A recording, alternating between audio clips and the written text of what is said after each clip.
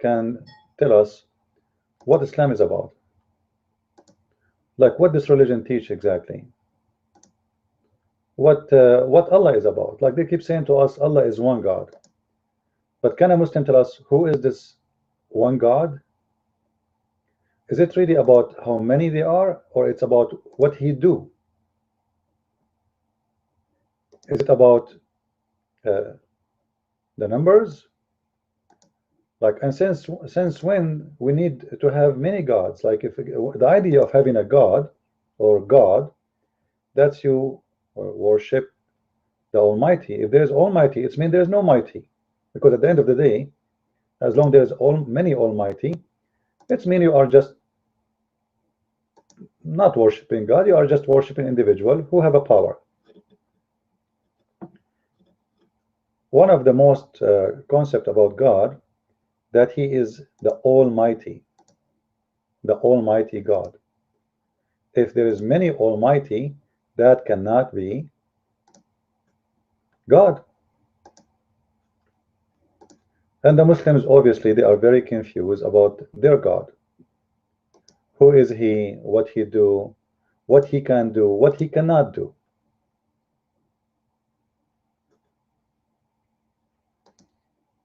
Any Muslim?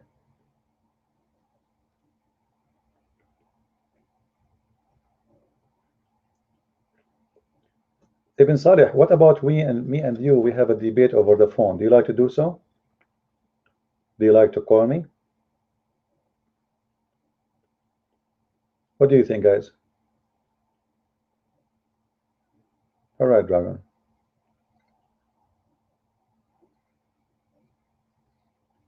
Oh, don't talk about drunk. You know, Muslims are the #1 buyers of alcohol in the world. Actually, it's not a secret that every year many Muslims around the world, they die. They die due to alcohol, to drinking, because in Saudi Arabia they drink even perfume. You believe it or not? This is how mad those people are.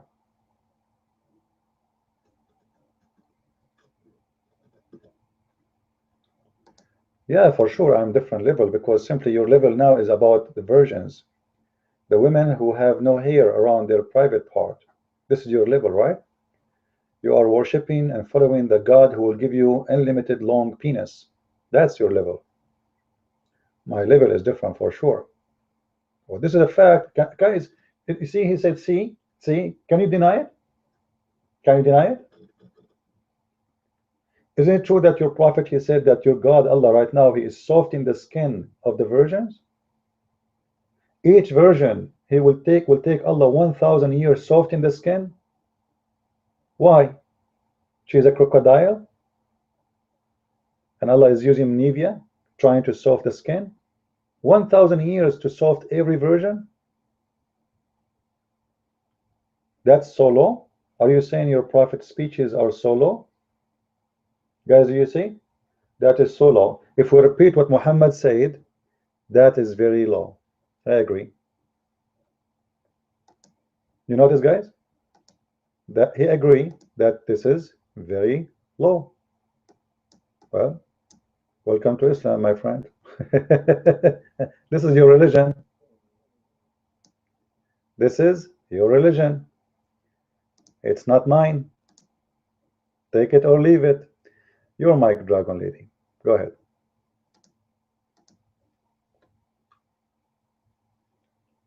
Thanks. I heard a Muslim talking about the mathematical miracles about the Quran today, and one, he was saying Adam was mentioned 25 times, Jesus was mentioned 25 times, Adam was mentioned on the 19th time in the 19th surah, blah, blah, blah, right?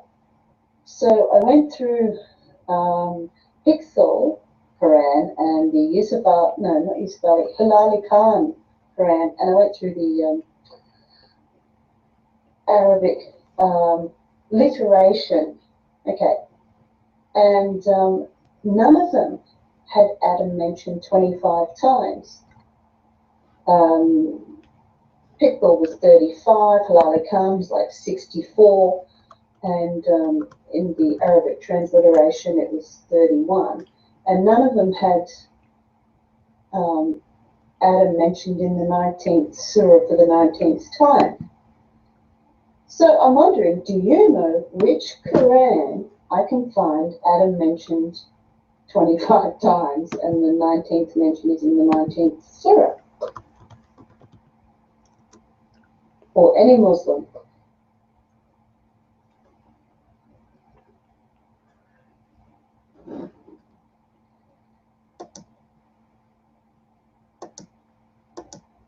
Well, you know, the numbers Muslims they come with, uh, mostly it's a fabrication, and all what you need to do is just search, and you will find that those numbers they don't match.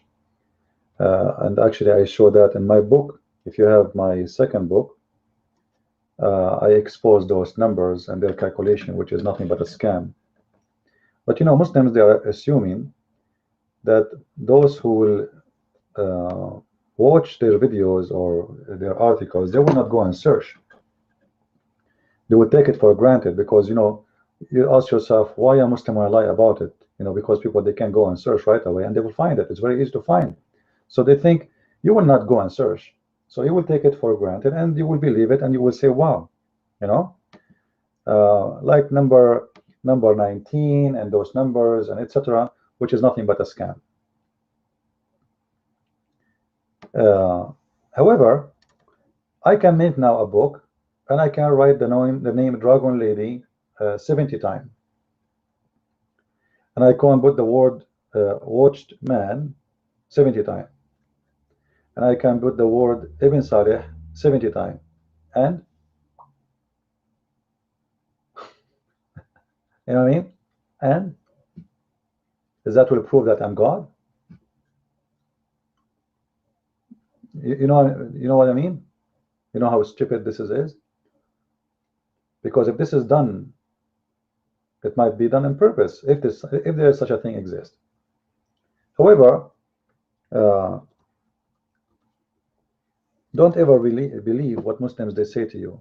Muslims they fabricate stories because they are so desperate for miracles, and because their prophet never had one, so they have to come with those funny miracles, and that, as I said, due to the desperate believers to find something about their God.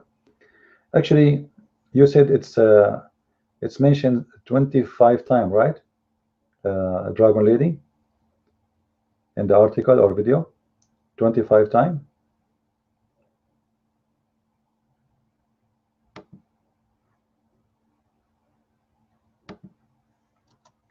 Is that the number you said? I don't know, maybe she left. If you search for the word Adam exactly in the Quran in Arabic, if you search for it exactly in Arabic without addition, that will be 20 times. All right. If you search with it for all the roots, or which mean any word connected with Adam, the total will be about 30. So both numbers are wrong anyway. All right. Shadow, your mic.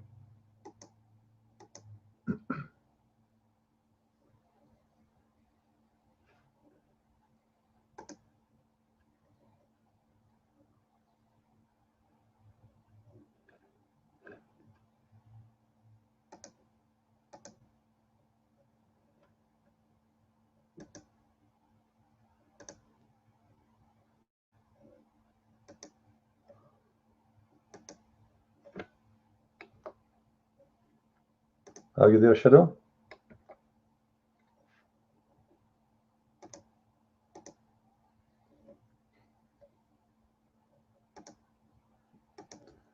All right, Servo. Maybe his mic is not working. Go ahead.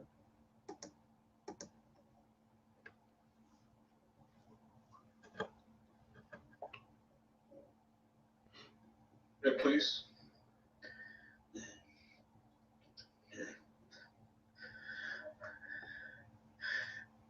So basically, essentially it boils down to this.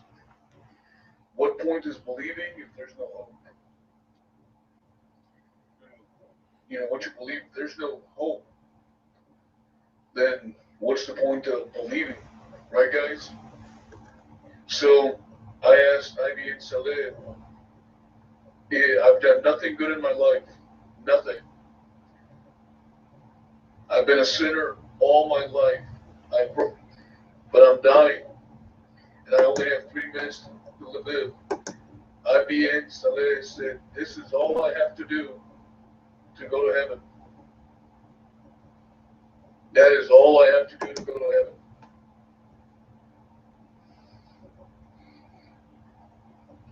So Ivy and Saleh, let me ask you then, are you going to go to heaven? Are you going to be with Allah? Are you 100% certain that's going to happen?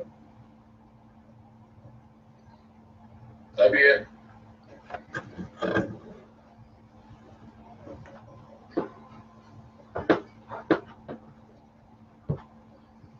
Because according to you, this is all I have to do to go to heaven. Shadow who walks, you're a Muslim. Do you agree with that? If I am dying, I only have 3 minutes to live. I've been a mother. You just told me you could. Now you're lying to me.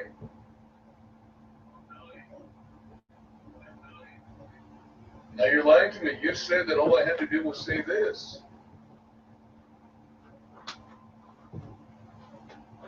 Shadow, do you agree with that? The question that I asked Ivy and Saleh is, I'm dying, I have 3 minutes to live. I've been a sinner all my life. I've never gone to any mosque. I've never gone to any church.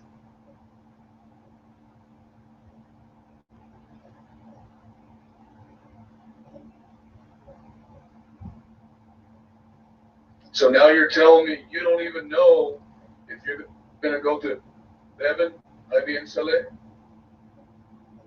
Is that any hope at all? Any hope at all? It's kind of like me telling you, you know what, Ivy and Saleh, come work for me, but I don't know if I'm going to pay you. I'm not going to give you a guarantee. You're going to work for me all your life, but I'm not sure if I'm going to pay you. Is that foolishness? Having hope with no guarantee? Do you believe that's foolishness? And if you say that's foolishness, that you agree with me, that hope without guarantee is stupidity, yes, you agree with me, and it is bankruptcy. And yes, you die because there's no guarantee. So it's just foolish hope. Thank you for agreeing with me that it's foolishness, that it's stupidity. Hope with no guarantee. Thank you, my friend, for agreeing with me. Mike out.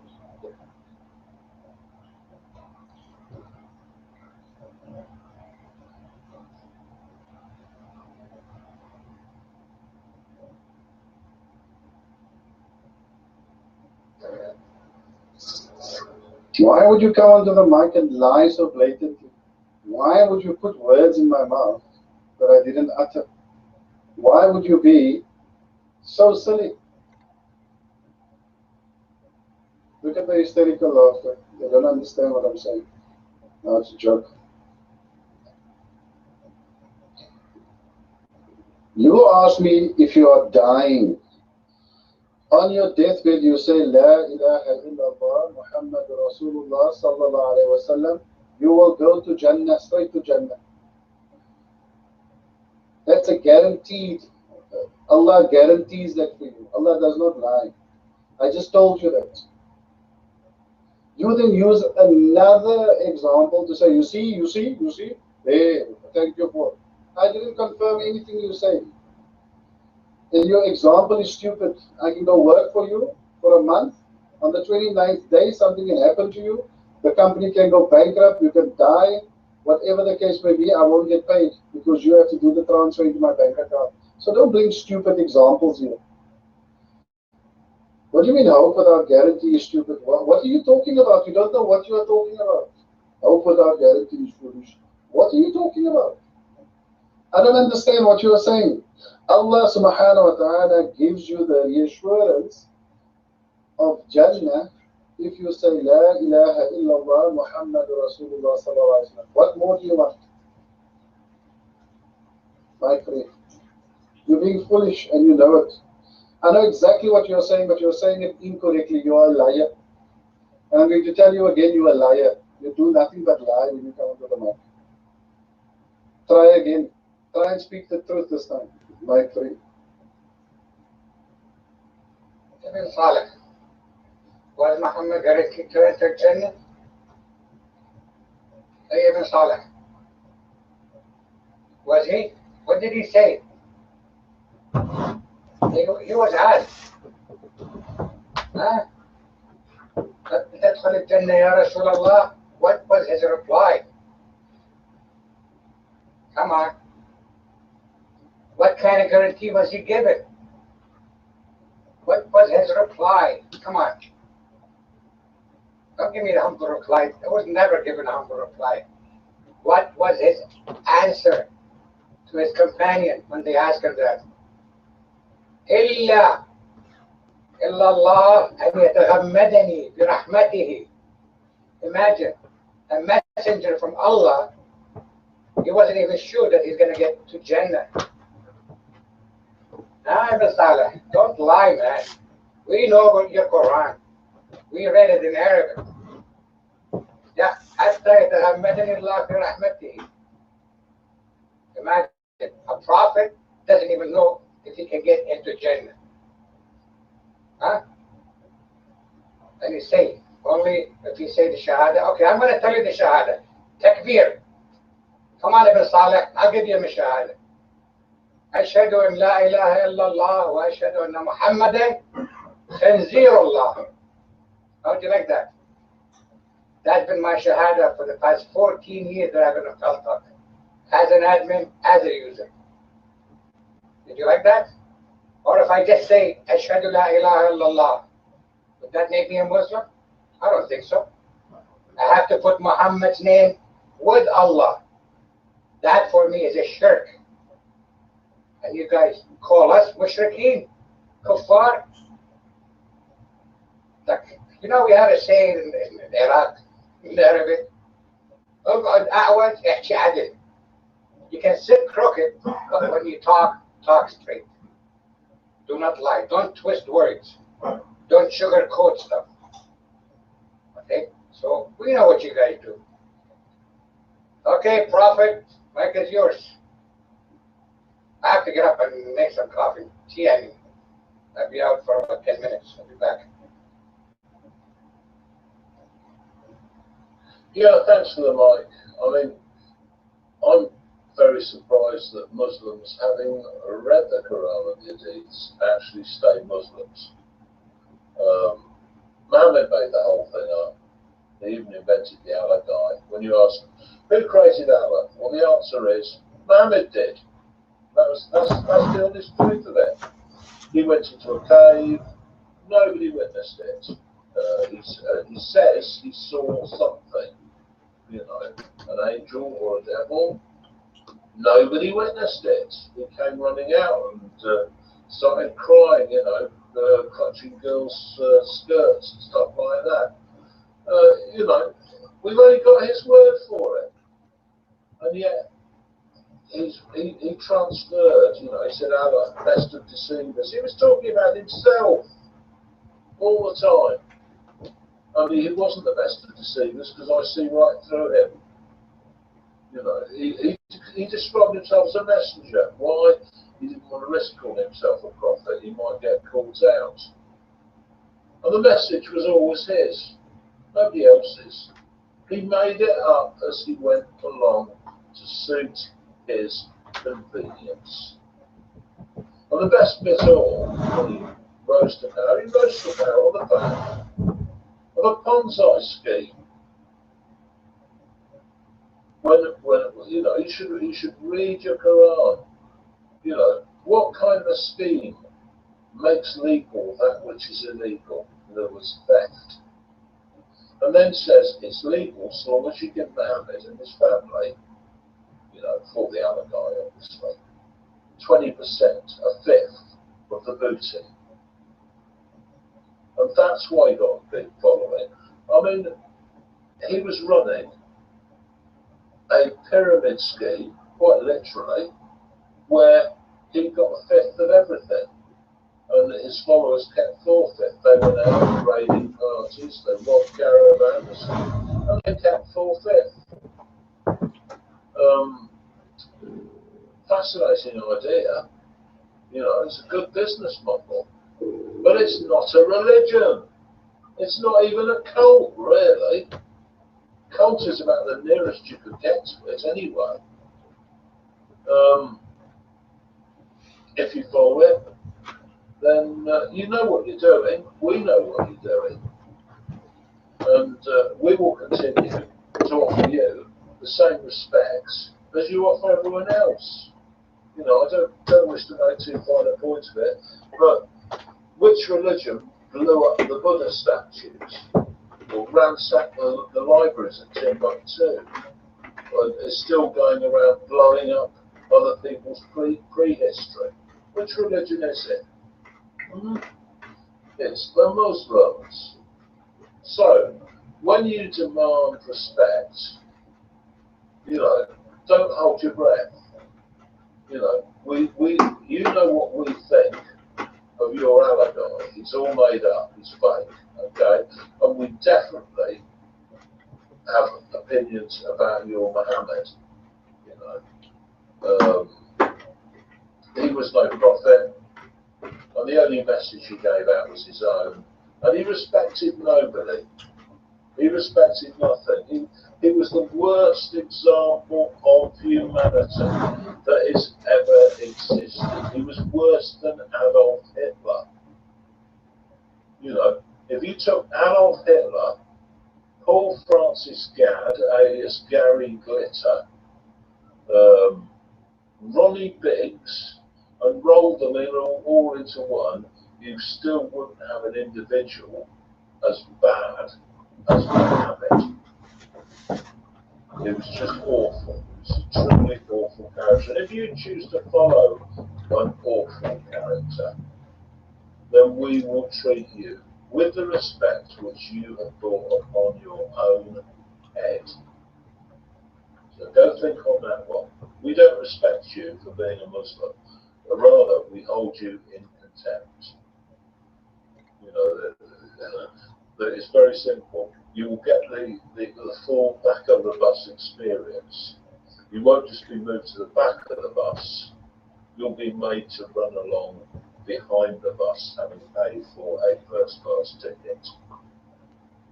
Because there's always a danger you'll just self-explode or self-combust.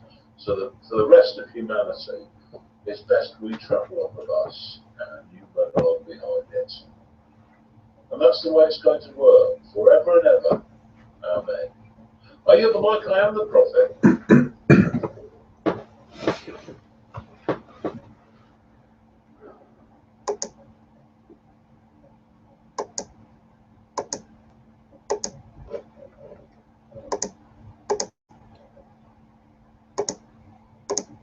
All right, thank you very much. Now, still until now, we are waiting for a brave Muslim to come to the mic. Anyone? Anyone? Now, I saw Mr. Need Truth 7. Hicks. Need, are you there? Need Truth 7.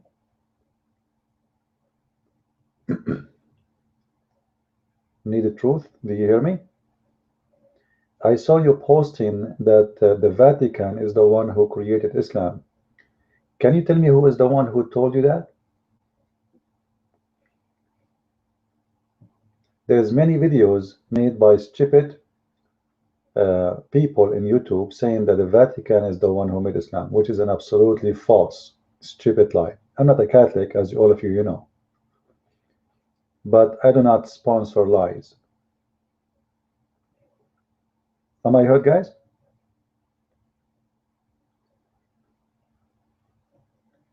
When somebody says to you such a thing, Ask him how this happened. If there's no Catholic in that area, you idiot. In the Arabian Peninsula, there's not even Christians. You know that the Quran speak about Christians in the Arabian Peninsula. Those are not Christians. Those are Nasara. Even the Quran called them Nasara. There is no Christians there. There's no Orthodox. There's no Catholic. There's not such a thing.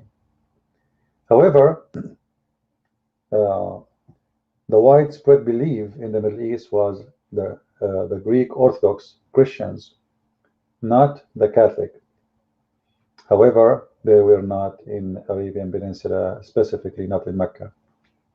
So it's very naive when somebody, he watch a video and the video telling him that the Catholic is the one who created Islam. That is nothing but a stupid talk. Actually, I saw a video of a guy. Supposedly he claimed to be a scholar. He is from the Seventh Adventist cult, and he was saying that even Khadija, she was a Catholic nun. Khadija, she was a Catholic nun. That's a good one. Khadija, she have 3 husbands at least, and she has many kids. So how she became a nun, you idiot? And where? You know what nun mean? There's nobody like this in the Arabian Peninsula at that time. Very naive, very stupid talk. And those people who, in America, you can say whatever you want and you can get away with it. Because those people, they have no idea what this guy is talking about.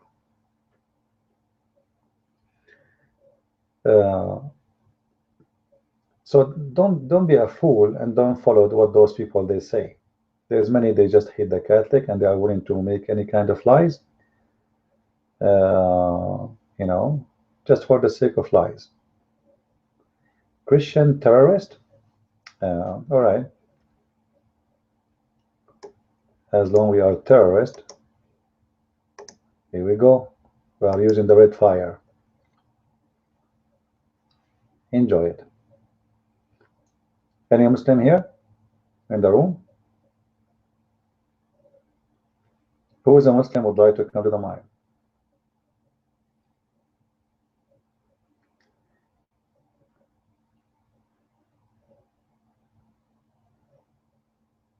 Anyone?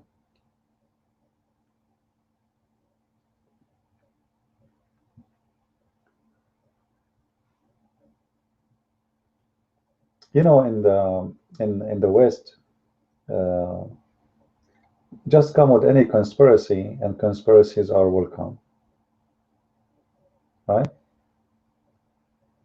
Just come with any conspiracy, and right away people they adopt because they look like it's attractive for them. I'm not sure what the reason, but obviously it is something attractive. Like I saw a video of Walid Shubat about the 666. It's written in the Greek, and it is Bismillah, which is absolutely nothing but a joke. But people love it, and actually until now I have a hard time to make people believe that this is not true. It's not. If I am against Islam, doesn't mean I'm going to fabricate things just to be,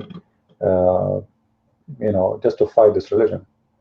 The 666 have nothing to do with Bismillah. I'm not saying it doesn't have anything to do with Islam. It might have, because for me, I believe we will not know what is meant by that until it happened, because many prophecy, they are not meant to know it now. They are meant to know it when it is time, and then you will figure out what it was about. I don't know if you guys understand what I'm saying.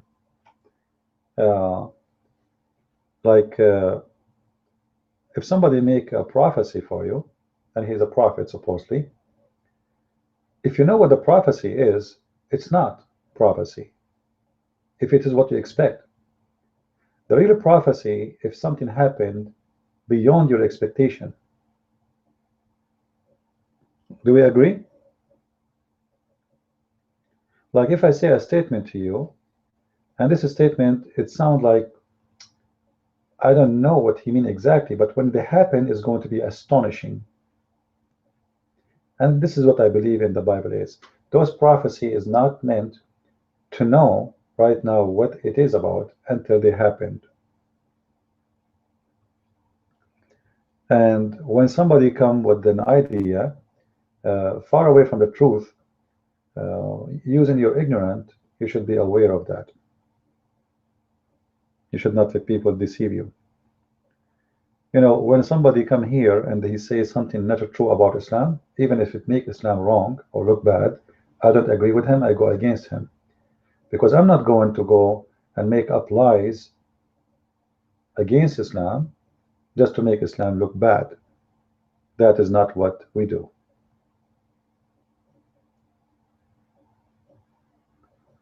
I'm getting revelation? No, I'm not getting revelation, but I can give you some revelation. Next week, there's many people, they will have accidents in the highway. And I'm sure it's going to happen. And there is some women, they will have their period. Take a note. And many chickens will be slaughtered, and many people will use the bathroom. So I don't know what are you talking about. I believe we are not in the time to receive more prophecy from any prophet because they are not needed. For everything need to be said is said already. So I believe all the new prophets are nothing but false prophets. Because I do not need anyone to tell me anything more about God. Either I believe that the Messiah is my savior, so nothing else is needed, or that's it, I need more. And the Messiah is not the one who completed the job.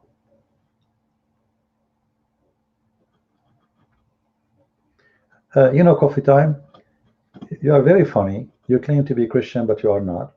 And you keep talking about Palestine, Palestine. When we ask you how come Allah in the Quran says this is the land of the Jews, you have no answer. And the funny, you claim to be Christian. So in the book of the Christians, this is the land of the Jews. In the book of the Quran, this is the land of the Jews. So what are you? Coffee. If in the book of Allah, this is the land of the Jews, and in the book of the Christians and the Jews, this is the land of the Jews. So which religion is yours? You know what I'm saying, guys? To show you the hypocrisy, this person claimed to be Christian. In the Bible, we can show you tons of verses says that this is the land of the Jews. Are you Christian or you are not? Coffee. Coffee. Hey. Now you want to play dead? You will not move no more? Yeah, because it's in the corner. It's very embarrassing, right? Very embarrassing. They try to play games. Sometimes they are Christians, sometimes they are Jews, sometimes they are Hindu, sometimes, you know.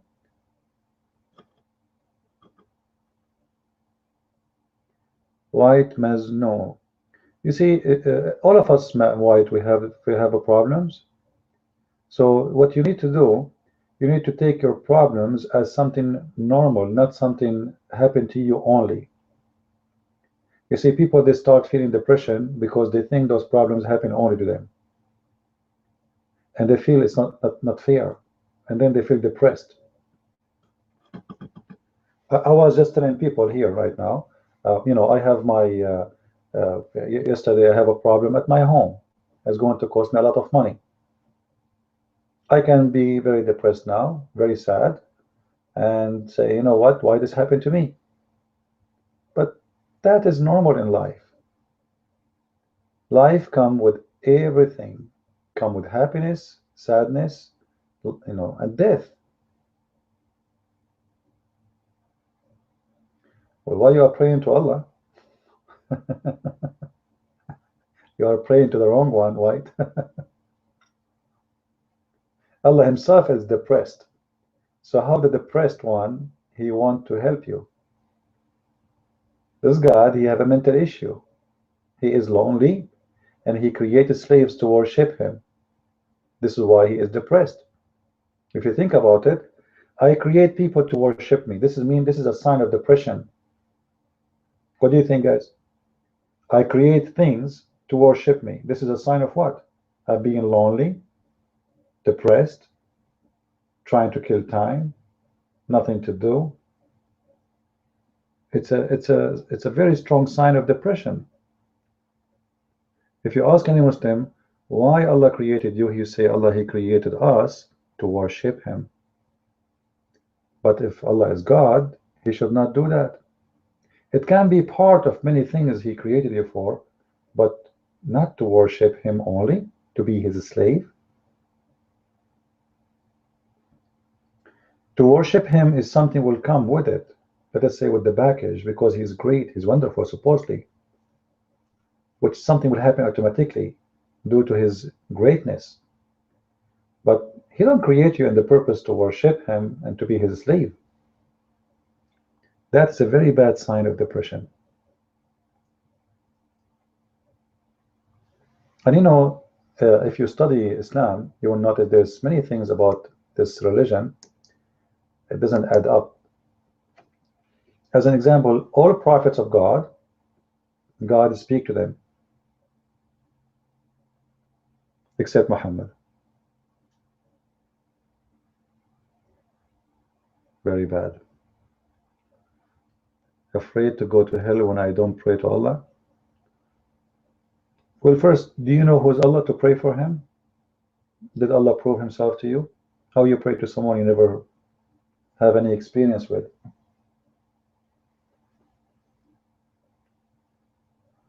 A Muslim is asking me to invite to go and debate someone in the Arabic section. He do not know that this coward he is asking me to debate, he banned me from there. He don't dare even to have me there for 1 second.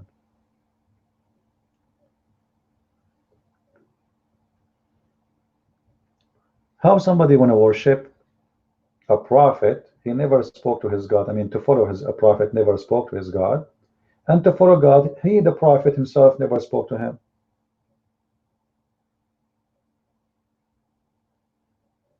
Why you will go to hell? In order to go to hell, you have to be sure that he is the true God. Is he true God? Is he exist? How come the true God never spoke to his prophet? Like, forget about speaking to you, at least speak to your prophet. All right, X, take care.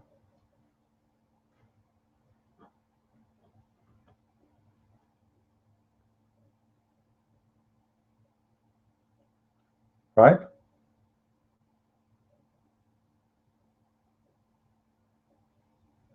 What is your God? You don't know. Who is your God? You do not know. All what you know is name. What the name mean? You have no idea. You have a Kaaba. You have to go around it. Why? Because you know Adam he built it. So very stupid belief. No, it's the name of the God of Islam. It is lah, not Allah.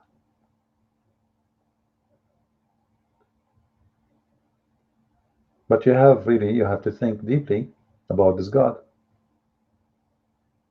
What kind of God he is.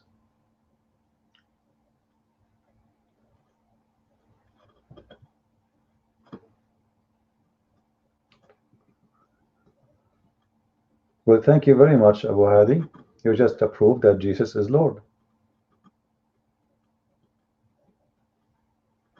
Because he said he will ascendate to his Father. He belonged to where? To the Father.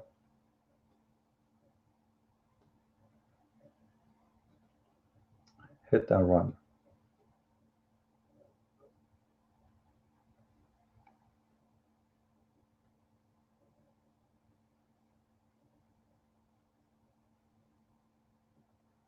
Any Muslim here?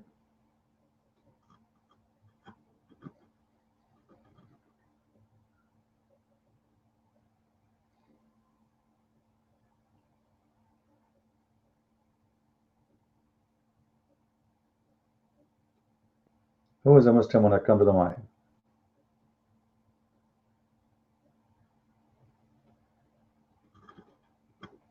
Not even one? Today we open early Right now we are live for those people that are watching us on YouTube. We are in Pal Talk. Our room name is Allah Love ISIS, yes or no, and you can find us in the social issue. However, the YouTube chat is activated, but I don't know, it doesn't show. I don't know if it's working. I'm not sure how it works. Any Muslim debater here? We agree with you, Mr. Ben Used. You know, I want to inform everybody, Christmas is coming, right? And I wish you a very good time with your family.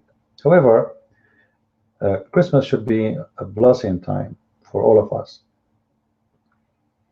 So in Christmas time, you should not just consider it a time for food and joy of your own. Joy will be real if you make someone else happy. So try in Christmas to make everyone you can help to be happy. See if there is a poor guy around you in your neighborhood. Someone is old, no family, nobody visited him or her. Invite them to your house.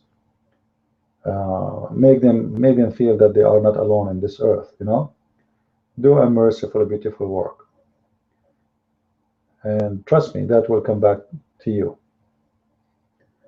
Uh, we celebrate the Lord, not the date.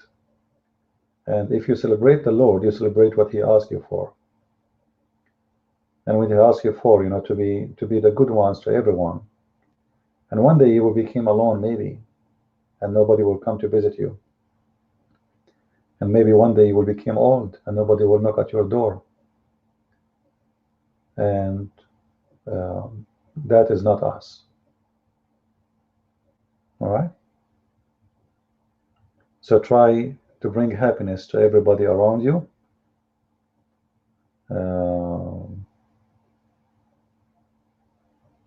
And before you think of yourself, think of how you can make others happy. And that is the real happiness. If everyone think the same way, you will see the life will be different. Everything will be different.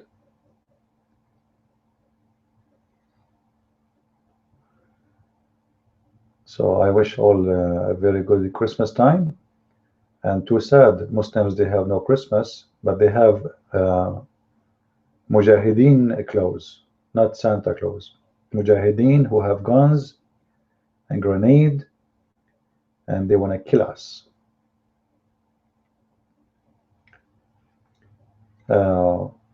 You know, the Muslims, they have holidays, as you know, like they have something they call Eid. Eid, simply, it's a holiday. It's a word mean holiday, right? But they don't have really any happy in this celebration. Muslim celebration is about food. Even Ramadan, the month of fasting, actually it's the month of eating. You see the word Ramadan? It's coming from the word Ramad, which means thirst. Thirst. Why you don't ask him? You see, we believe in a living God. Ask him. Don't ask me. Pray to him, speak to him, and you will see. So Ramad or Ramad mean thirst. But in the month of Ramadan, Muslims don't really fast as much, they eat. This is the month where everybody get fat. This is the month where price of food go 3 or 4 times more. If Muslims really are fasting, the price of food should go down. But it is the opposite.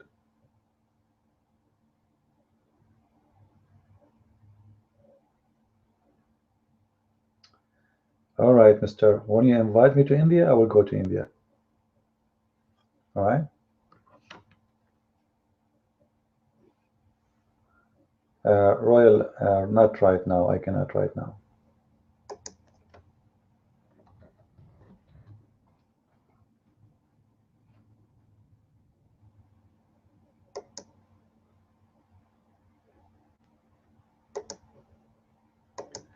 By the way, if you remember our conversation in 2 days ago or 3 days ago, when we were talking about the seeds of David, the Muslims were in the room and they were listening to us, and they thought to themselves, "Oh, we got now a chance to attack the Christians. They are talking about the seeds of David." And Christians, they start talking, or some, about, well, Jesus is from the seed of David. The Muslims, they will love that idea because uh, they are trying to prove to you that he is just like you. The whole point of that. The Bible never meant to speak about seed. It is just a word or translation. It can come with many meaning, which is that this person by birth, he is descendant from David, but Jesus is not from the seeds of no man. So I want people to remember that. But the Muslims always will be so happy to see Christians saying that Jesus is from the seeds of David. The Bible never meant the word seed as a sperm, because all of us, we know that Jesus is a son of no man, and he is not born out of any sexual relationship. Am I heard? Yeah. But anyway, the Muslims, they like to this idea to see Christians saying that, because simply that will support their propaganda. And many Christians, without noticing, they are doing that by taking the Bible in a literate way. Like, hey, the Bible says Jesus is a son from the son, the son, the son. No, this is by birth, according to the Jews. Jesus is the son of no man. And Jesus said, he said, I am the son of man. When the son of man come, he keep calling himself the son of man. What about we take that in literate way too? No, we know that Jesus is the son of no man. So don't be naive and don't give the Muslims tools to fight you. Jesus never been from the earth, and he have nothing to do with all individual in this earth. Nothing. Coming to us in the way he choose, not in the way we choose. In the place he like, not in the place we like. Born from the women he chose, not she chose. Guys, is it true that Mary, she was a chosen? Is that true that she was chosen? So it's not even her choice? Which means Mary had nothing to do with it. Right? It was a choice of the Lord. So it's a plan of God, have nothing to do with mankind. So don't involve man.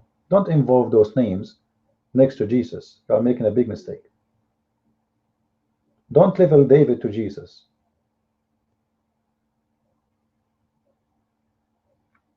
David is no one. You know what no one means? He is a prophet here, so what? What a prophet in front of God. David was a sinner. Abraham was a sinner. Solomon was a sinner. Moses was a sinner. So who are they compared to Jesus? No one. So don't go in that dictionary and fool yourself and go by reading the Bible in a very literate way. This is a spiritual book. This is not yellow pages. Yellow pages, they give you names. You read them and numbers, and you call them. You are right there. This is not a textbook by mathematics. This is a very metaphorical, spiritual book.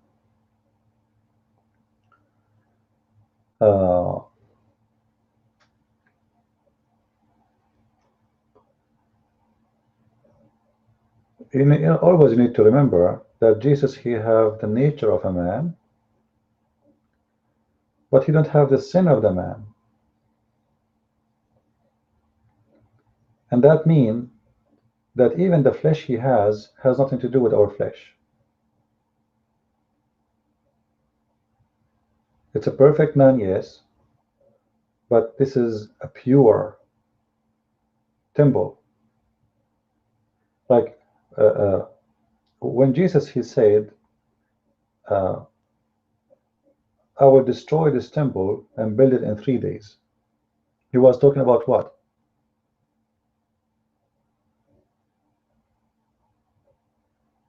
Anyone can tell me?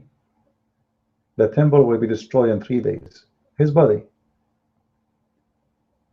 So that body is very pure. It's a temple. It is the house of God. Exactly what temple means. So this is where God he was, or living in that body. This body is not just normal flesh. This is why this body have authority. He have power. That's why Jesus he said, everything I have been given to me from my Father.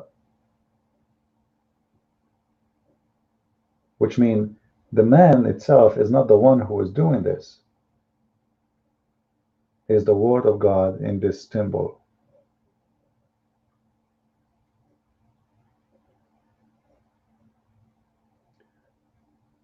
Anyway, you know, many Christians, they try to they are infected by Muslims in their thought, and they try to fix it, but they make it blind. The same as the Muslims, when they try to fix something, they make it blind. It's the same as when you ask a Christian about the Trinity. Instead of explaining the Trinity, he make it more complicated when it's very simple. The Trinity is extremely simple. You know, we don't want to be the same as Muslims when they translate or they give interpretation for the Quran. Then the interpretation need interpretation, and then the interpretation need 1 million interpretation, and still the Quran is not easy to understand.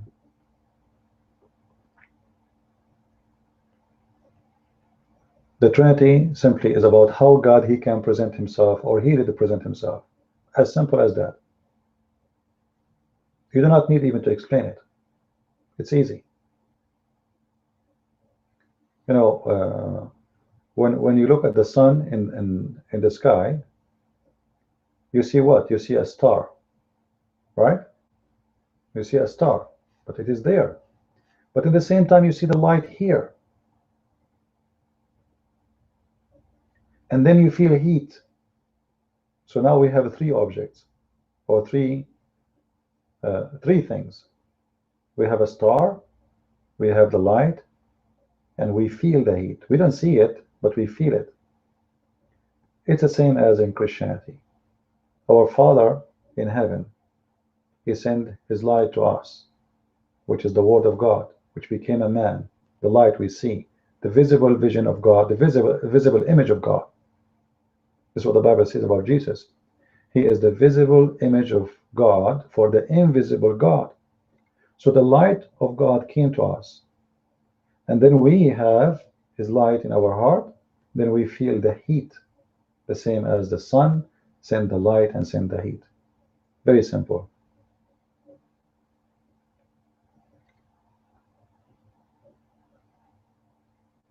How we accept the sun to be 3 in the same time 1, because the light of the sun is the sun. Do I agree? The light of the sun is the sun, the heat of the sun is the sun, and the sun is the sun. There are 3, but it is 1.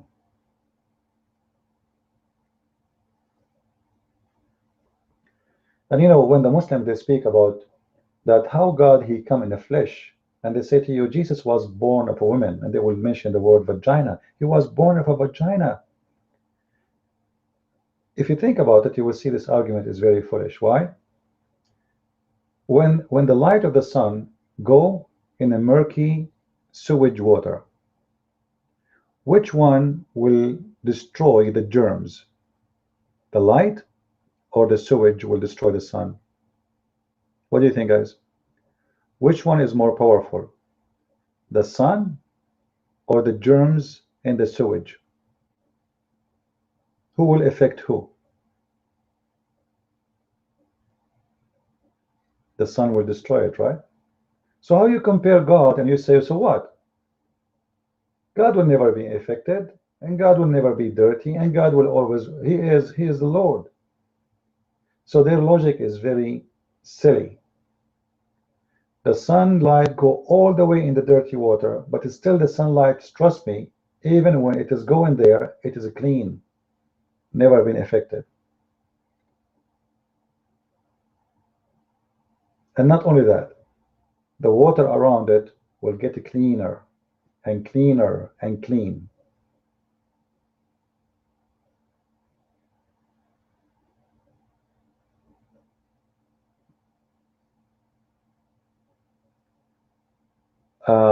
Mr. Fan, I like what you are saying. God, he was able to create Adam and Eve without a mother and father. So creating Jesus is not a problem. I'm not saying it's a problem. I'm saying why. Give me a reason. Out of the 7 billions human being, there's only one person have no mother. No, there is impossible for Allah. Allah in the Quran, he cannot have a son if he don't have a girlfriend. That's what the Quran is saying. There's many things impossible to Allah. Well, if Allah is nothing impossible for him, can Allah do what Jesus does? Can Allah raise people from death? Can Allah make the blind see? Why Allah did not give Muhammad any miracle? So everything is impossible to Allah because simply he doesn't exist. You know, there's a verse in the Quran which is showing me that the one who made the Quran is very uneducated. The verse says that the similarity of Adam, the similarity of the Messiah, is the same as Adam. If God, he want something, he will say to him, be, and he will be. But you know what? Did Allah create Adam by saying be? Guys, did Allah create Adam by saying be? No. No. The Quran confirmed that Allah, he make mud, he make dust, and then water, and then he mixed them together. He make a mud, and then he mixed the mud, and then he make a figure of a man, and then he breathed into the man, and then Adam come to existence. So the verse in the Quran proving to us that this book is a book of contradiction and very funny and very stupid. Because Allah never created Adam by saying be. It was by stages.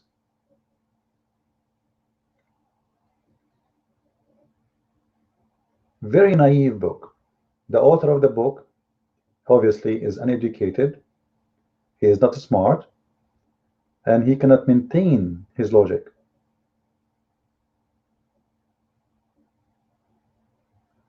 Let us hear what Nigelos want to say. Why you are interested in Islam? I am not interested in Islam. Islam is interested on me. The devil try to deceive you. The devil target you. The devil will not leave you alone, and that is Islam. Nigelos, your mic.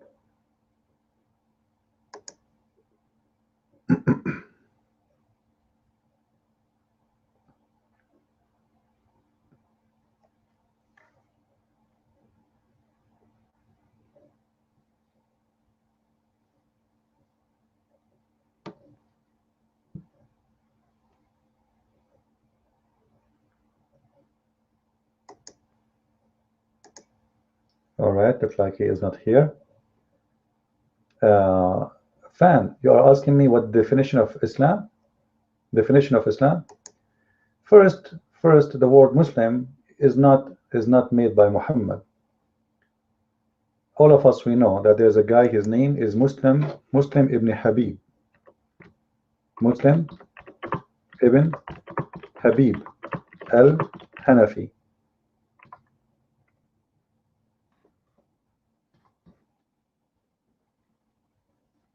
This is where your prophet, he took Islam from.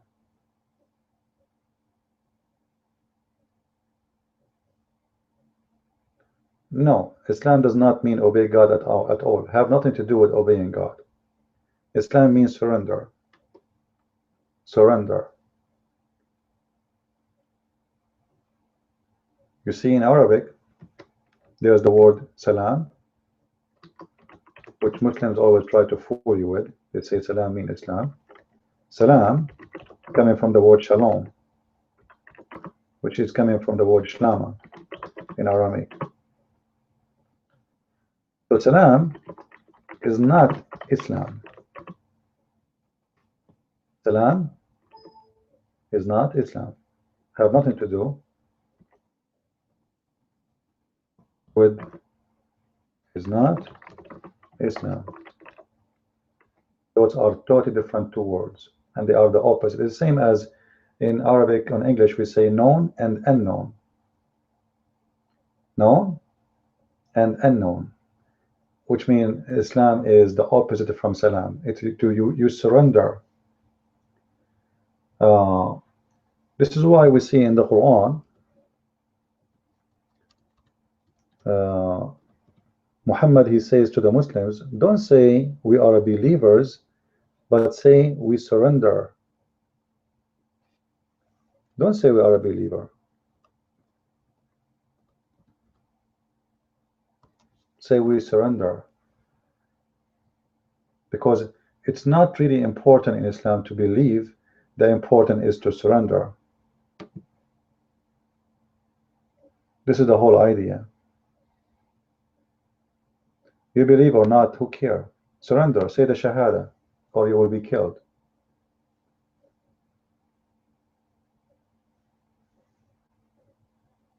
You believe or not, this is the last concern of Muhammad.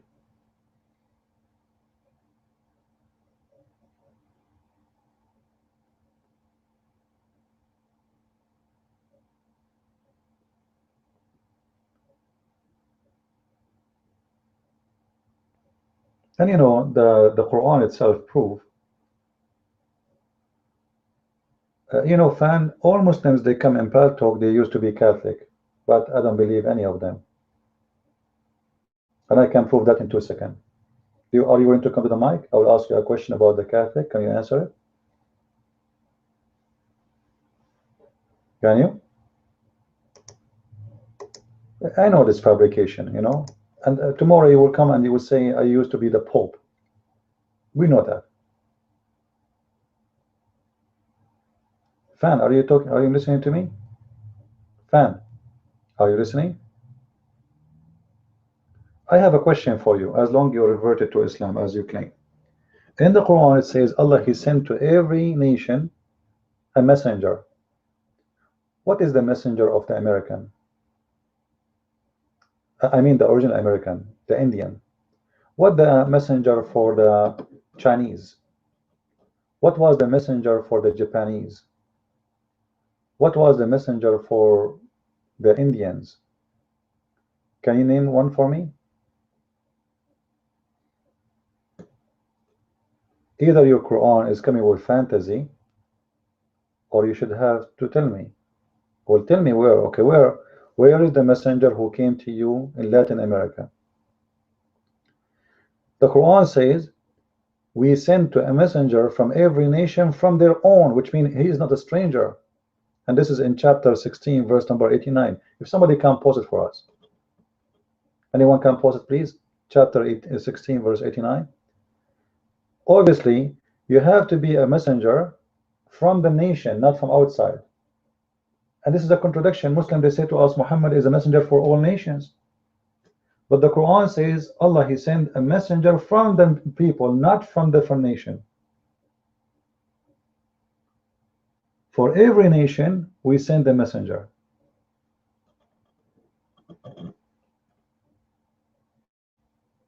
So the Quran is a funny book.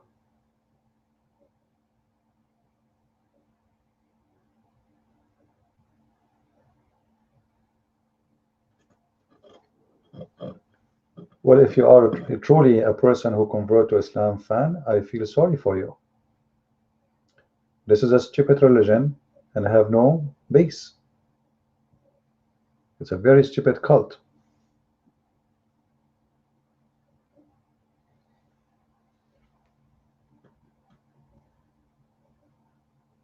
Thank you, Nehemiah. See, Nehemiah, he paused the verse here. See, every nation he will send, actually, the witness here, it's mean a prophet. For every nation, I will send a witness from among them, someone he will witness for me. Well, you know, the Catholic Church can be silly, can be not. This is not our business. But the question is, Christianity, is it silly? I don't judge Christianity by a priest or by a church name. I judge Christianity by the teaching of Christ. Well, you know, you don't like that church, go to a different one. Me, myself, there's many things in the church of the Catholic I don't agree with. But at the end of the day, is the teaching of Christ is what I follow, not the teaching of a priest or not the speech of a priest.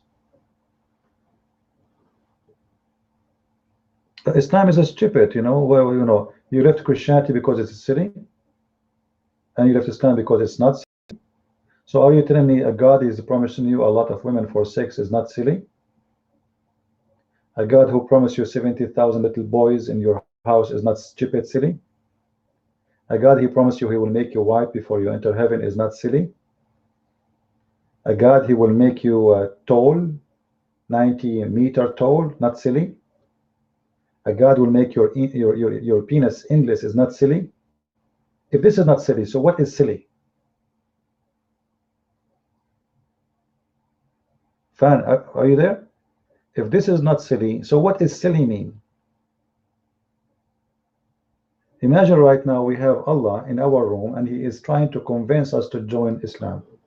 Hey, I will give you a lot of women. They are naked. They have nice, beautiful parts, private part.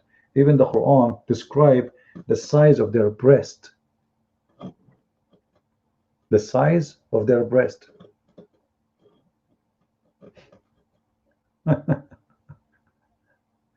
Do Allah need to describe the size of the breast of the women?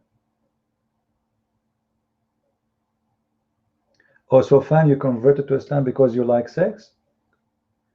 Well, I thought Satan, he can promise you the same too.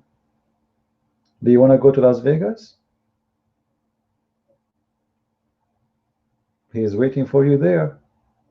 That is Allah. The one who promised sex is a pimp. Because he is not promising you a wife you love, one woman you love her. He is promising you big, huge number of women for sex. They are made just for sex. They are not made to be your wife. They are made for sex. The temptation in Islam is sex. It's not love. It's lust. It is not loyalty. Yes, Shadow, what's your question?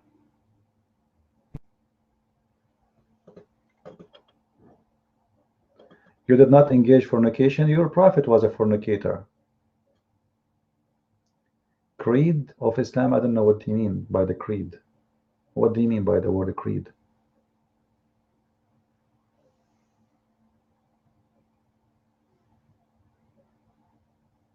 Shahada. Simply the Shahada is nothing but is like you sign your death agreement that you surrender to Muhammad. You witness that Muhammad is a prophet and Allah is the God, and that's it. Which means you are going to be a slave of Muhammad for the rest of your life. It's a signature of the devil. It says there is no God but Allah, and there is no child molester but Muhammad. That's it. But if you think about it, it's very stupid. Even Allah in the Quran, he converted to Islam. Have you ever heard about God he convert? Have you ever heard about God? He convert? If God himself he convert, who is left?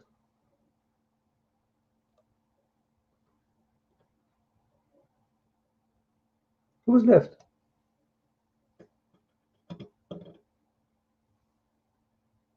Why God he want to convert to Islam?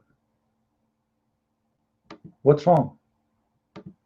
Imagine, guys, I say to you, somebody says to you, Jesus is a Christian. That is very silly.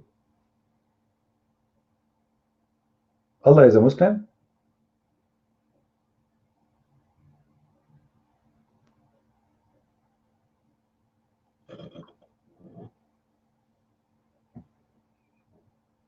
Allah is a Muslim.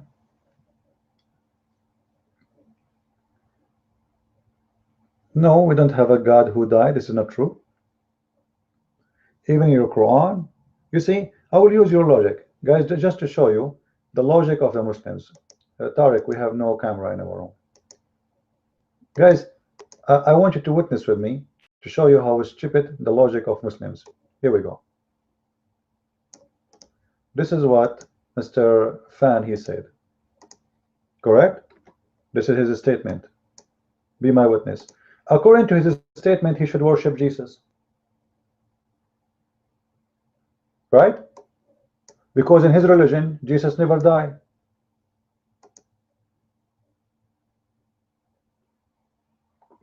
Are you following, people? According to his statement, he should follow the one who don't die. According to your religion, Jesus never died. Are you there, Mr. Fan? So do you see how stupid the logic of Muslims? In your logic, Jesus is God. Because he never died. Look, there's no answer now. Right now, he's going to play dead. Jesus will die? When he die, let me know. Guys, Jesus will die. Will die. You know what? If Jesus will die, then the Quran is a false book. Why? Because the Quran says that Muhammad is nothing but a prophet, which all the prophets before him, they pass away. وَمَا مُحَمَّدْ إِلَّا رَسُولٌ قَدْ خَلَتْ مِنْ قَبْلِهِ الرُّسُلُ. Muhammad is nothing but a prophet. All the prophets before him pass away. All the prophets. قَدْ خَلَتْ مِنْ قَبْلِهِ الرُّسُلُ.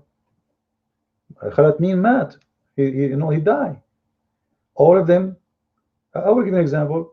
If you go to chapter 2, verse 134, it says, تِلْكَ أُمَّةٌ قَدْ خَلَتْ لَهَا وَمَا كَسَبَتْ.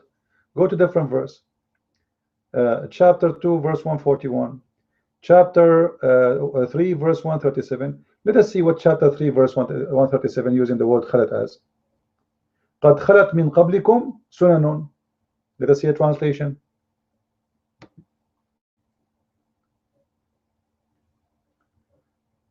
Many were the ways of life has passed away before you. Can somebody pause the verse for us, please? Can somebody pause the translation for chapter 3, verse 137 to see what the word khalat mean? Can somebody post? Look like nobody care. Chapter 3, verse 137. Pass away all before you. And in chapter 3, verse 144, chapter 3, verse 144,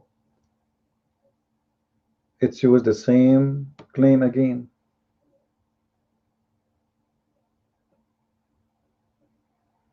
Yeah? The Muslim in their translation to try to fix it, they say, oh, there is many messengers before him pass away. This is not what the Quran says. وَمَا مُحَمَّدٌ إِلَّا رَسُولٌ قَدْ خَلَتْ مِنْ قَبْلِهِ الرُّسُلُ. Muhammad is nothing but a messenger. All messengers before him pass away.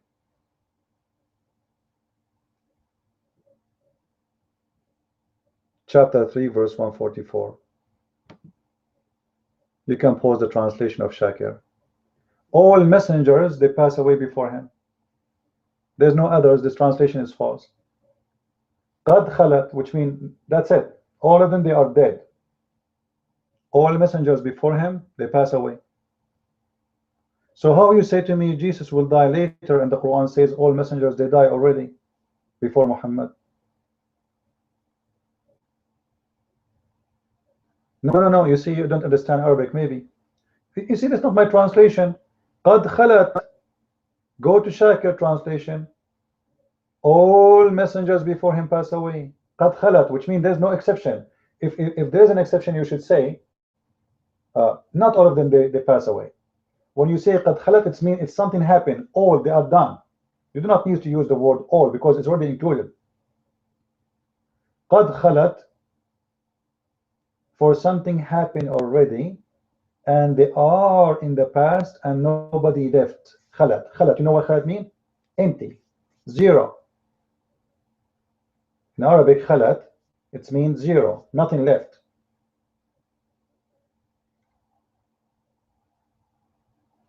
This is why the word khala, which means the emptiness. Emptiness. So no prophet left. Khalat. We can go right now to the dictionary and you can see that the word khalat means no one left. So the Quran is a book of contradiction. And let us see what Tariq want to say to us. The mic is your, Tariq. Welcome in the room.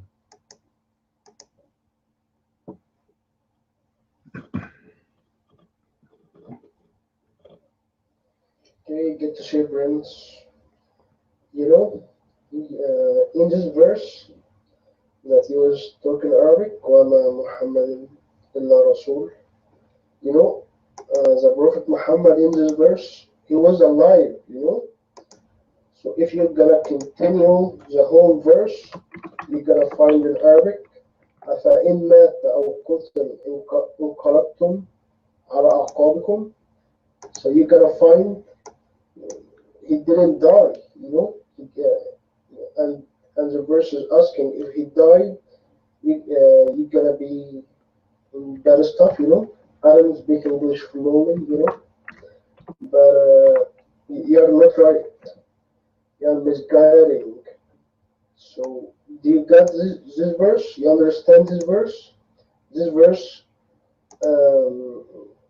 this verse was said, you know, when the Prophet was alive.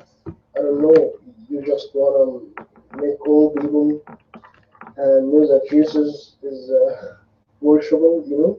You can worship him with a fake way, you know. And I don't know, you take this verse and you don't believe the whole Quran, and there is a lot of verses. It's about Jesus and we shouldn't worship him, and you just bring this verse and want us to worship a human being, you know. His name was Ibn al-Insan. We're not going to worship Ibn al-Insan. He's a son of human being. Okay? Please excuse my English. I don't speak English a lot. So, and thank you all for listening to me. And mic is yours.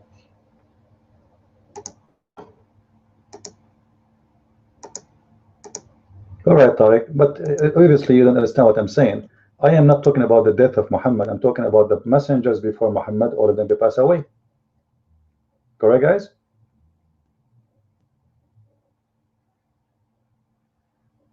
Yeah. The messengers before Muhammad, they pass away. قد خلت. There's no messenger left. All is empty. The space is empty. There's no messenger before him left. They die. The word khalat, they die. And then the verse there, you mentioned about the death of Muhammad. Actually, the verse itself proven to us Islam to be false again. Why? Because if Muhammad is a prophet, he should say how he will die. Correct, guys? Don't Muhammad knows? Don't Allah knows how Muhammad will be, like he will die, normal death or killed? You know what I mean, guys? Why the verse saying if Muhammad die or get killed? Well, it is third option. If there's a third option, what do you think? Obviously, Muhammad, he is trying to cover himself from later to be exposed. So he says, if he die or get killed, because you do not know how he will die. If the God of Muhammad is God, he should say how Muhammad will die. Do I agree, people? If you go in the Bible, you will see Jesus speaking about his crucifixion long before his crucifixion. Are we listening, people here? Did Jesus speak about his crucifixion long before his crucifixion? So he knows exactly even who is the one who will deliver him. In the Quran, the God of the Islam, he says, if Muhammad die or get killed. Why? Because simply he do not know.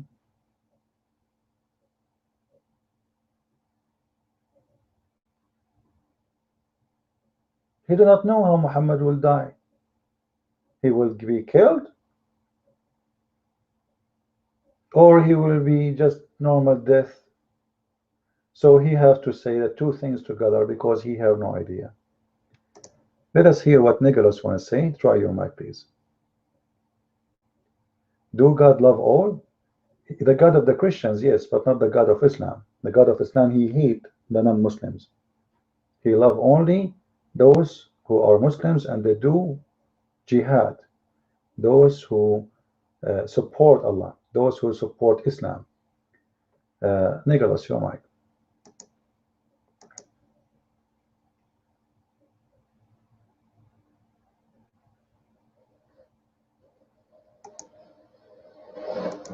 Tell simple Muslims about Jesus and Adam.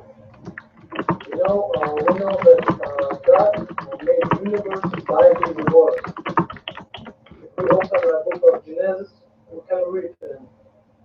And God said, "Let there be light," and there was light. And God said, "Let there be a firmament." Sorry, for my English. In the okay. And God said, "Let the waters under the heaven be gathered together into one place." And God said, "Let us make man in our image after our likeness." And we can say that God made everything by His word. And now, if you would open John chapter 1, you can read, "In the beginning was the Word, and the Word was with God, and the God was God. The same was in the beginning with God. And all things were made by Him, and without Him was not anything made that was made. In Him was life, and the life was the light of a man. And the Word was made flesh and dwelt among us." We see that Jesus Christ is a Word of God. But if God made everything by His Word, it means that Adam was made by Jesus Christ. That God made Adam by Jesus Christ. That's all.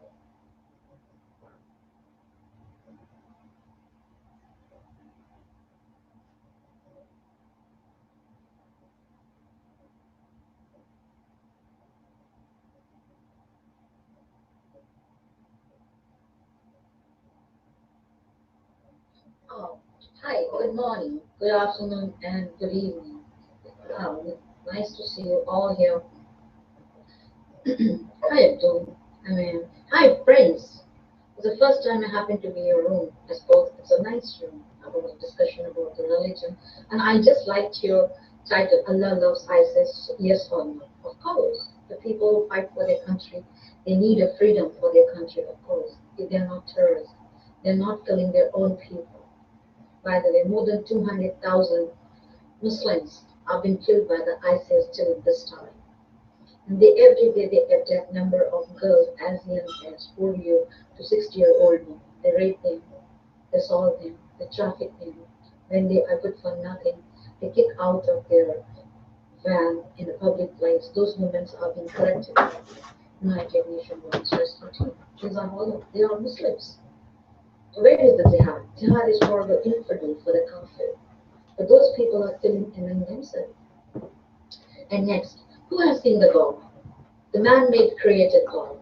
The man created the angel. They have drafted these books as per their convenience. If you read this kind of books, they are man-made, not the woman. So there are lots of privileges given to the man.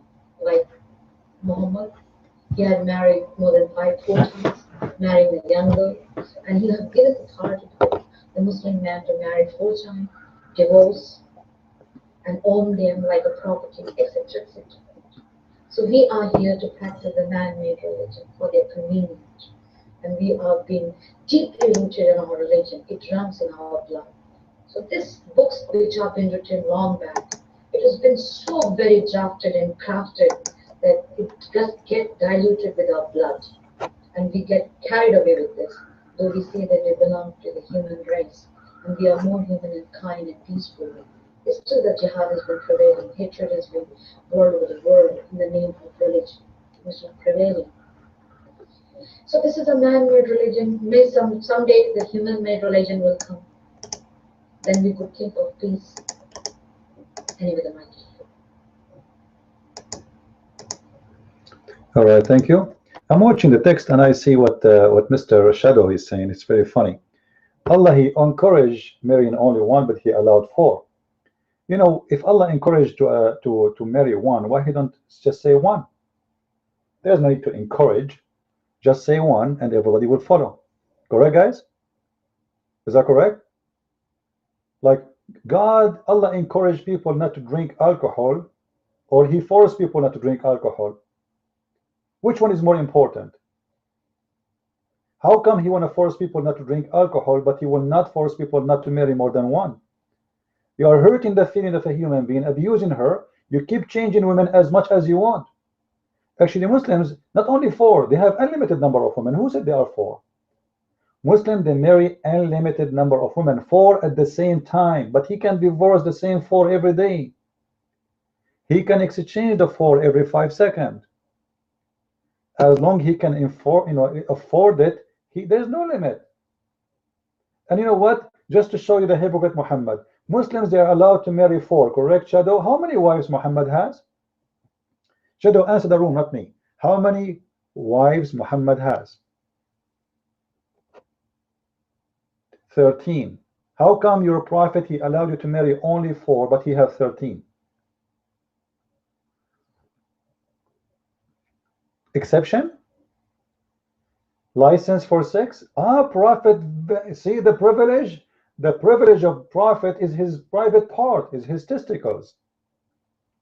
He made a privilege for himself. You can marry four, I can marry unlimited. Actually, not 13, it's unlimited number. It's up to him. It's not about 13, by the way. I'm not talking about 13. It's talking about the hypocrisy. He make a law says you can only marry four at the same time, but he is above the law. There's no marriage in Islam. Can you show me the word marriage in the Quran? The Quran says go wankahu, which means go and F2, F3, F4, and whatever you own in your hand. Those are slaves. You don't marry them. You are having sex with them. 2 and 3 and 4 and whatever. This is the license, which means you can marry up to 4, as you call it marriage. But you have the right to do nukah for all of them, including the slaves. So nukah has nothing to do with marriage. Nukah is the word mean F them. I don't think, you see, Arabic is my first language, and I have degrees in Islamic law. So don't tell me what nikah mean. The word nikah in the Arabic dictionary is the branches of the tree is going inside each other physically. That is nikah. Tanakahat al-ashjar. The ashjars going inside each other. This is physical. This has nothing to do with marriage. The word marriage in Arabic is zawaj. That's it. Nikah is not a zawaj. And it have nothing to do with marriage. This is why you see there is something in the Quran is called nukah al-mut'a. What nukah al-mut'a? Is that a marriage? Is that a marriage, Shadow? Is nukah al-mut'a a marriage?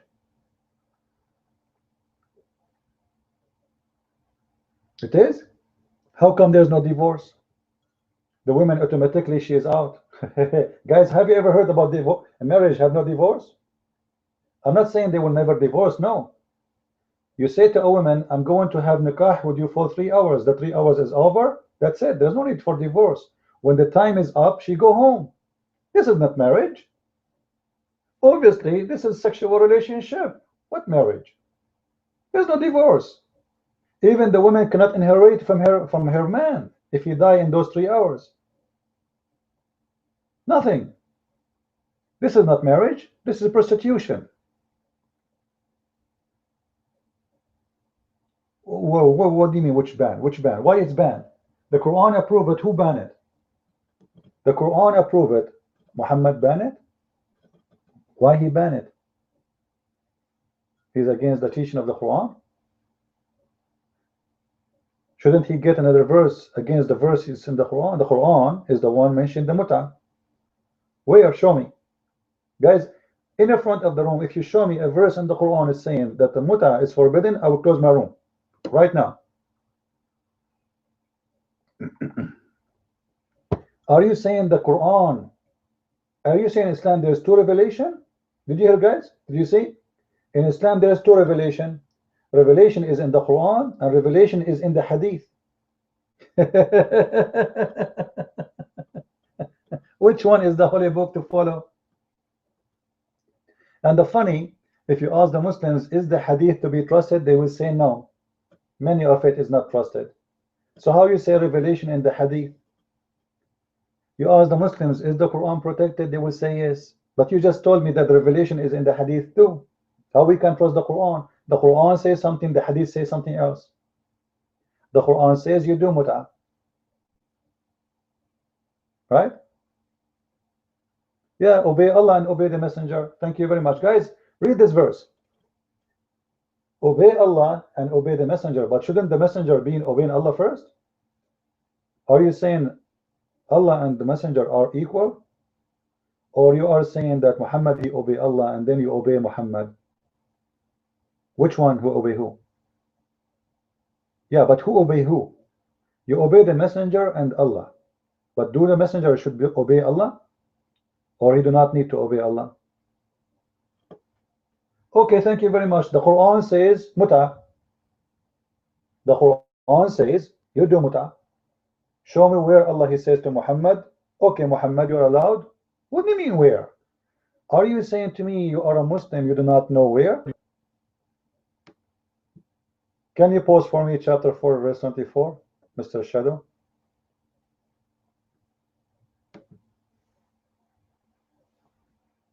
Can you post it for me? Or I should? Because I can do that. Let us go. It's a verse in the Quran. So Muhammad, actually Muhammad never forbid this. This is a fabrication. The one who forbid it, as many they say, it was Umar. Anyway, this is the verse, and this is the interpretation, and this is the translation made by Muslims, not by me. Everybody open the link. This is the interpretation by the scholar Ibn Abbas, the cousin of Muhammad himself. It's about muta. It's forbidden for you to have sex with married women, except who? Except the slaves. Even they are married. Yes, even they are married. All right. And then he continues saying, well, you can look in the English, they're trying to make it look like marrying them. There's no marriage. It says, and it is also said that this is mean, so that you should seek with your money marrying a woman for an agreed period of time. Zawaj al-mut'a. All right. Do you see it? This is where the word muta is coming from. فَمَسْتَمْتَعْتُمْ بِهِ. مَسْتَمْتَعْتُمْ بِهِ. Bihi what? The word bihi in Arabic goes back to the word vagina. To the vagina. Imagine, guys, a book of God, he says to us, pay for you enjoy yet. And he's talking about the vagina. Bihi, yes, bihi, bihi. It what? You pay for enjoying it. What it? Can you tell me? What it mean? The it goes for who? What you enjoyed? What you enjoyed? There's no contract. You enjoy the contract, or you enjoy the women? You will sleep with the women or the contract? You are sleeping with who? There's no contract. What contract? A woman, she come to you, you come to her, you say, I want to sleep with you. She say how much you pay. You say $5. She say, okay, let's go. Where is no contract? What contract? This is a contract? This is a prostitution. It says it clearly, for agreed period of time, which means from now, okay, how much, how long, how much and how long. So how much you will pay me? You say $5. You say, she say, okay, for $5 I can go with you only for 3 hours. When the time is up, the deal is up, it's over. She go home, you go home. That is Islam, and that is the legitimate prophet who is against adultery. I can show you a story where two men, they saw a woman, one woman, and both of them, they offer her money to sleep with them, which means each one of them, he's trying to get her to sleep with him. Then she choose. What do you mean that's forbidden? This is the Quran. What forbidden? I can show you the hadith.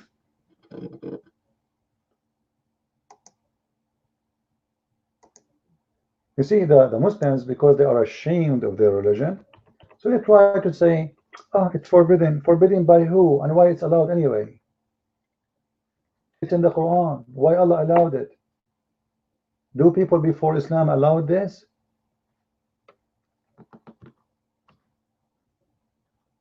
No? You go and you hire a woman.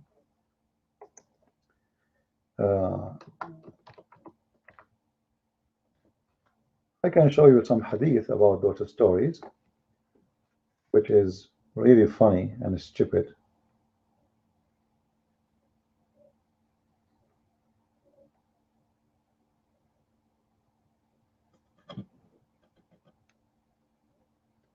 And actually, the muta is done not only by normal Muslims. All Muslims did that. Let me show you this hadith. Let me show you this hadith. This is from the book of Sahih Muslim. Guys, read with me and see how many people they practice the temporarily sex deal. Do you see it? We did enjoy in the lifetime of Muhammad, and Abu Bakr he did, and Umar he did, and you know. And actually the translation is wrong. It says واستمتعنا على عهد رسول الله صلى الله عليه وسلم وأبو بكر وإتستر وعمر. Everybody is doing mut'ah.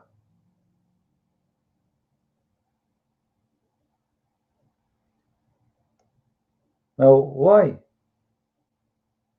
You know, why is that? Well, why anyone need that? What the point of this relationship? Sex. This is why it's called muta. Muta in Arabic means enjoy. It's a joy, fun. It's a nothing but a sexual joy.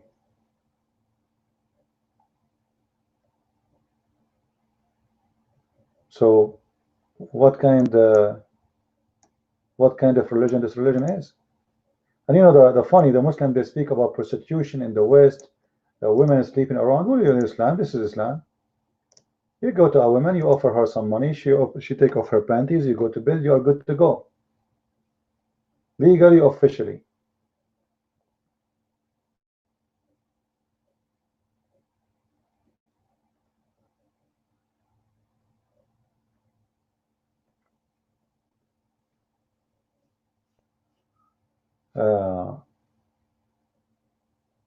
And just to show you the madness of Muhammad, that this man, he keep changing his mind. He forbidden the mut'ah 3 times and he allowed it 3 times.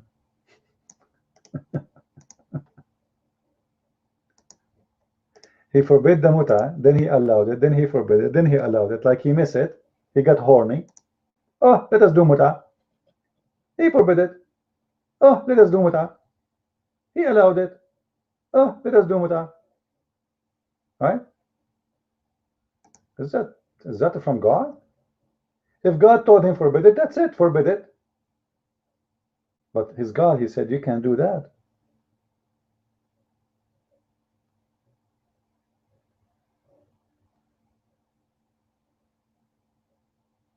Right?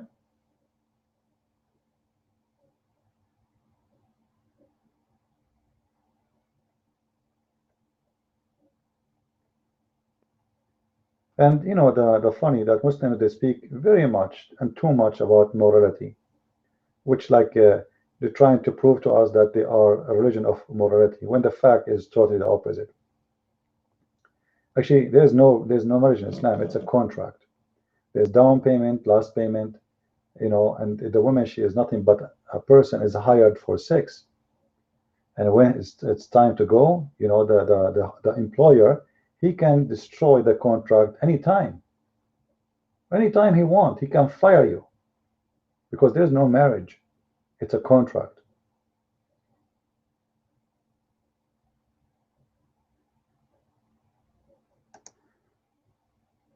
Uh,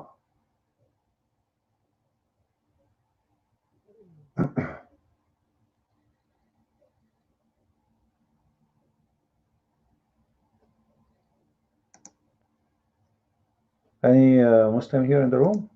Tariq, his mic is up. Go ahead, Tariq, your mic.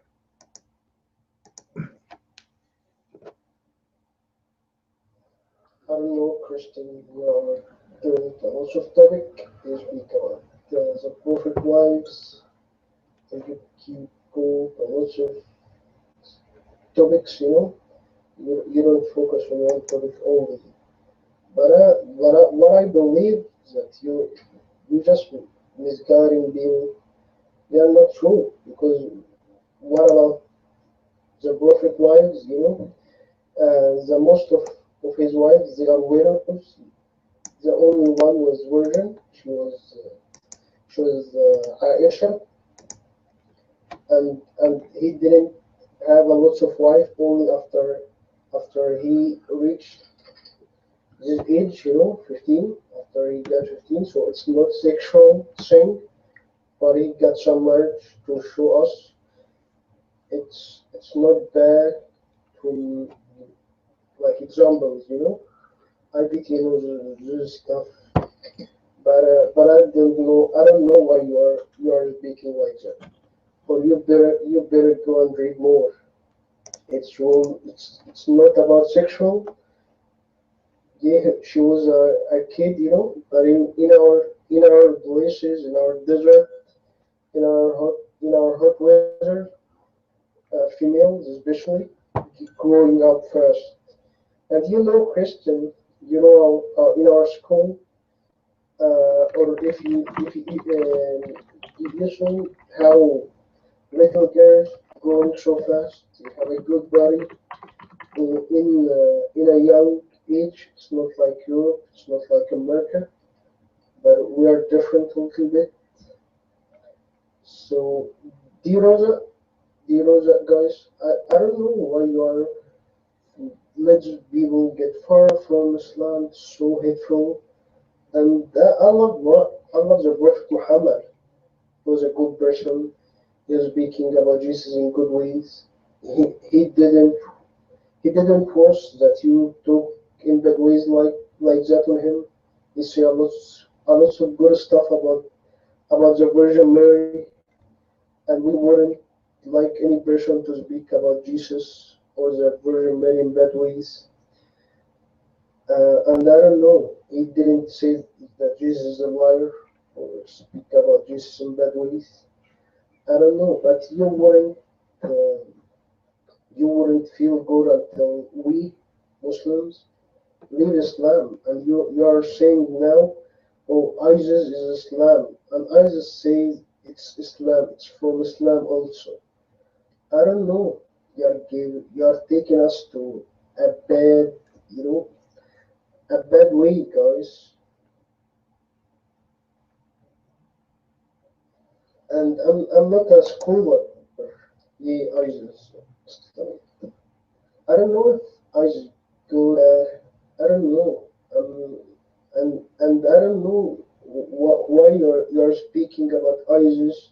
And if you go to another countries, you're gonna find there is a lot of other countries doing a lot of crazy stuff, like America when America came to Iraq, and that what happened with Iraq when they conquered Iraq. You saw a lot of rape videos.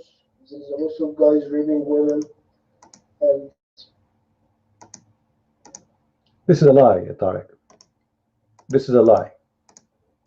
I want you to show me those guys who they are raping women in Iraq. Can you show me? No, this is not true. There is one case of one American guy. He is in jail. He will spend the rest of his life in jail. So I will go with your logic. Guys, one American soldier, he did such a thing. From all the hundreds of thousands American who live there. Now, how many women your prophet here raped? As long you are the one speaking about rape. According to the wars rules of Islam, we should take all the Iraqi women as a slave.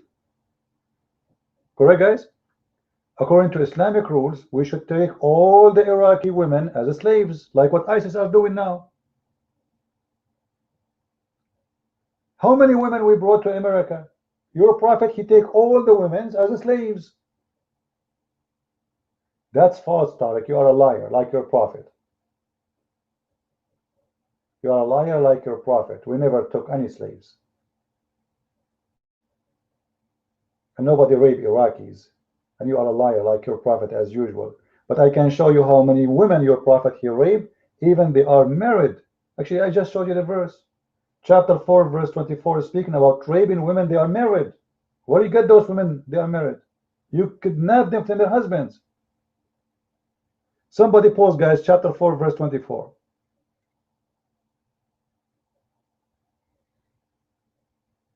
It's forbidding you to have sex with married women except your captive slaves. Except who? Your captive slave. Here we go. Let me post it. Chapter 4, verse 24.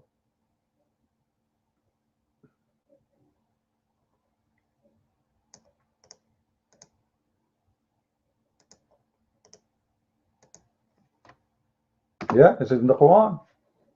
And this is the link. Open, everybody. I'm not making things up. This is the Muslim translation and this is the Muslim interpretation. Not my words. You can rape married women, not only the single one, married women who they have husbands. We kidnap them from their husbands and we rape them, the same as ISIS they are doing.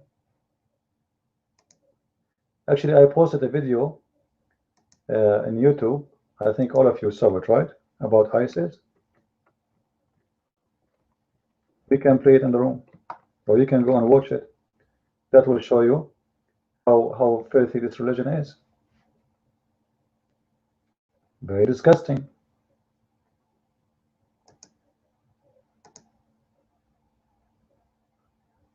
So when a Muslim he tried to make Islam look like a good religion, look what the American did. American, they build the schools for you. All the killing in Iraq is done by Muslims. And look, there is no American there no more. What happened? You Muslims kill each other, never stop. You see, the Muslims are the people who do poo-poo, but they clean their hands with their bum, and then they try to touch you with it, and they say you are dirty too. They want to blame everybody for everything. The Iraqi, they are the one who came, and they are the one who convinced George Bush to go to Iraq. They kiss his shoes. Not only Iraqi leaders, scholars, sheikh. And this is now what the Muslims are doing to go in Syria. They are kissing the shoes of Obama. Please save us from the Syrian president. But this time they were not able to do it. But if he go, they will say, see, the American, they came to Syria. How come we don't see the Muslims? They are saying, who is the one who saved you in Serbia? Oh, they came to Serbia. They killed 10,000 people of Serbia just to save the Muslims. You see the hypocrisy of the Muslims? Hypocrite. They help, you know, you help them, they bite you. Because it doesn't matter really what you do for them, they will hate you. You are nothing but a pagan for them.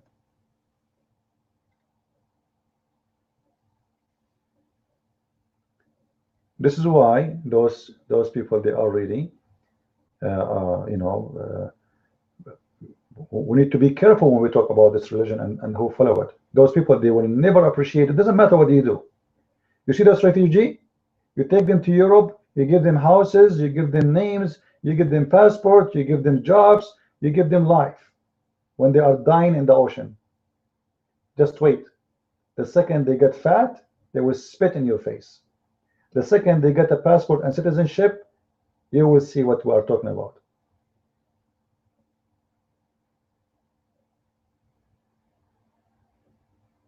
But Western do not want to learn.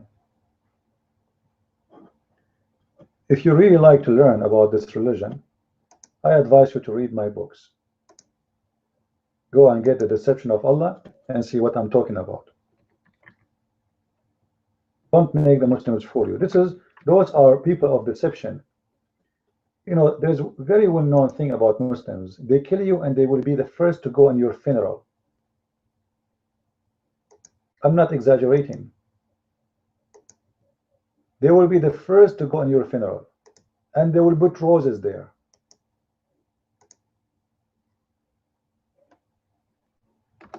And they will ask, who is the one who killed this guy? And they will say, we are against the killers. But in their heart, everyone praising the one who killed you. This is a religion of the devil himself. It's satanic.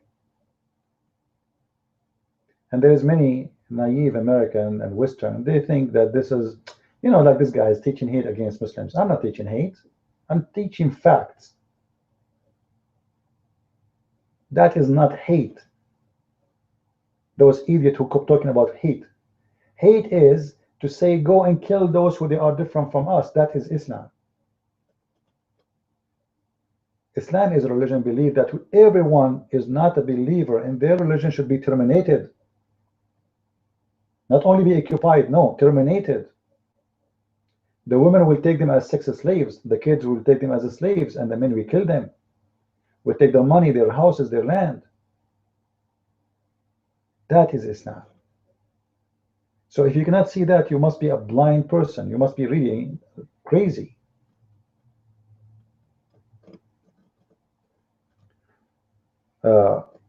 And just like one of the things Muslims are famous to, this is why actually I called my book The Deception of Allah. Do you ask yourself why I call it Deception of Allah?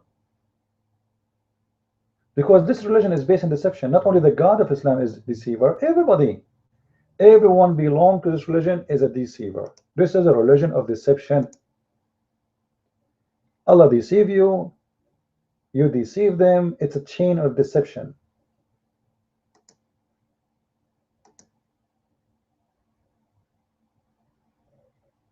And the funny, the Muslim, they say to me, we don't agree with the name of the book. It's insulting. The name of the book is insulting. Why? Why? I'm quoting the name from the Quran. The Quran says, Allah, the best of deceivers. I'm not the one who's saying that. You see, if you quote to Muslims from the Quran, they get insulted. What is that telling you? How come when they quote the Quran for you, they don't get insulted? When we quote it for them, they get insulted. Because it's a shameful book. And this is why, here we go, we are open to debate and we're open for challenge. And until now, we don't see anyone who dare really to debate us. When you start cornering them with the truth, they run away. They leave. Where's the Muslims? What happened? Look, all of them are gone. Did you notice? The second you start submitting your evidence one by one, and you corner them and you expose them, they go. They disappear. Servo, your mic.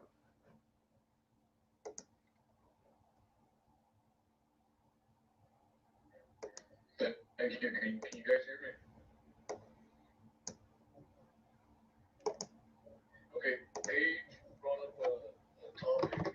If God can be wrong, and I think she gets this because she probably looks at where she's coming from, the multiple gods, and the corruption she sees, and she looks at Islam. She looks at Islam and sees that. But I'm going to argue with her at this point. I'm going to argue with her if God is wrong in the sense that you know, there is no God. I'm going to make that argument that it's the same thing.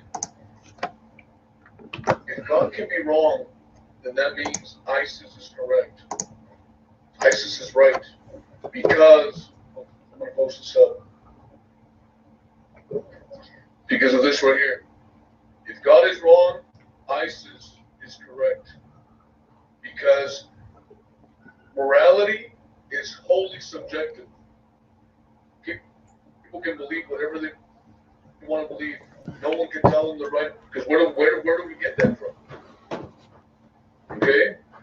show you guys another thing. Okay? If God does not exist, objective moral value do not exist, no longer count as good or evil if God does not exist or if God is wrong. We can no longer tell what's right and what's wrong. Same thing. Here's another one for you guys. We cannot truly be good without God. On the other hand, if we do believe that moral values and duties are objective, that provides moral grounds for believing in God. Now, consider this.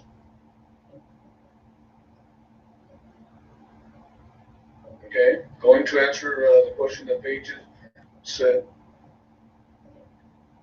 Consider then the hypothesis that God exists. Now let's consider if God exists. Okay, first, if God exists, objective moral values say that something is right or wrong, independently of whether anybody believes it or not. If something's right or wrong, whether we agree with it or not, it's right or wrong. It applies to everyone. So, for example,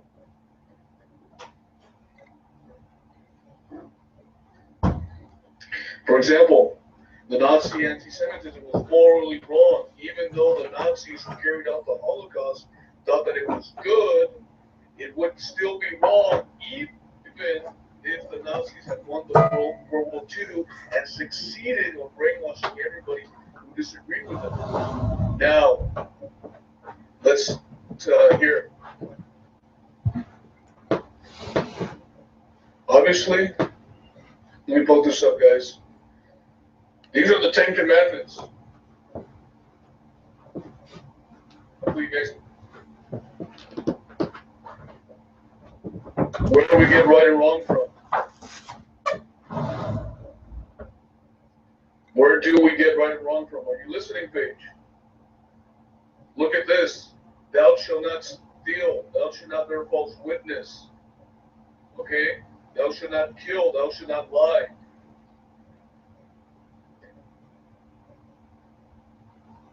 These are God's 10 Commandments. This is what we should be abiding for. This is the measurement upon all creation. It is measured. What I want, not what ISIS want, not what you want, Paige, but by this standard. And according to this standard, God cannot contradict this standard because He established this standard and He is that standard. Therefore, God cannot contradict Himself. If God is absolute truth, then He cannot contradict. Finally, let's look at this. It says, Jesus said unto him, Thou shalt love the Lord thy God with all thy heart and with all thy soul, and the first and great commandment. And the second is like unto it, Thou shalt love thy neighbor as thyself.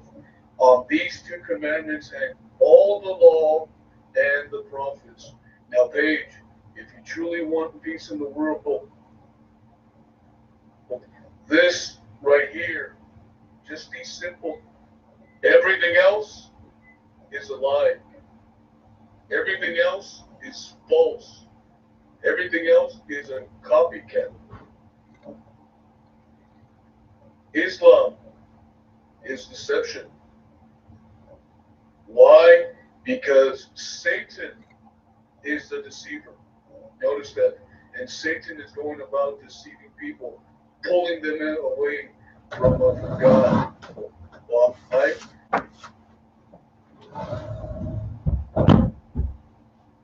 Because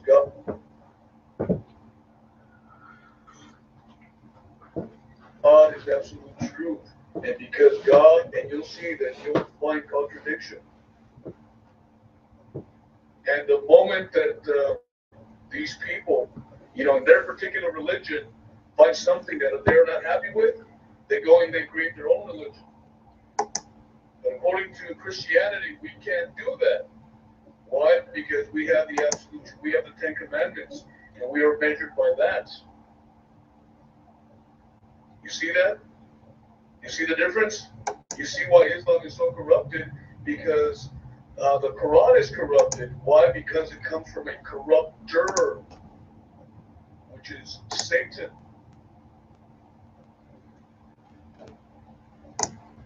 Like a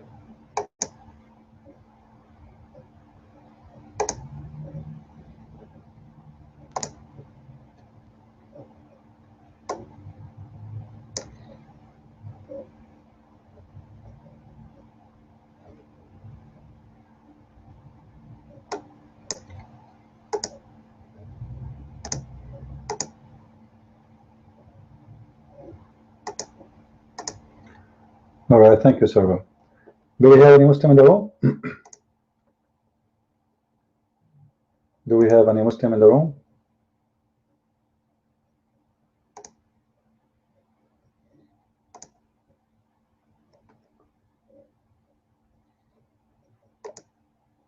Any Muslim?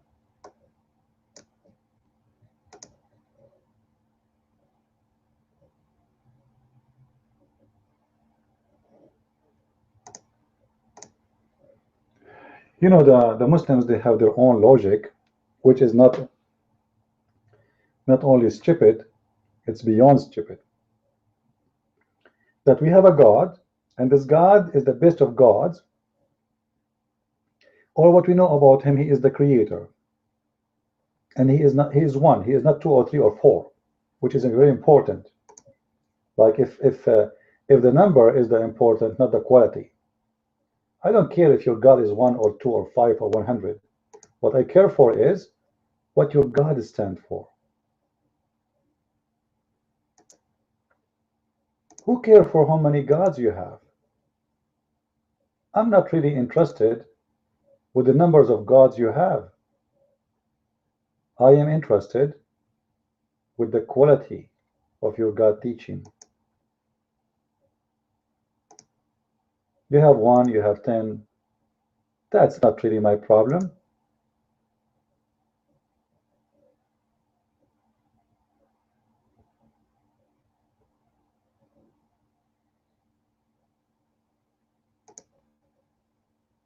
That's not really even important. Even if you worship a stone, this is your business. But your God teach nothing but bad, disgusting. But can a Muslim show me really anything good about this God?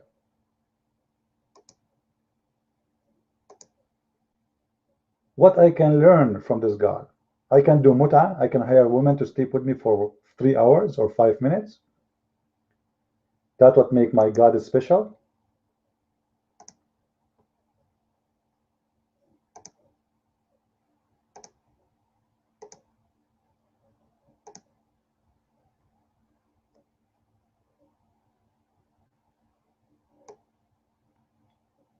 Do we have any Muslim here?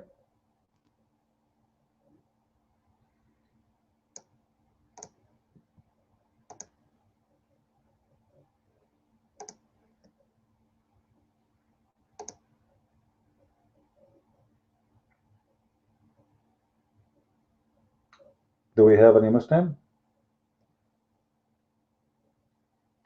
Who is a beautiful Muslim here would like to come to the mic? Any handsome Muslim or beautiful Muslima? You know why I say beautiful Muslim, by the way?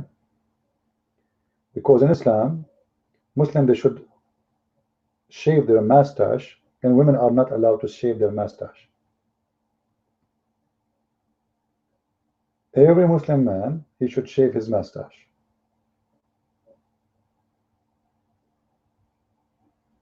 With no exception. If you are a truly believer, you should do what the Prophet ordered you to do, and you shave your mustache. But every Muslim woman believer, she should not take hair from her face. And that is really weird. What kind of religion this religion is?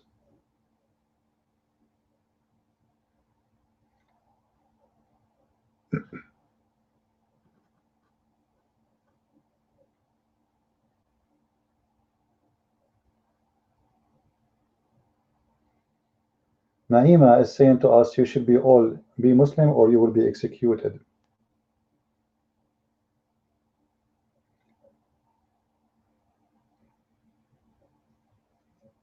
Nahima is too busy. She is doing nukah.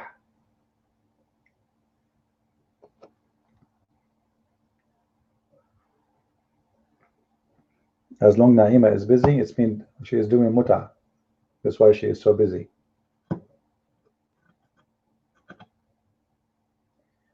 By the way, guys, I'm thinking to start Arabic class for those who like to join. Who is interested? Who is interested? Who would like to learn Arabic? Sure. Whoever wanna join, you know. In 3 months, you should be able, if you are really sincere. Don't join the class if you are not really interested, because you are wasting your time. All right? Don't, you know, why you want to do that? Instead of wasting your time, if you are not, because if you are not really interested, you are not serious, I mean, you are wasting your time. You will never learn anything. How much? Well, Northern, usually I charge, let us say $500, but because you are a friend, I will charge you 700. Good? Friends, I deal with them differently. We charge them more. So the more close you are to me, the more I charge you. So if you are close to me more by tomorrow, I will make it 800. So I don't know, try to be closer.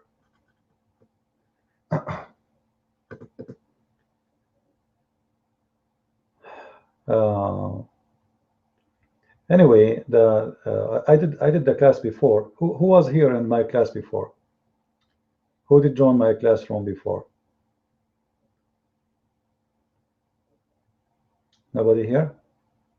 Yeah, in 3 months, you will be able to learn how to read and how to write. But for sure, let us say this is the start of you to know Arabic. You will be able to read. But the important is you need to practice, right? You need always to practice.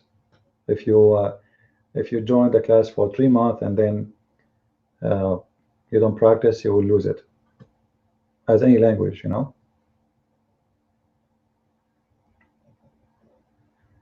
And what we will do, I will share my screen with you, so you guys, you can read with me, and you can learn how to write by using your hand, not the keyboard.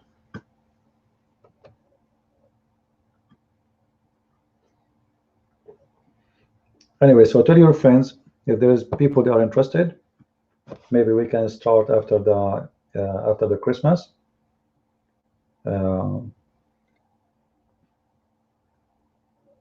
As soon as we have enough numbers to start.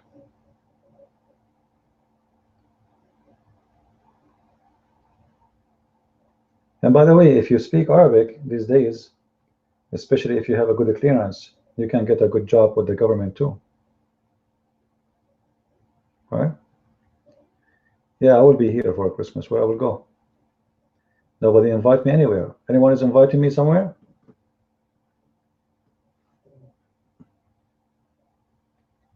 Am I invited somewhere? Nobody. Where?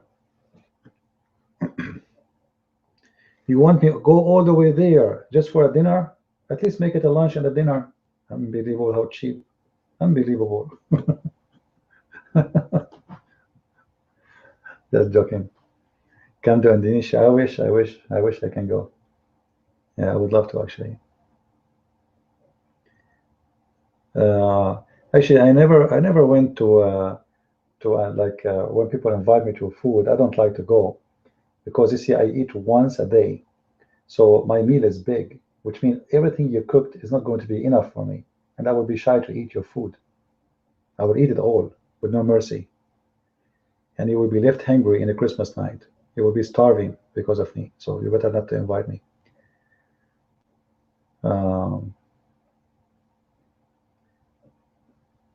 Yeah, Leonardo, I will come, but are you sure the Indonesian will not kidnap me in the airport? Indonesia is full of terrorists, you know.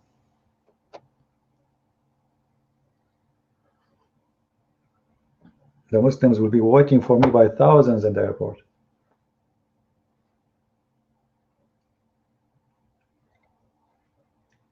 Yeah, Watchman, where do you live? Which state?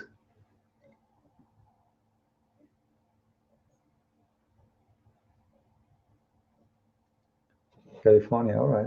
Well, California is warm. That's good. But now actually they have a harsh winter, right? It's not an easy winter. Anyway, let's go back to our topic. I wish I can visit you, all of you. I know many of you would like to invite me, but not everything we wish for we get. Any Abdul?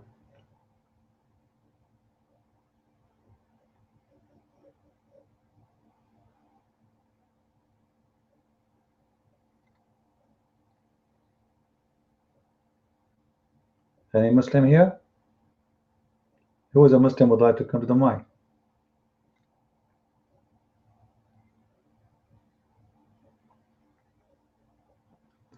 And again, we'll remind people, if anyone is interested to invite us to your church, I will be happy to go in person, not in Skype.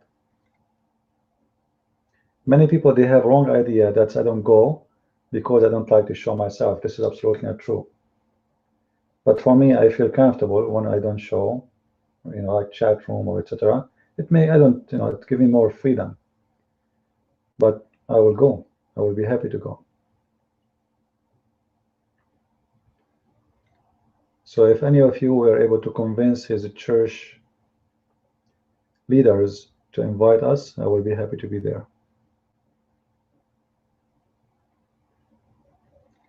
Any debater?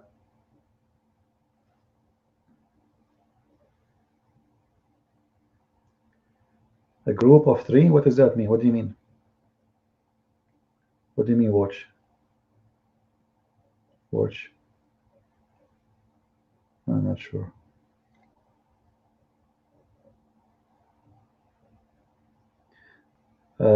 Farmer, the people you teach them once a week.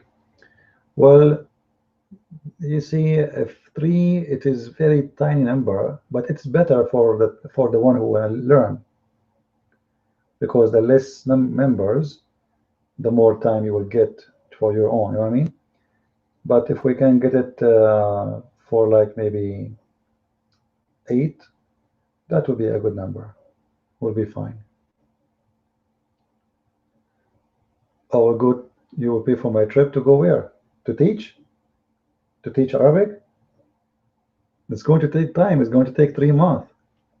It's not going to be like for a day or etc. Okay. Well, I would love to. No problem. Farmer, your mic. Go ahead.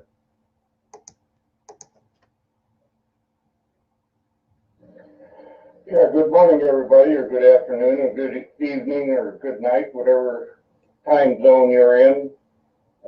Can you hear me okay?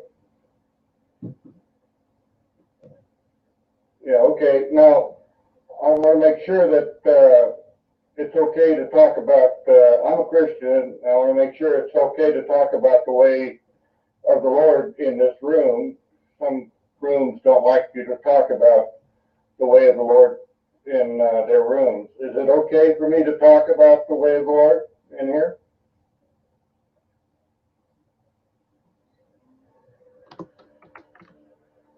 Christian Prince, is it okay? Okay, thank you. You know, I'm a Christian, and rather than being a Christ-like person, a righteous person, a right-minded person, a rightly guided person, you and me and others are meant to be and are capable of being the fully alive, spiritually alive, intellectual, vegetative, intuitive, positive, creative, constructive, honest, ethical, loving, giving, joyful person. There are people that are their own worst enemy. Unrighteous, wrong-minded, wrongly guided people. Okay? Now, they are living double-minded, unstable in all their ways, hard-hearted, and show very little or no love, grace, wisdom, truth, integrity, hope, peace, and joy in relationships.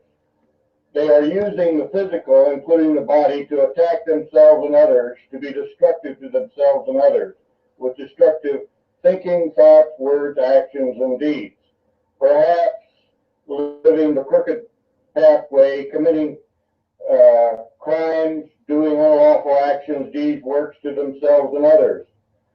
There is a cause, and the person that accepts the Lord as Savior is saved, freed, sanctified, purified, healed of that cause. Okay?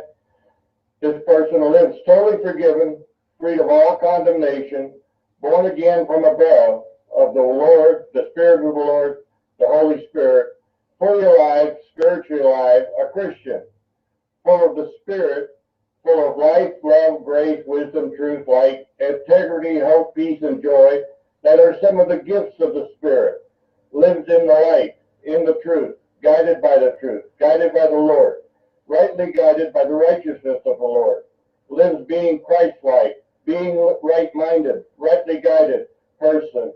You, me, and others are meant to be and are capable of being, living, learning, practicing, and therefore growing in the ability to live the right/good way, the way of righteousness, the way of the Lord, the way of life, love, grace, and truth, the straight pathway, not the crooked path of a criminal. Lives with no desire to attack themselves and others, to be destructive to themselves and others. Lives with no desire to live the crooked pathway of a criminal that commits crimes, does unlawful deeds such as murder, slavery, rape, and other destructive, evil, unlawful deeds to themselves and others. Has abundant life and lives the right/good way, the way of righteousness, the way of the Lord, the way of love, grace, and truth. But you have to make a choice. You have to choose to accept the Lord as Savior. And that's the first step. So I hope everybody understands. There's I don't know if I'm allowed to give a website. I'm an author of a website. The link is on my profile. Thank you very much.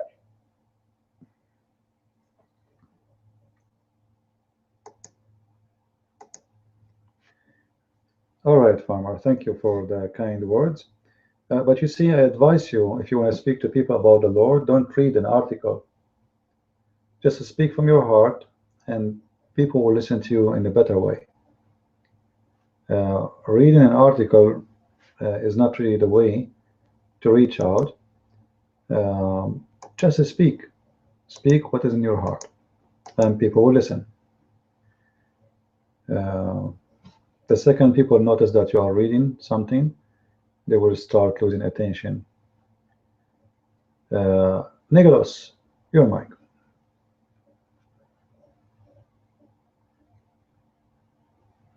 Okay, so it's not written, Farmer? What you were saying is not written? Because it was very well organized, you know, I felt like you are reading something. That's good. Good for you. Go ahead, Nicholas, your mic.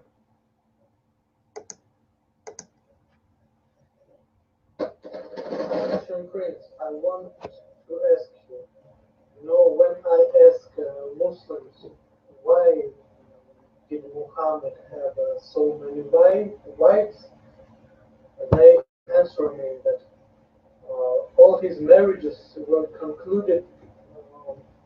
All his marriages were concluded before the verse was revealed. You know?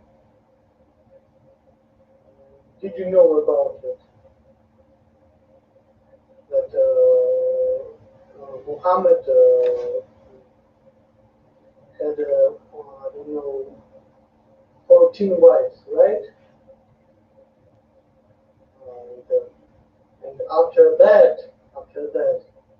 the verse was revealed that a man can have only 4 wives. Is that right?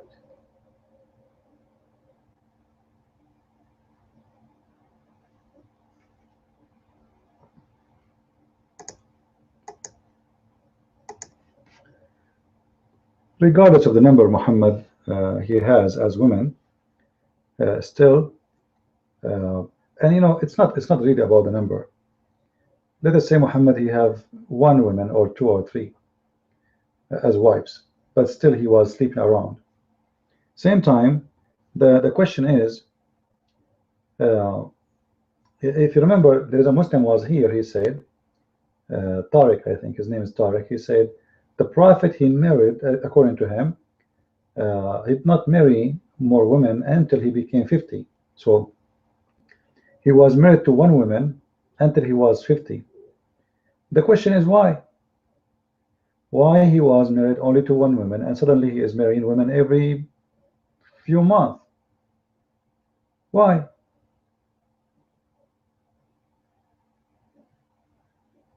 Because Khadija, she is a rich woman, and Muhammad, he don't dare. That actually a proof that Muhammad is a hypocrite. When Muhammad in power is not the same as Muhammad when he is powerless. Muhammad in power, he do whatever he want. Muhammad is not in power. Muhammad is very nice guy.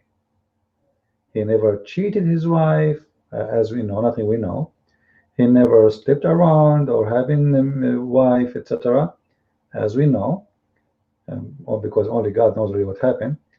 But why? Because simply he is trying to keep himself alive with Khadija, because if he left Khadija, he will be homeless.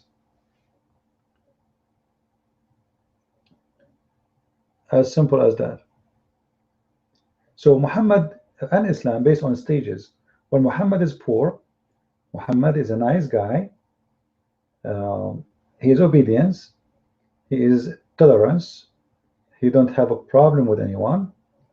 But Muhammad, the strong one, is a killer, is a womanizer, is a child molester, is a kidnapper, is a gang member. And that is a very clear sign of hypocrisy. You see, when Jesus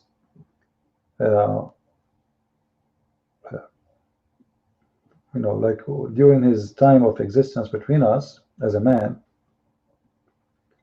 with all the power he has, he never abused his power. So he was not only a Lord and a teacher and a rabbi and a prophet and a master, etc. He was an example of living what he teach.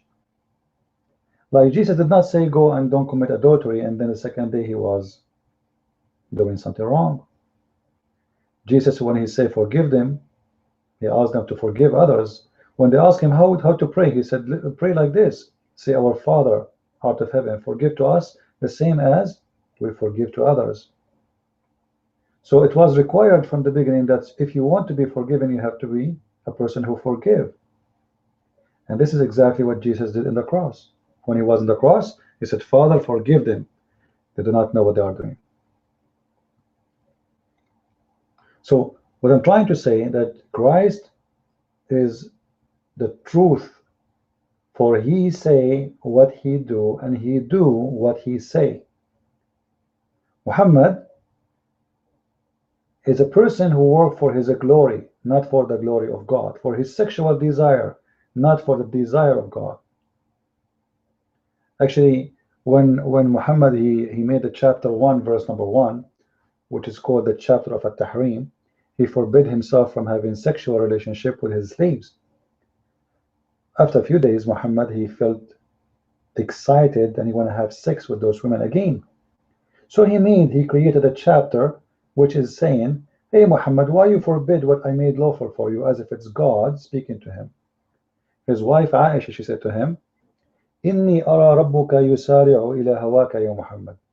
I see that your God Allah, he rushed into your desire, Muhammad, which means sexual desire. Which means Aisha, she know that Muhammad is nothing but a hypocrite liar. His God, right away, he felt that Muhammad, he have a sexual desire for those women, so he gave him permission to do so. So this is a religion is based on the desire of a man, not what God wants. For everything is made by Muhammad.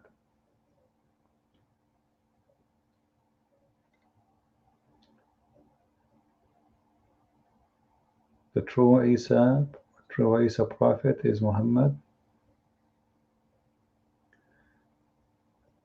Isa is Muhammad. Yeah, there is some theories they say things, but that will not will not make sense because Isa have different story. Yeah, what about him, Jordan? What about him? Put your hand up and tell us what do you want to say. Let us hear Farmer. Your mic, Farmer.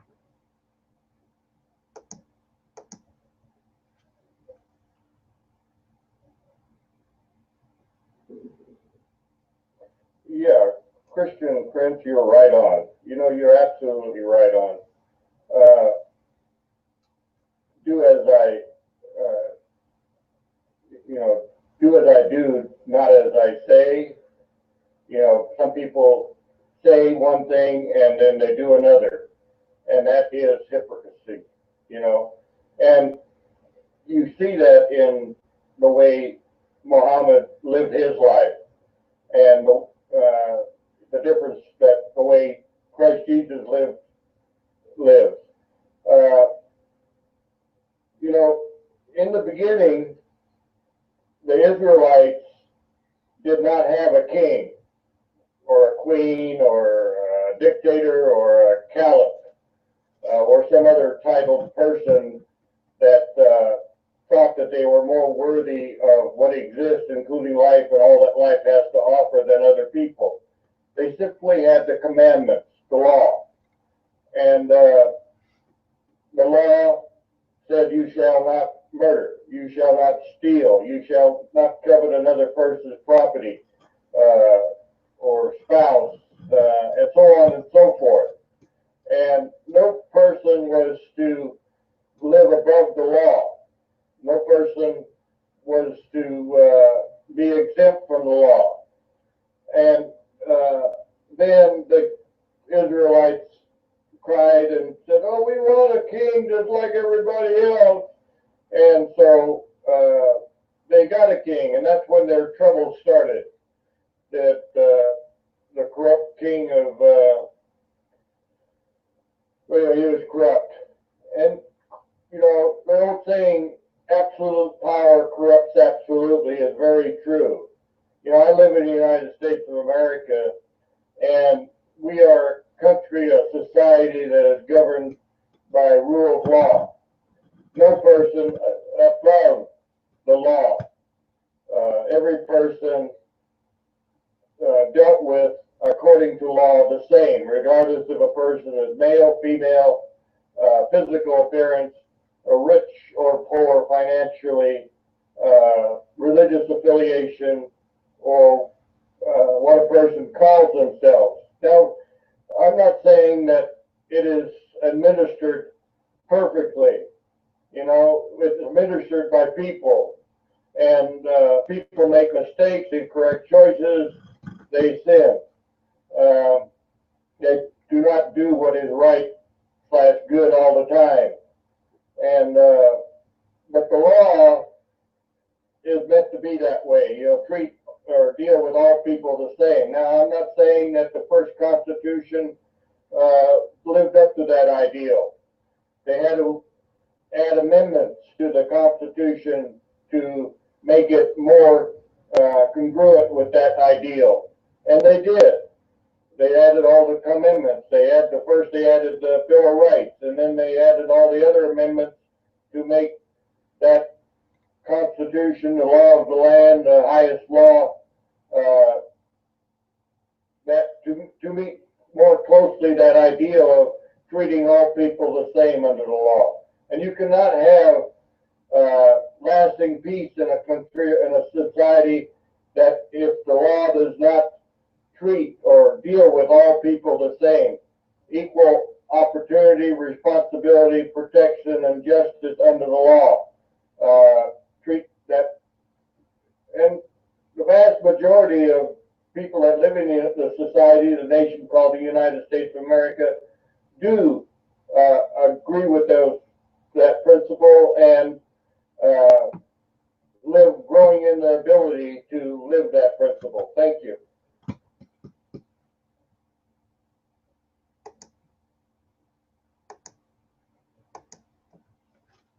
Well, the Messiah, he said, I am the way, I am the truth. And people, they choose ways in their life, and they end where they belong. So people, they have a choice. You know, deception is very easy, and the words are full of lights of deception. You know, I was watching in YouTube the video about choosing the queen, the beauty queen of the universe. Is that what they call it, right? The beauty queen. And I was saying to myself, how silly human being is. How silly, how stupid. What's wrong with people? They spend a lot of money. They fly for different cities. Thousands of people coming. A lot of money they spend for that occasion. And what to choose a woman who is the most beautiful woman. And I don't even see her beauty. I believe this is really nothing but deception. People, they are driven by the media. You know, like we do things not because we are convinced. We do things because everybody is doing it. Everybody say the F word, so everybody say the F word. Everybody having unlawful relationship. Everybody having let us do everything. You know, so we are not driven really by our opinion as much we are driven by others. And others who they are controlling the mind of people everywhere, they are the one who control the media. But where are you in that story? Where is your name in that book? The book of that media. You are no one. You are just a stupid idiot who make you follow whatever they want. Actually, I don't know how many of you here have degrees in marketing. Anyone here have degrees in marketing? Anyone have education in marketing and business? Anyway, if you have some education, you will know that marketing is based on deception more than in truth.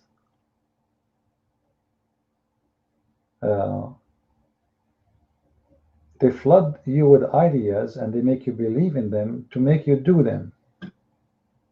As an example, when you are watching a movie, suddenly they put in the middle a commercial for someone eating ice cream, and the one is eating the ice cream is going crazy for how tasty it is, and you, without knowing, you will go to the fridge and you will eat ice cream.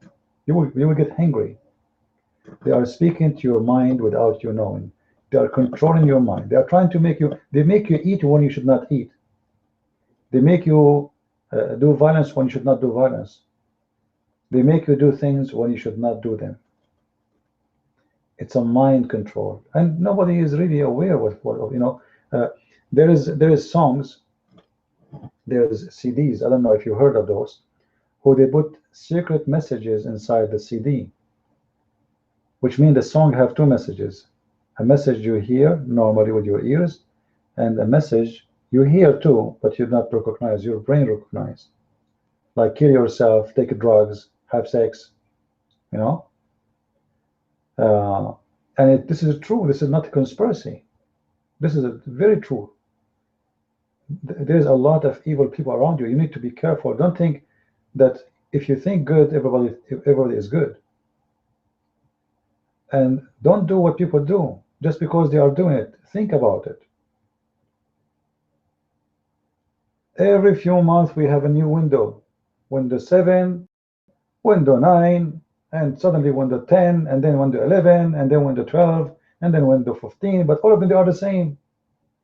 Like, what's the difference between Windows 7 and Windows 10? Anyone knows? There's no difference. They just want to fool you. They want to make you buy. How we can get your money?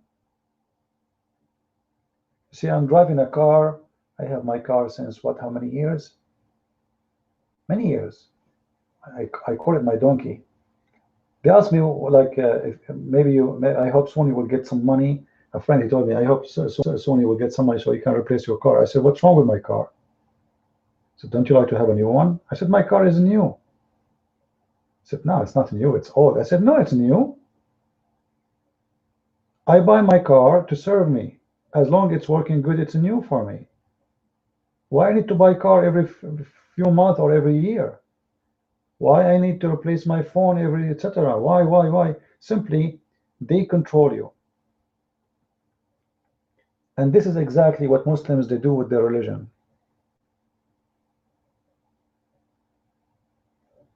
Islam is about material. Islam is the same as a virus which abrogated itself. So Islam in the time of Muhammad was about giving you versions, and excuse my language, vagina. Islam today, they don't speak the same language no more. The virus change. The virus of Islam change. The virus of Islam today speak about science. The virus of Islam today speak about peace. The virus of Islam today speak about being good, dignity. But if you examine them, you will see that they are far away from what they are talking about.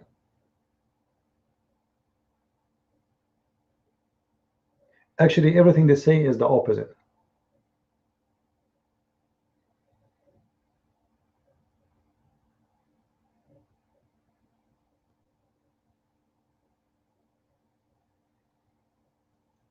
He is a Muslim, but he don't hate Jesus, but he hate the Christians. You see that what the Muslims, they say to you, we love Jesus. Okay, you love Jesus, you want to kill the Christians? If you love Jesus, you should not kill anyone anyway. Correct, guys? If someone loves Jesus, then love what Jesus said. You should not be a killer and criminal. If you love Jesus, how come you follow a killer? How you love Jesus, you follow Muhammad? How you love Jesus, but you follow a child molester? No, you know what, Hussam? I challenge you in the front of the room to show me one thing ISIS did. It's not in the Quran.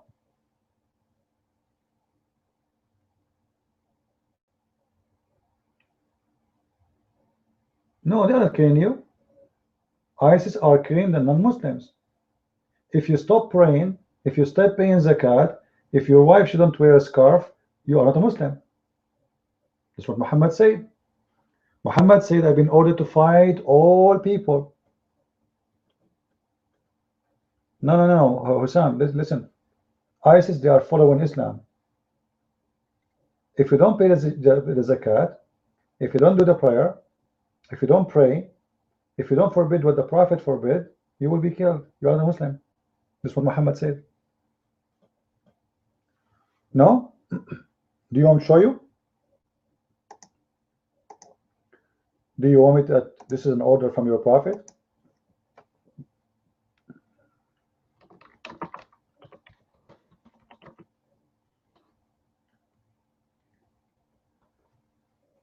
It's an order from your Prophet to fight all people until they say there is no prophet but him, and no God but Allah, and they forbid what he forbid, etc. And then, and only then, I will not shed your blood. As simple as that. Let me show you your Prophet's statement.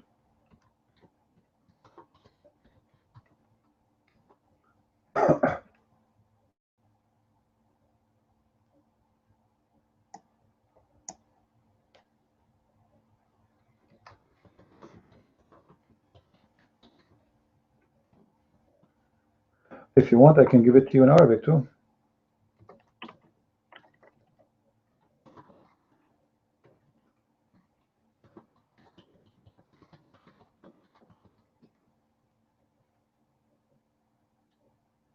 All right.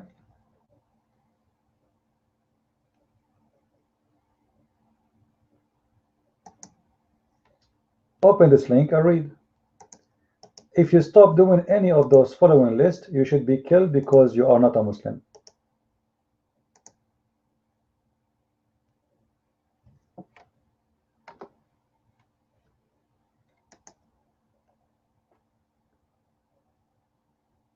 Any of those following in the list, if you don't do them, you will be killed. Your prophet, he said, I've been ordered to fight all people until they say, etc., etc., etc. And then, if they do all those lists, then I will stop shedding their blood. So what is ISIS doing is exactly Islam.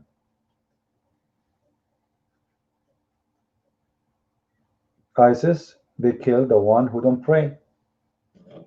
ISIS, they kill the one who don't practice Islam. So according to ISIS and according to Muhammad, you are not a Muslim because you're not practicing. You have to be practicing. If you don't practice, you are dead. And this is not the idea of ISIS, this is Muhammad. If you stop praying, you don't pay zakat, you don't go to jihad, you don't pay to promote jihad, you don't help the mujahideen, you don't fast, you don't forbid what Muhammad forbid, you are dead. They have the right to kill you. All right, so don't fool yourself. So when a Muslim, Islam is a religion. This is why I called my book The Deception of Allah, because it's based on deception. So the virus 1400 years ago used to speak different language. Kill them wherever you find them, burn them alive, bring them, etc. In the last century, the virus of Islam changed its shape, changed its language, start speaking about science in the Quran, amazing discovery in the Quran, which is false and fabrication, nothing but deception. And today, the world is shocked with ISIS. Why? Because in the last century, the Muslims, they were trying to present themselves in different image. Religion of peace, Islam means peace, etc. And suddenly they found that this is what those people are doing. And then right away you will see the deceivers like Obama and George Bush and all the hypocrite leaders. They go in the stage with no shame and say Islam is religion of peace. Islam is a great religion. Muhammad was a peaceful man. No shame. We're not talking about that, Hussam. And you see, Hussam, just to show you how funny you are. You want to fight France and Algeria, but do you know that all the Algerians who they are right now in France, they were in the French army, and they are Muslims? You see the hypocrisy? Like we fight France, but you Muslims, you joined the army of French. You are the ones killing the Algerian. You know, guys, the hypocrisy. All the Algerians, they live right now in France. Those people, they are taken with the French army. They used to be part of the French army.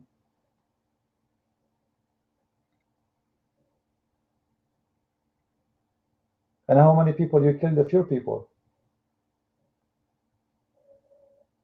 I'm not defending France, by the way. I'm against occupation. Those people did not go there in the name of God. They go there for money. And you are in France right now for money too. And you are doing jihad for the virgins. So both of you are the same. I'm not defending France. Like right now, the French government, they attack Al-Qaddafi. Why? Because the Muslim, please help us, help us. And 2 months after, we find the Muslims cursing France.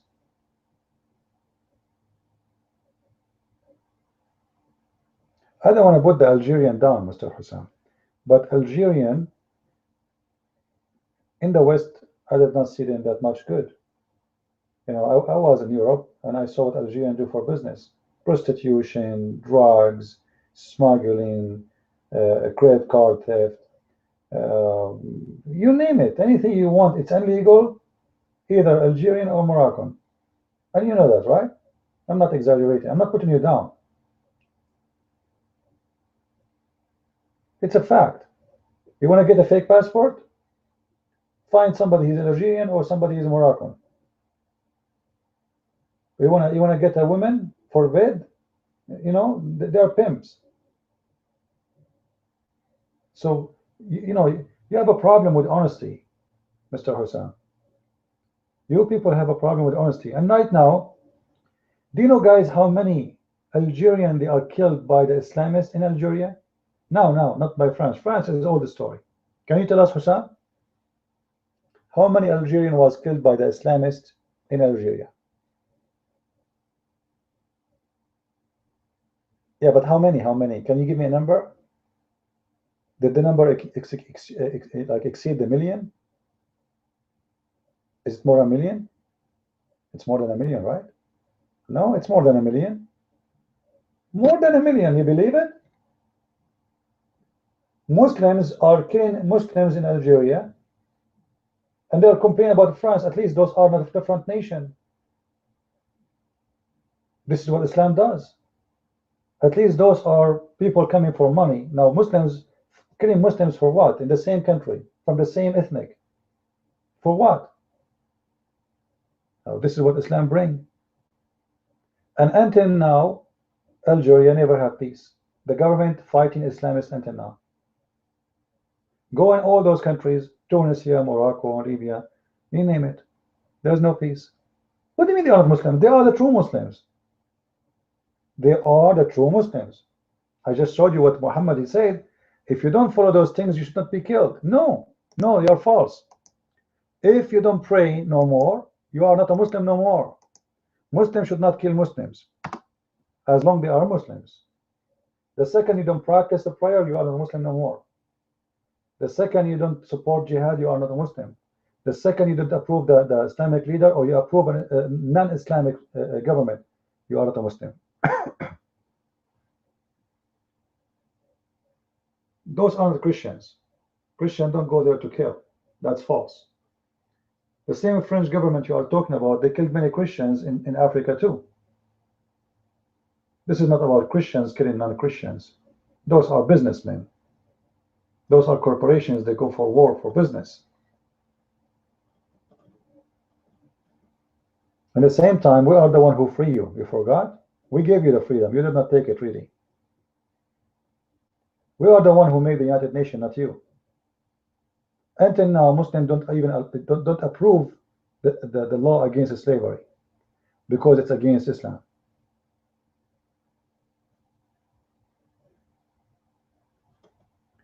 Hisham, let me ask you a question. Is it true that the Muslims, they were fighting with Hitler? Is that true? That you Muslims fought with Hitler? As long as you are talking about the World War? Why the Muslims, they fought in the side of Hitler? Do you have an answer?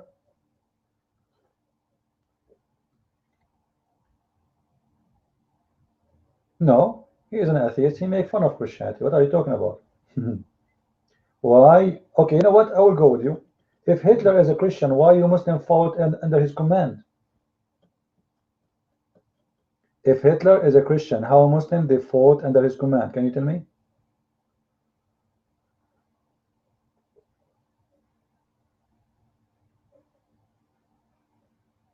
Why the Muslims, all the Muslims, they fought with Hitler?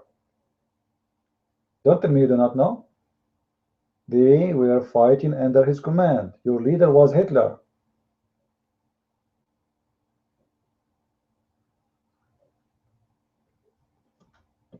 I will tell you why.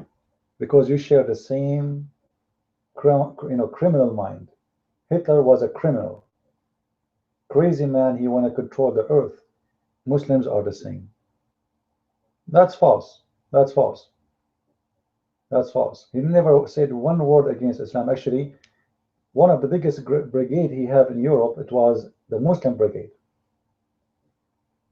Even he built mosque for them, and he allowed them to pray Islamic prayer before they go to war. That is Hitler. And remember, we are the one who fought him against you both. You both were fighting against us, Muslims and Hitler. And we, the Christians, we were fighting you. Somebody give him a link. There's a website. It's called the Children of the Truth, I think. Somebody give him the link. You can see pictures of the Muslim army.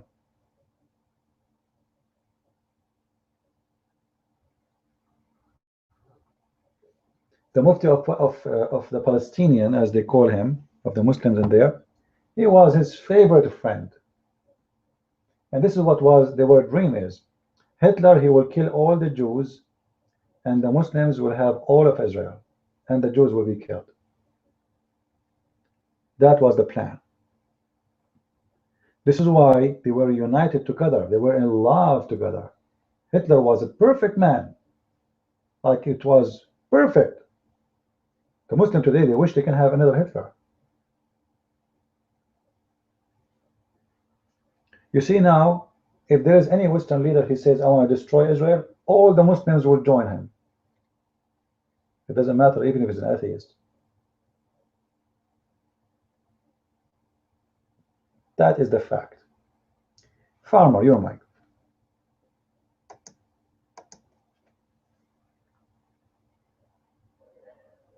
Again, Christian Prince, you're right on. Exactly true what you're saying.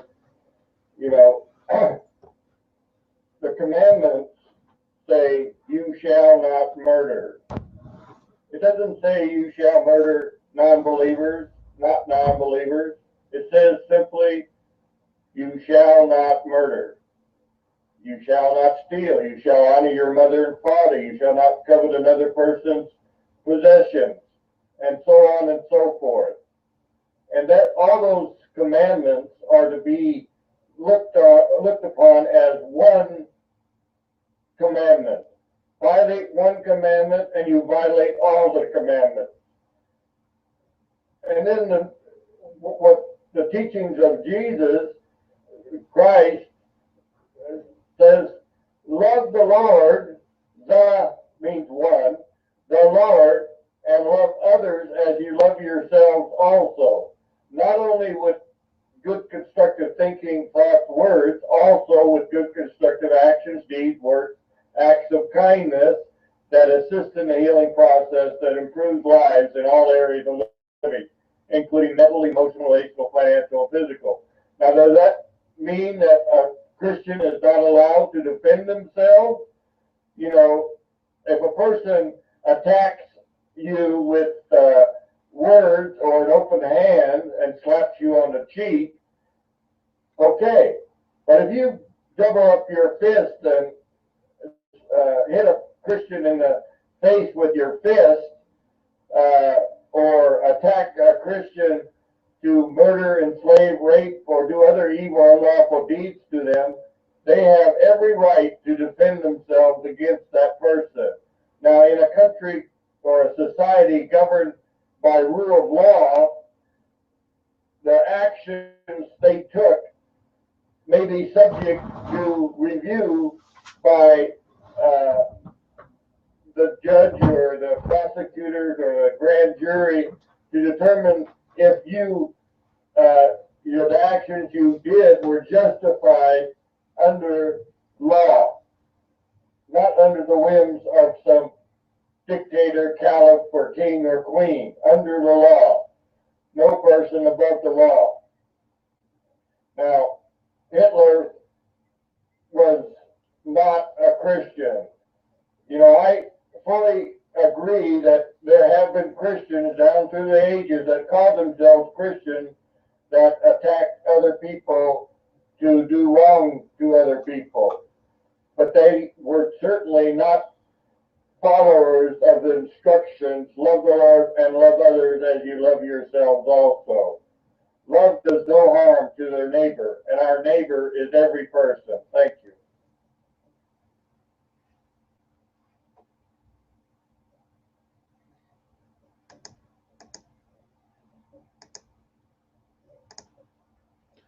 All right, thank you, Farmer. You know, always need to remember that you do not do things because somebody else told you to do it. You do it because you are convinced. What the Muslims try to do, they try to convince us that the actions Muhammad did, he was not convinced with it. Like Muhammad was a good guy, but things was wrong. He is not convinced with it, when the fact is the opposite. And today it's exactly the same. They go to America, they ask America to come to Iraq, and then they blame America for what happened in Iraq. How many kings they came to America asking George Bush to go to Iraq? George Bush the father, George Bush the son, and etc. History repeats itself. How many Muslims they came to America asking Obama right now, and the year before, and the year before, and the year before, to go and attack in Syria? How many Muslims they attacked the West to attack al-Qaddafi in Libya, to save them from al-Qaddafi?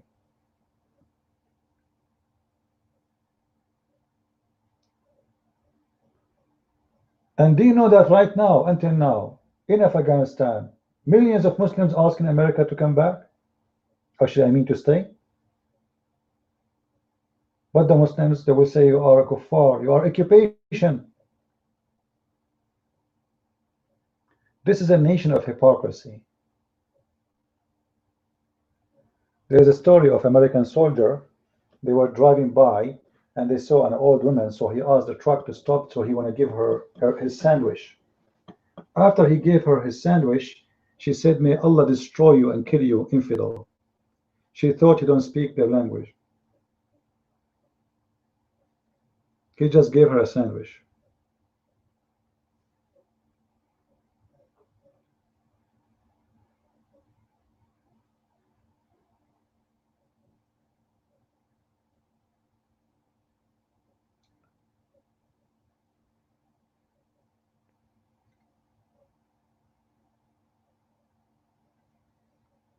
Any Muslim here? Any Muslim?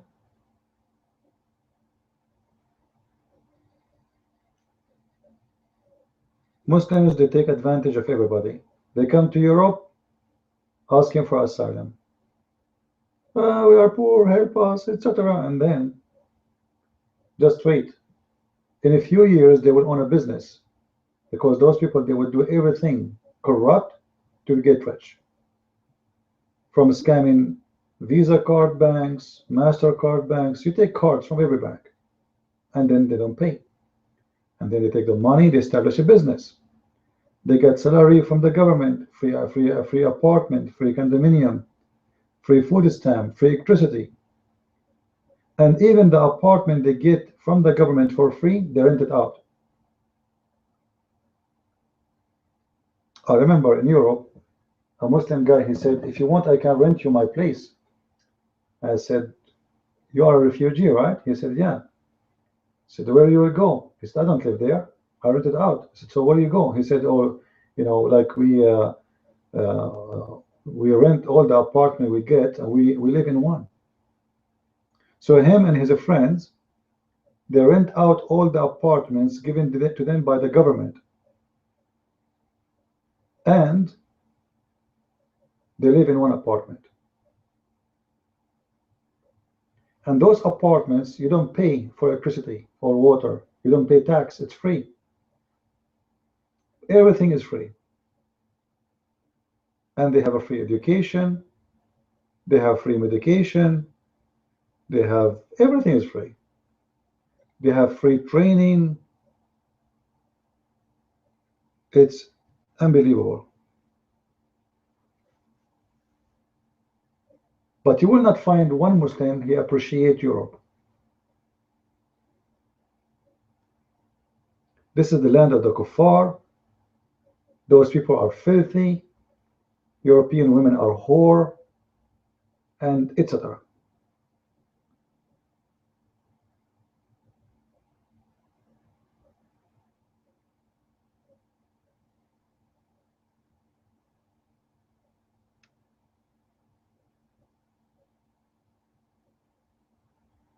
Do we have any Muslim here to prove us wrong?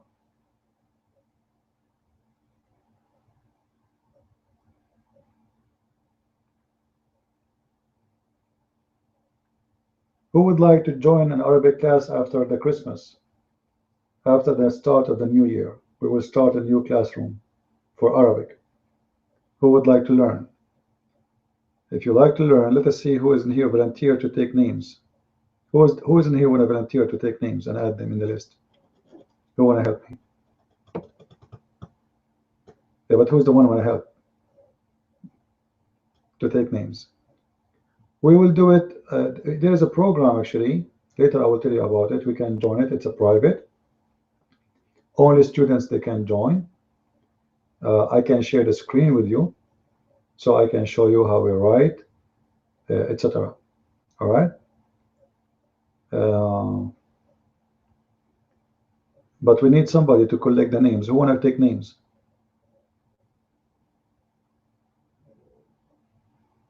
There we go. He's saying to you Shahada. That's what he got.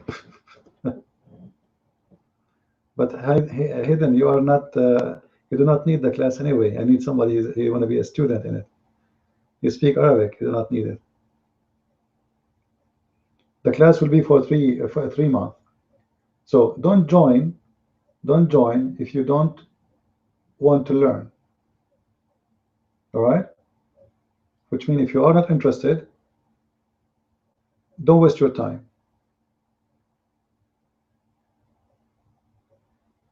We can discuss the time, no problem. We can see the time which suits people from America and people from Europe. And if I have to, I can divide the time between, like we make it in two groups. Even through groups, no problem.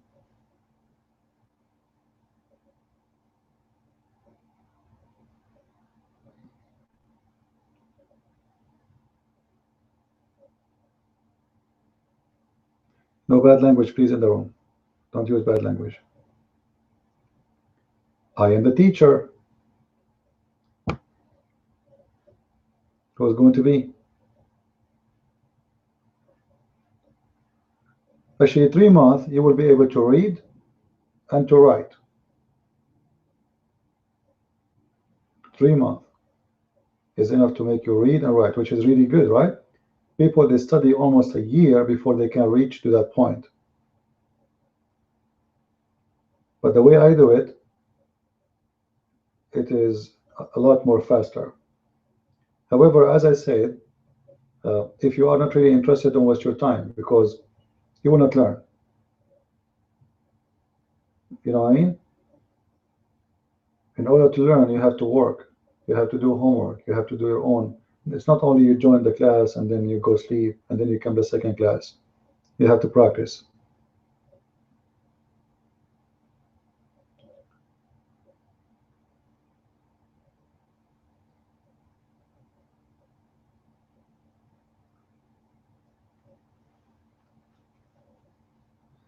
Anyway, you know what? If you like to join, go to our Facebook and our page. Maybe this is the best way. Go to our page in Facebook. You can go to investigateislam.com, and then in the top right, you will see our Facebook page. Click there and leave me a message in our web page. So we will contact you later.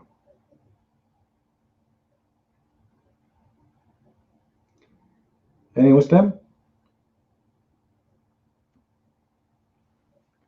Hussein, let me ask you a question. The Prophet have a privilege of any woman he want to have sex with her, he can have her. If the Prophet decide to have sex with your wife, what you will do?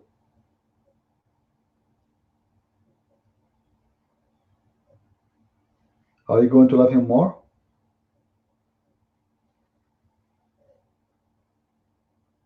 The Prophet have a privilege.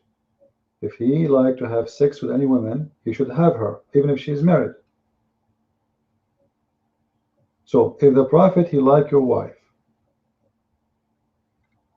are you going to really love him?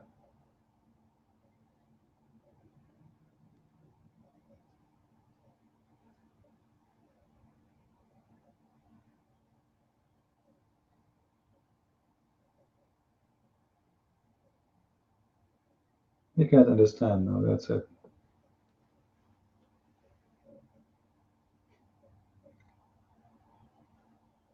It's hard to understand now. The topic is complicated. If the Prophet, you speak Arabic, right, Hussein? إذا الرسول وقع عينه على امرأة متزوجة وجب على زوجها طلاقها. If the Prophet, his eyes fall into a woman and he like her, her husband should divorce her so the Prophet can have her. So what do you say of that? Do you like it?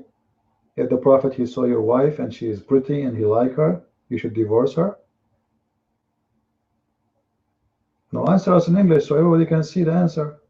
People, they want to see your answer. What kind of prophet you want to take the wives of others?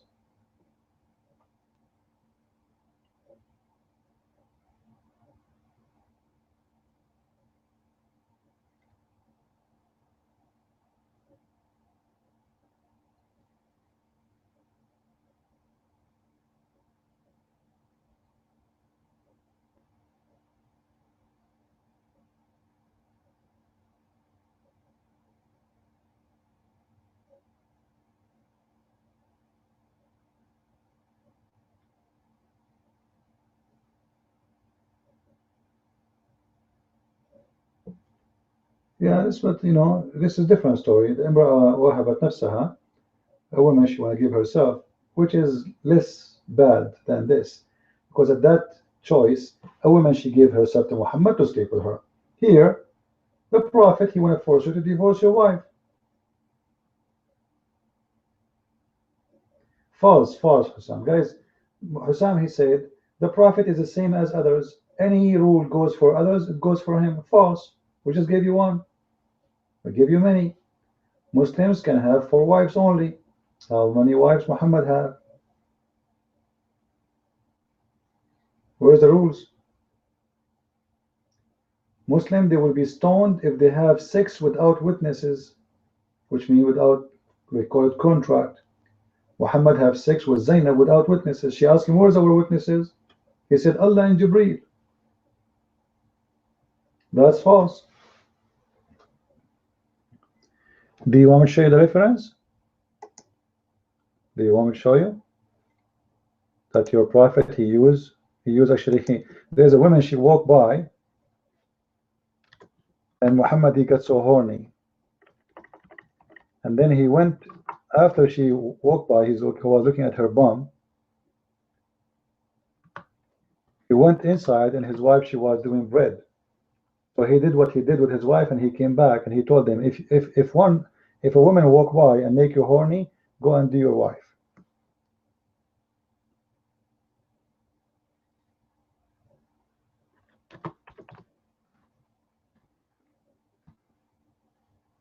That's Muhammad.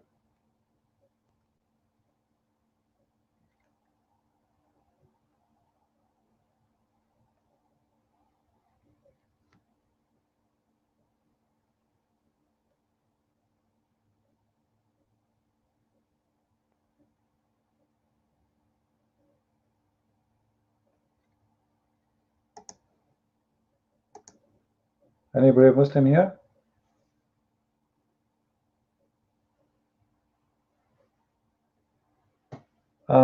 I don't know if that would be a good idea. Maybe we can see eternal.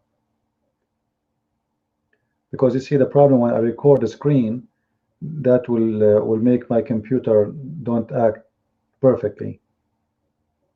You know what I mean?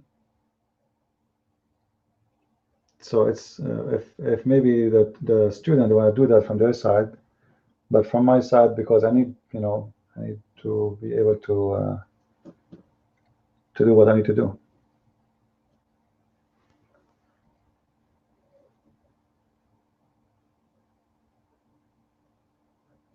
Any Muslim? Yeah, so inform your friends, guys. If anyone would like to join our classroom, Arabic classroom, it is a 3-month classroom for Arabic.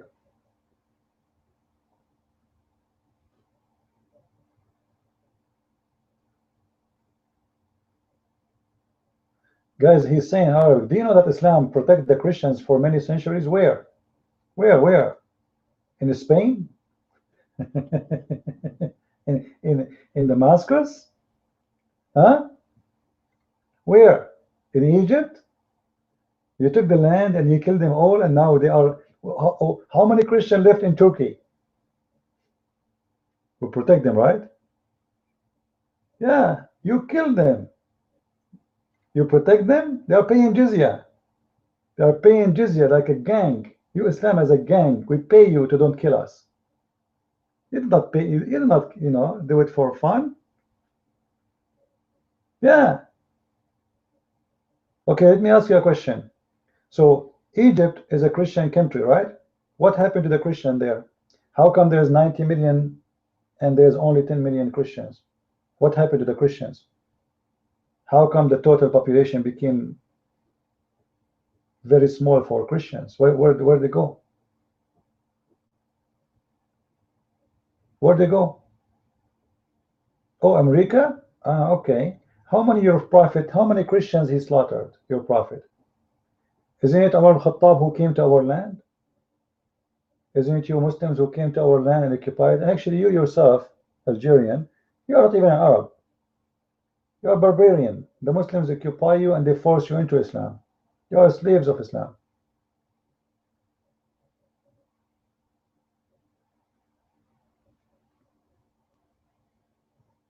And now a lot of Algerians, they are leaving Islam, big deal. Yeah, a lot of barbarians leaving Islam. And soon they will stop talking Arabic. They will use their own language. They will go back to their religion. It's happening. People are disgusted with Islam.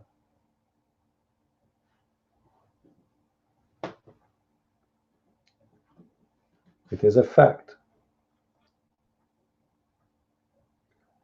Any Muslim here?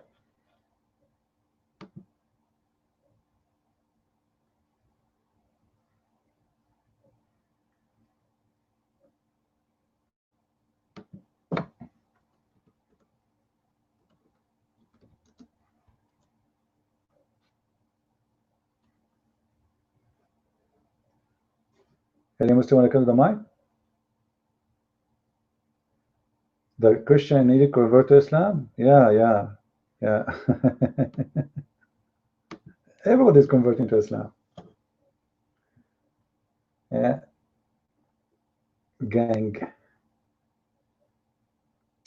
Hussam, let me ask you a question. Is it true that your prophet, he sent the 3 letters to 3 kings saying, convert or I will kill you? Is that correct? Yes or no?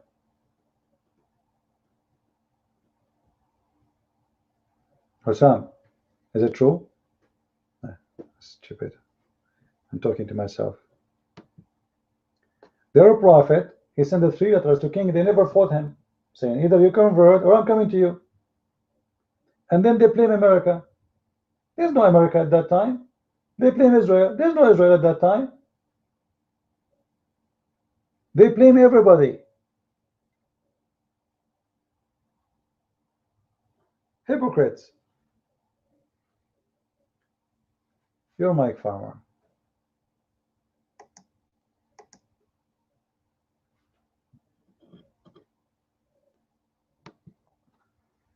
Thank you. Again, right on, Christian Prince. You know, Hussein has this idea that a Christian is a person that is committing shirk, also called polytheism, you know. And I'm a Christian. I'm not worshiping a man, Hussein. I am not worshiping any physical object. I'm not an idol worshiper. An idol worshiper is a person that is wrong-minded, wrongly guided, on the wrong path. Is a person that is doing destructive, evil, sinful, unlawful deeds to gain the use of some physical object. For example, but not limited to, gaining the use of land, people, diamonds, gold, oil, money, and so on and so forth. This person is attacking themselves and others to be destructive to themselves and others with the physical, including the body, with destructive thinking, thoughts, words, actions, deeds, works, to gain the use of some physical object. What does it gain a person if they gain the whole world and lose their soul? No good at all. Now, what are the people, the members of ISIS doing? Exactly that. Murdering, enslaving, raping, and doing other evil, unlawful actions and deeds to gain the use of land, people, and other resources. Thank you.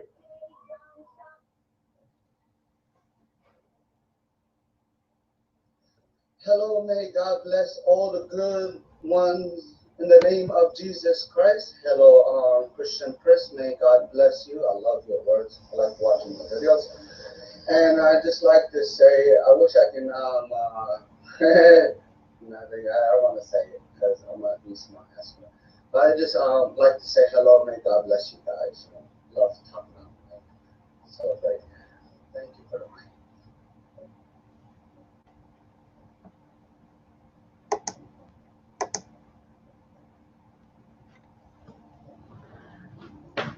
Thank you, Black.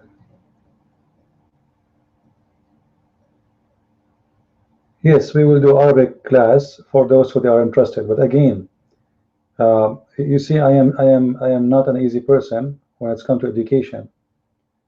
I don't want people to be upset from me. I am going to have a class, not chat. You know what I mean? I'm the same as I am here. Nothing will change. So don't expect me to be different. I want people who they are coming to learn. If I notice that you are not really interested, I will let you, please don't come next time. As simple as that. I want you in 3 months to learn how to read, how to write Arabic. I want you to get something you will never forget for the rest of your life. All right? So ask your friends, let us collect the names and see when we can start. And that's why I'm saying, this is why I don't want people to join just because they are excited, because that's what people do. Many people, they are like children, with my respect to all. They get excited in the beginning, and then they notice that there's difficulty, and then, you know what, it's really hard, I'm not going to continue. From now, I'm telling you, learning language is not easy. Learning language is not easy. All right? You can, no problem.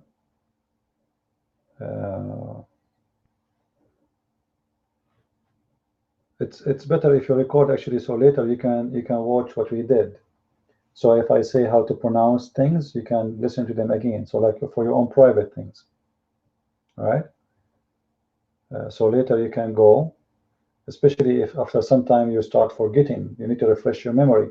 And I advise you, after you finish the class, you have to start practicing. Because remember, I'm teaching you how to read and how to write. So why don't do it? If you don't do it, you will forget. And you are wasting your time again. All right? Anyway, if anyone is interested, you can go to our Facebook page. Go to investigateislam.com. Yeah.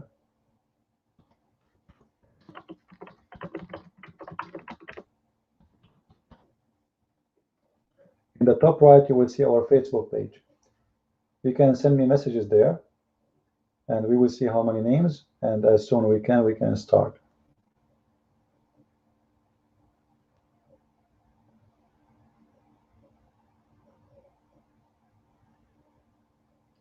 All right, Black Hat.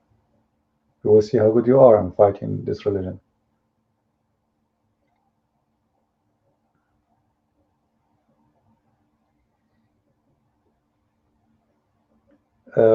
President, I will make a separate time between people, because those who live in Europe, their time will be that's not the same of those who live in America. And maybe if there's another group in Asia, I don't mind to make a like a time for them alone, to make it fit for everybody. We will learn first the classic, because if you don't learn the classic, you will not learn the formal one, like the people speaking the street. All right, because all the Arab, they use the classic to read and write, not the street language. Now, the second you finish learning the classic, you know, that will be just a practice, because Egyptian, they have their own dialect, Iraqi, they have their own, so you might start getting confused about what they are saying. However, the more you listen to them, it's the same as in English. Like, you know, for me, when I learn English, first time I heard someone he's an Irish, I have no idea what he was saying. Like, this is not the English I learned, all right? But by time you start recognizing words and you try, you know, you will be able to figure them out. Your ears will use to them.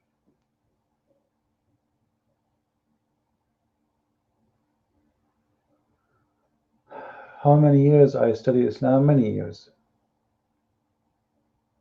More than your Prophet himself. Your Prophet was a Muslim for how many years? 23 years? I was studying Islam for more than your Prophet.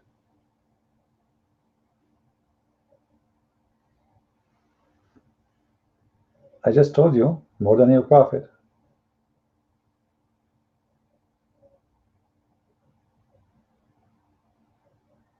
Get ready to die? I'm always ready to die. But I have a news for you. Everybody is dying. Actually, there's a guy, his name is Muslim Knight. Anyone remember him? Anyone remember him? He start cursing me, may Allah kill you, may Allah, etc. The second day he have heart attack. The second day, it's not even a month after. Yeah, have heart attack. I don't know. I think he's dead already. I'm not sure. I think he died.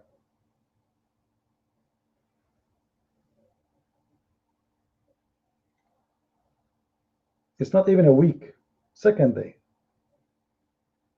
Said, if Allah, may Allah kill the liars, may God kill the liars, may God, etc. May God kill you, Christian prince, may God, etc. Second day, he is now with Muhammad, and the version is all over him.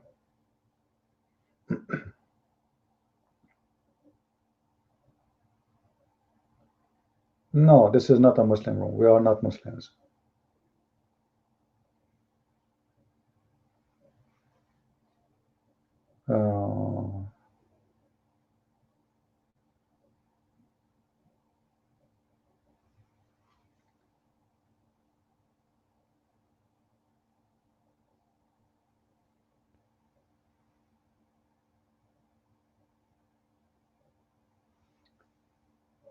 Anyway, any Abdul? No, I'm not Iraqi.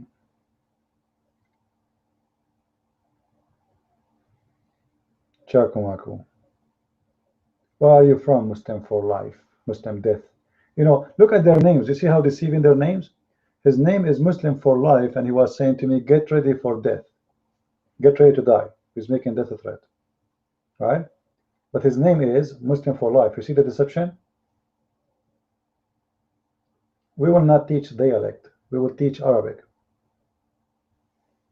The classic Arabic, a language everybody understands. So you will not be worried about people understanding you. Wherever you go, people understand you.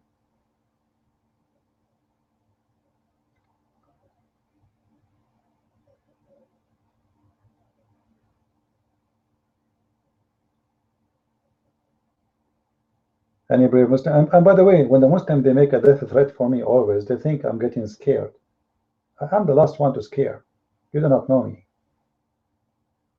I am the last one to scare him. Actually, that always encouraged me to do more.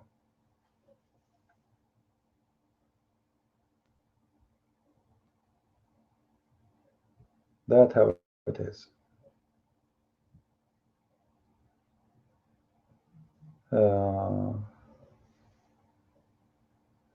Okay, until now I receive one person message in Facebook.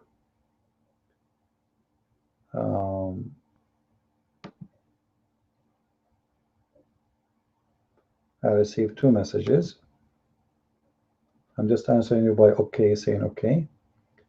So guys, don't forget to go to Facebook and send me a message if you want to join. and we will start as soon as we have enough names.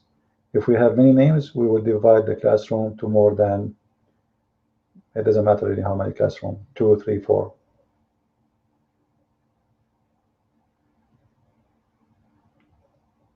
Only 2 names. Farmer, you're mine.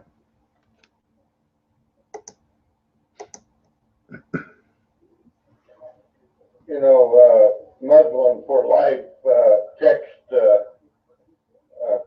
Christian Prince. He said, Christian Prince, get ready when you die. You know, and I'd like to tell Muslim for Life that a Christian, you know, understands what is of the flesh is flesh, what is of the spirit is spirit. A Christian is of the flesh, and the spirit is of love and light, not unhealthy fear, hate, darkness. And a Christian lives in the light, in the truth, guided by the truth, guided by the Lord, rightly guided by the righteousness of the Lord. And a Christian celebrates life, not death and destruction. Thank you.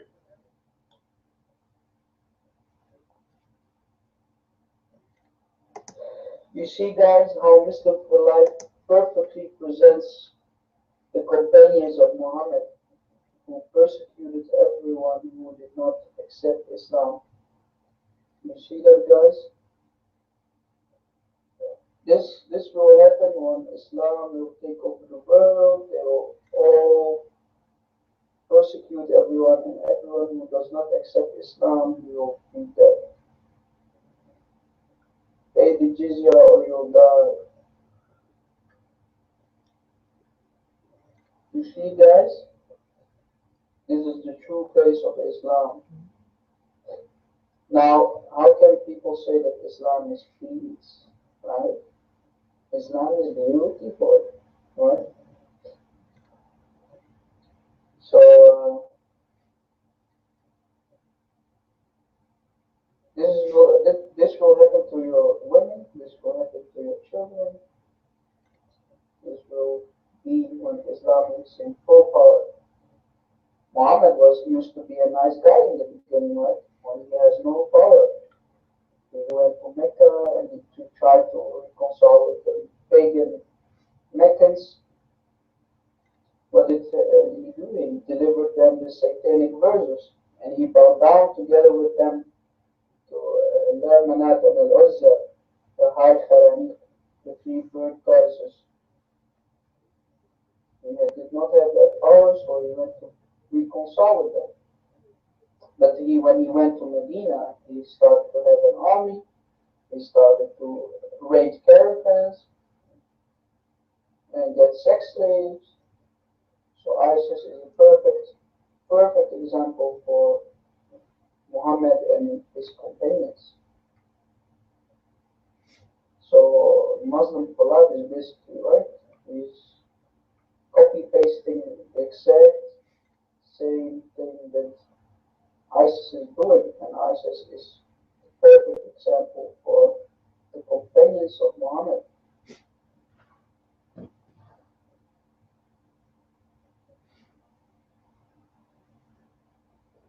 Ibrahim UK, you're ignorant of it.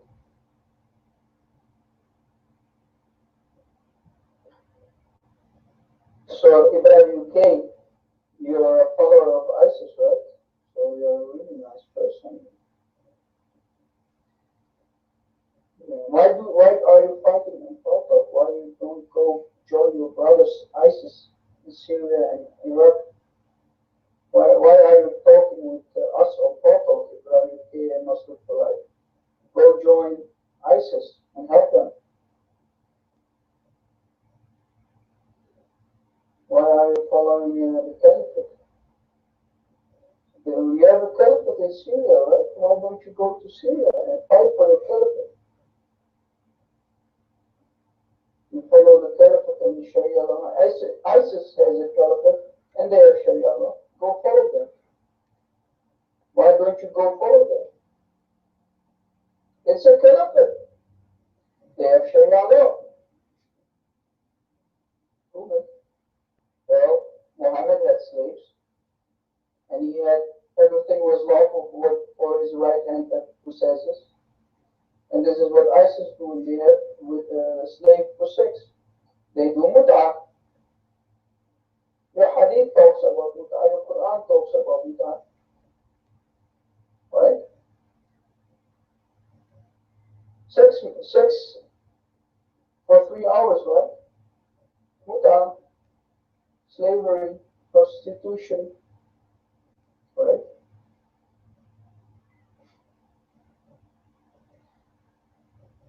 Abu Bakr, Uthman, they were all like al-Baghdadi, perfect example. Also caliphate. You follow a false version of Jesus, my friend. Jesus never said go kill people. Jesus never said go have slaves, sex slaves. Jesus did not commit any sin, so Ibrahim, okay, you're a liar, you're a deceiver. Come on the mic and defend Islam, guys. Don't be a text terrorist. Allah. Islam is a false religion. Islam calls to hate non-believers. Islam gives no right for women. You have to beat your women. You can beat your women. Women has no rights. You can't drive a car as a woman. You don't have rights. You cannot vote.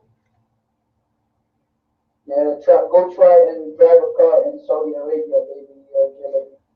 Go. It's in Mecca, right? Mecca is in Saudi Arabia. Go drive a car there. Can you go and do prayers in the same mosque where the men are? Do you have the same vote? Do you have the same? Do you have the same laws?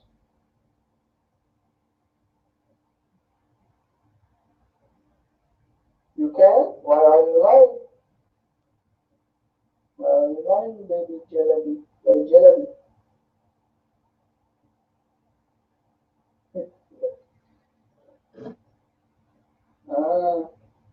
Why are the women and men separated? Can you tell me that? Why are they separated? Because the men will look at their butts. When they bow down, they will look at the ass of the women. When you bow down as a woman, they will look to your ass. What will happen then? When they bow down and they pray, they will look to the asses of the women, right?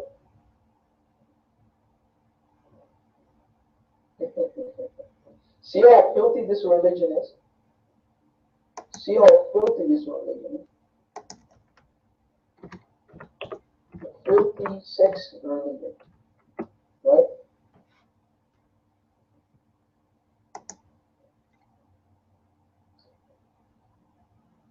Why is Muhammad not sinless like Jesus, guys? Did any Muslim ask himself this question? Why is Jesus the only sinless person? Why Muhammad needed to ask 4 times to be forgiven in Islam, according to Quran? Rob, I'm sending you messages. I do not know if you will see them. We have many hands up, so let us share the mic, please, if you don't mind. All right, thank you. I think we have Ibrar UK as a Muslim, so we will hear Farmer, and then I'm interested in the Muslim guy. Go ahead, Farmer. And please, guys, make it short as long as we have a Muslim, so we can hear what the Muslim want to say. Go ahead, Farmer. Okay, I just wanted to say, Ibra UK text that Christ Jesus supported the Caliph and Sharia, and that is totally wrong. Christ Jesus lived according to the commandments, and then he gave a new commandment: love the Lord and love others as you love yourselves also.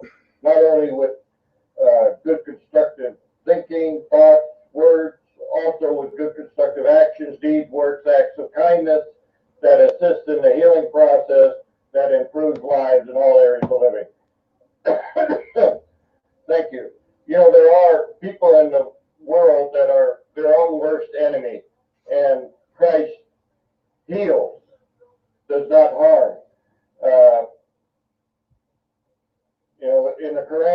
says that Allah makes people sick and then increases the sickness, whereas the Lord Christ heals. Thank you. Okay, lovely. Thank you very much for that. Assalamu alaikum wa rahmatullahi wa barakatuh to all my brothers in Islam. Okay, let's talk about Christ, the Caliphate, and Sharia. Can anybody in the room tell me what will Jesus do when he returns to earth? Does anybody know? Okay, he will judge the Abdullahs and break crosses, kill pigs.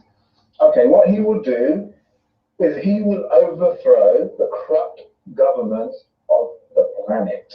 That includes the UN and the head of the UN, which is the USA. And then he will implement God's law. In Arabic, it's called Sharia law. His caliphate will run throughout the whole of the world. You will all be living under Sharia law. I pass the mic. That's very interesting. But you know, Jesus, he said, love your enemy, and this is his Sharia law. Correct, guys? Is that correct? The law of Jesus is not the law of Islam, because you don't match. Your law is satanic. Go and fight and kill and kidnap the women and enslave the boys, enslave the girls, take their money.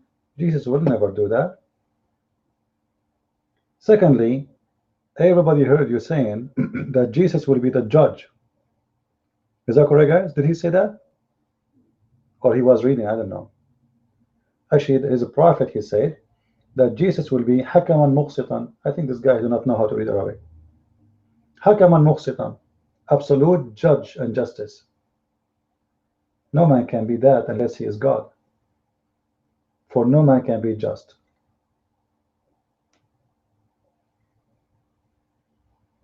Only God is just. Actually, one of the names of Allah supposedly in Islam is Al-Adil. That's false. There's nowhere it says the word Khalifat, as you call it. Can you show me the hadith? Nowhere. The word does not exist. That's your own fabrication. Same time, as long the Messiah, he is the one, he will rule the world. That will make him, guys, what? If Jesus will rule the whole world, that will make him what? The King of Kings. Is that correct? The King of all kings. Well, that is the Messiah. Thank you very much. Where is Muhammad? In the grave. Jesus will be the King of Kings. Even Muslims agree. You see United Nations, we heard them, right? You see United Nations is going to go. Jesus will be the King of all kings. Everybody have to bow down to Jesus. Jesus will be the judge for all mankind. Everybody will stand in the front of Jesus.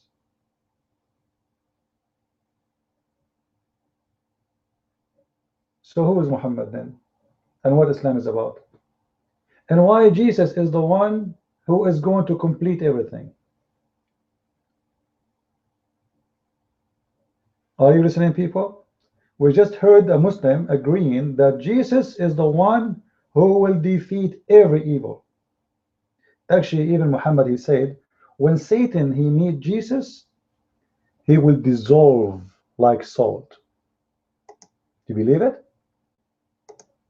When Satan, he meet Jesus, he will dissolve like salt. How come Satan, when he met Muhammad, he was not dissolving? Actually, he was able to control him. That's why the Muslim, they would say the Prophet was bewitched by black magic.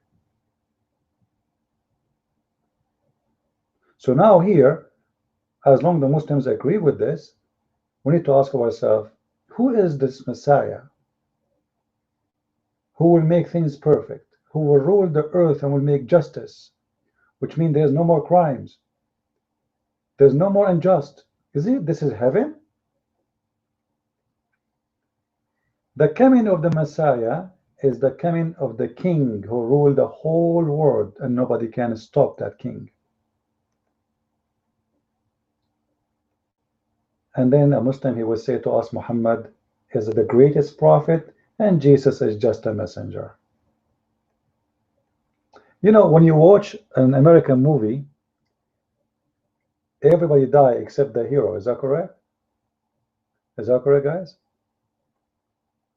Everybody die except the hero, the one who will do everything. In Islam, the hero is Jesus. Muhammad is a potato.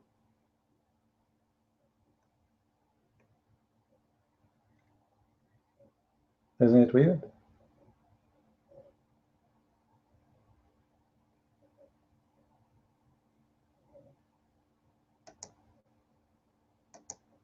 So why you are following Muhammad? You are waiting for Jesus as we are waiting for Jesus. Isn't it funny and stupid to say I'm waiting for Muhammad?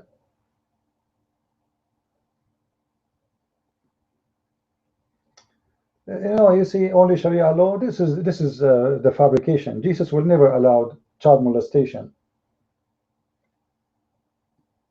because Sharia law is. You just said Jesus will be just, right? Guys, did he say that Jesus will be just? Did he say that? He said that, right? He will be a judge, just. Is it just that if a woman killed, a woman will be killed? Is that just? Can you answer? Is it just if a free white man, he killed a black slave man, another slave man will be killed? Chapter 2, verse 178. Let me show you how stupid this religion is. Chapter 2, verse 178. Oh, who you believe in the law of equality. In the case of murder, the free for the free, the slave for the slave, the women for the women. What? What? Is that justice? Is that justice or this is racism? In Arabic, actually, it says al-abdu bil-abd, which means black slave for black slave. So if I killed your black slave, what is my punishment? You kill my black slave. Answer, UK, are you there? Is that justice? Is that justice? Do you agree? If I kill a black slave, my punishment, you kill my black slave. Well, the Quran says that. If I kill your slave, you kill my slave. The Quran is saying that. If I kill your woman, you kill my women. This is what the Quran is saying. I just gave you the ayah. Guys, give me the ayah. Chapter 2, verse 178. Al-hurru bil-hurr, wal-abdu wal-abd, etc. What kind of religion this religion is? You can read any translation you want. Here we go, different translation. Is that justice? Is that really justice? Free for the free. So if a free man will be killed. Slave for the slave. Women for the women. I just gave you the reference, man. What's wrong with you? Here we go. This is your official Islamic website. Chapter 2, verse 178. Where is the justice? What's wrong with this religion? يا أيها الذين آمنوا كتب عليكم القصاص في القتلى الحر بالحر والعبد بالعبد والأنثى بالأنثى. I don't see there except madness and stupidity. You kill a female, we kill a female for you. So now the killers are alive and the innocent are dead. You see, guys? If I kill your slave, you kill my slave. So I am alive, and now we have more victims. We have 2 victims of 1 instead of 1. which means if a free man kill a slave, the free man will not be killed. If a free man killed a slave, a free man will not be killed. Do you see how disgusting this religion is?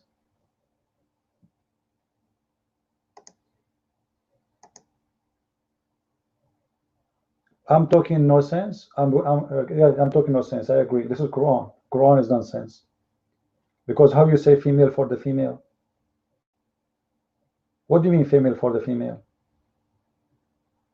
Somebody kill a female, we kill a female, you know, in return? This is stupidity.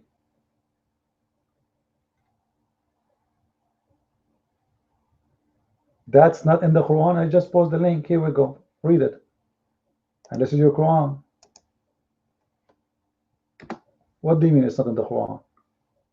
Here we go. This is the website owned by the Deen Show, by Yusuf State. This is the website of Yusuf State. You know him? Read it.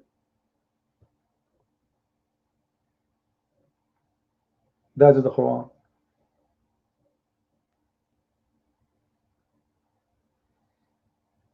Okay, you know what? I am twisting the word. Do you want me to show you the interpretation? Guys, I'm twisting the words. That's a good one. It says it clearly, slave for a slave, free for a free, women for the women. Should I continue? Cat for the cat, dog for the dog, chicken for the chicken. Where is justice?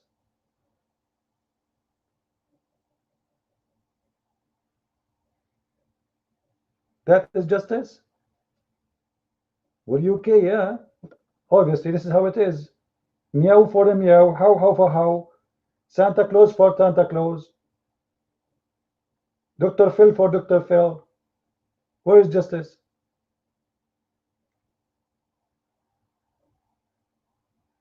No, no, no, no. It doesn't say that. You're a liar. It says free for the free. Guys, does it say that? Free for the free. If the law is for everybody, you don't need to say women and slave and free. You say whoever killed will be killed. That's it. You are dividing people to three categories. Free for the free.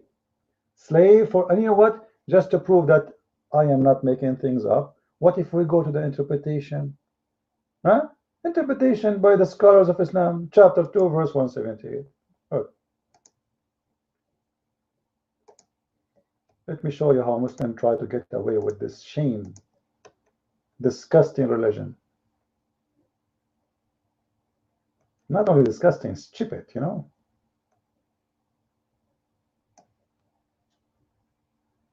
I never saw stupid teaching like this.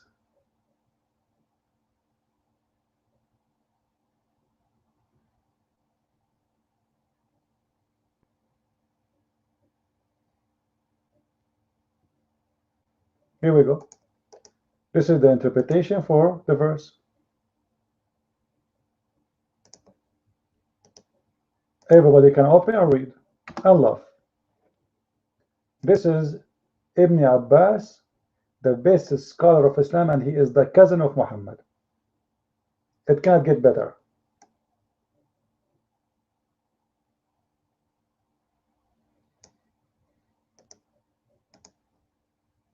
So what do you say? Where are you, UK? Where are you? Do you want me to give you different interpretation? Here we go. This is a Jalalain.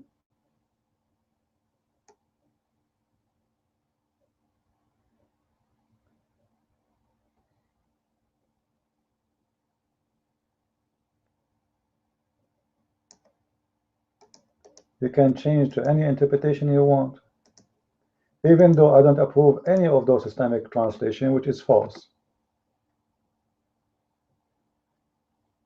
That is the most stupid religion. Yeah, read the explanation, Abdul. Read it. Free for the free. A free man will not be killed for a slave man. Free man will not be killed for a slave man. Slave man will be killed for a slave man. As simple as that.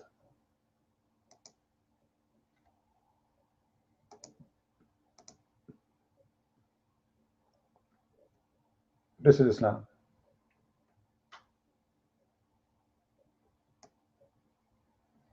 And here we go. This is the book of Asbab al-Nuzul. Guys, read with me. This is the book of Asbab al-Nuzul. Oh, who you believe, in reiteration, etc., etc., etc., etc., and then the explanation. And then they said, for every slave of ours that you kill, we will kill a free man of yours. This is what they say. So Muhammad is said to them, no. Muhammad now is a smart one. For every slave we killed, you kill one slave of us.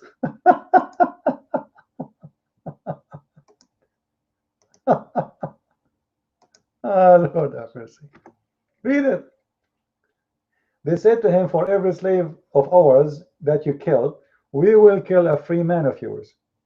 And for every woman of ours, a man of yours. And then this verse revealed. They said, no. For every slave, you kill a slave. For every free, you kill a free. For every woman, you kill a free woman. You see it?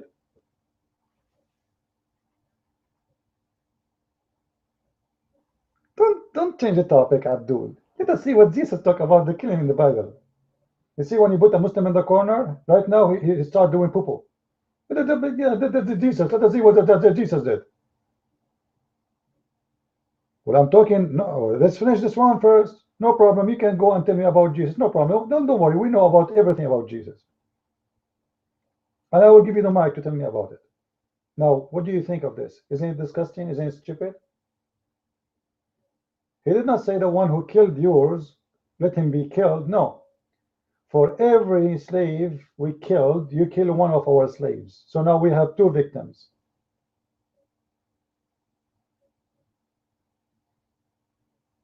What do you say? That is the stupid religion of Islam. Any comment? You okay? Yeah, here we go. Okay, no problem, no problem. You can say whatever you want.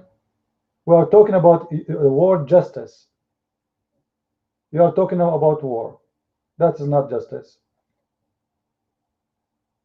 Where is the justice? A woman for a woman? A slave for a slave? That is justice? That is a stupidity.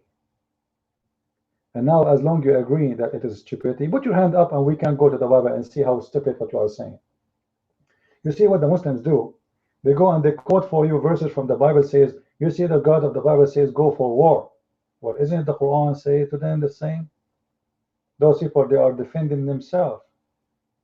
And even in some occasion in the Quran, Allah, He ordered the Jews to kill the Palestinians, as we see in chapter 5, verse 21, where Allah, He ordered the Jew to slaughter a Palestinian and take the land. And because the Jews did not do it, Allah, He made them lost their way for 40 years. That is in the Quran. In the Quran, the God of Islam ordering every Jew to kill every Palestinian. What do you say? This is false. This is false, Philibert. You know what you are saying is absolutely false.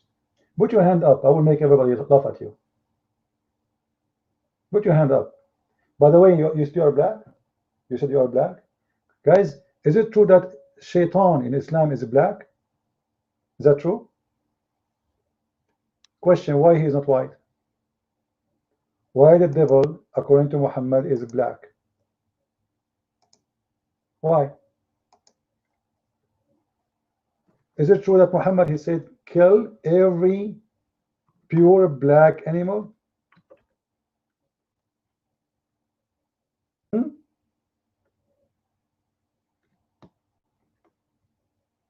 Is that correct?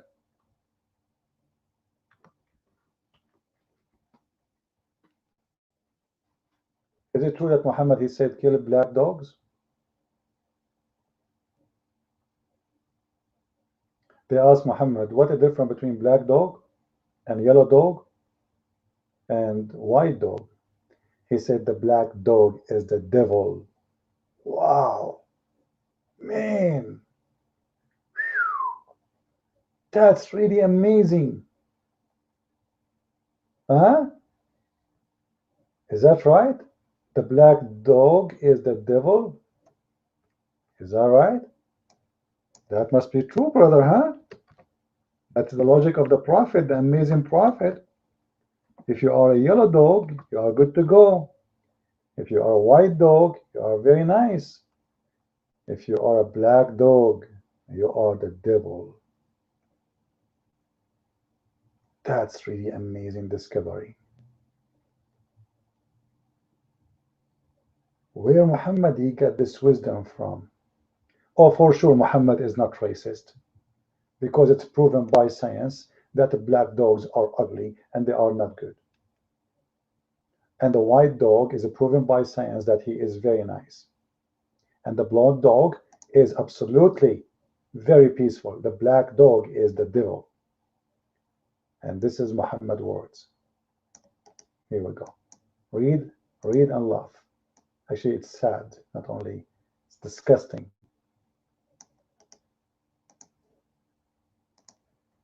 The fairy tale prophets. Read it and laugh. They ask him, guys, they ask him, قلت يا أبا ذر ما بدا الكلب الأسود من الكلب الأحمر من الكلب الأصفر قال يا ابن أخي سألت رسول الله صلى الله عليه وسلم كما سألتني فقال الكلب الأسود شيطان. Oh, Abu Dharr, what distinguished the black dog from the yellow dog? The man answered, oh, my nephew, I asked the Prophet the same question. He said, the black dog is the devil. How could you? How any stupid in the world, he is black and he convert to Islam? You must have a mental issue. The black devil, the black dog is a devil? Is that right? Is that right? Ibra, I want you to take the mic and answer me, and then we can talk about the Bible. You see, I want to show everybody who is the one is running away from the topic. I want to make you criticize the Bible as much as you want. Now answer, take the mic. Answer for what I said. Go ahead.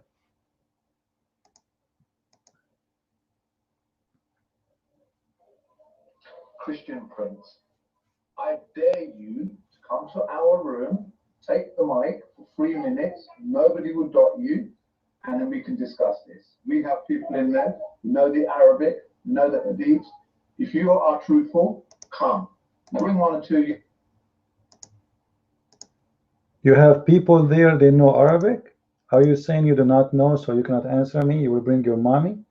Bring them here. I telling you, well, challenge me, here we go, the mic is yours. Give me the answer, your mic.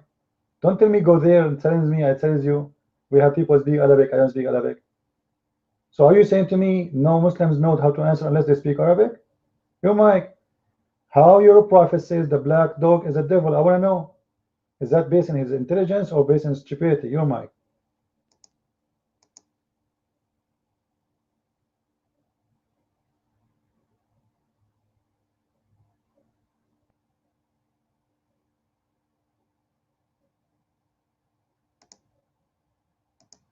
Come on, buddy. Dot what dot? I'm giving you a mic to answer. You are telling me to go to a different room. This is very stupid of you. All those people here, you want to close my room and go to your room, which doesn't have anybody? Like you Muslims, you open your room 24 hours, 7 days a week, 365 days a year. And when I open my room, your room is shrinking. There's no room. What room? How many people in your room? It's dead. There's no room.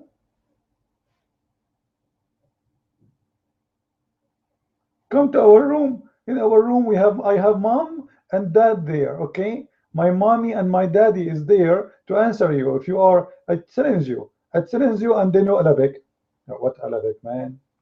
What Arabic you know? I do not need your Arabic anywhere. I'm asking you to answer now. It's in English. And this is your translation. I want to know why the black dog is a devil. I want to know why the black dog is bad and the white dog is good.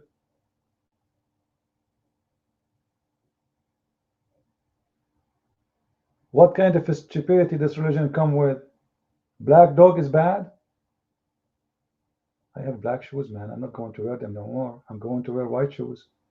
No way. But I have a problem now. My computer is black too. My computer is black? I did not notice that. Oh, my TV is black. Unbelievable. Disaster.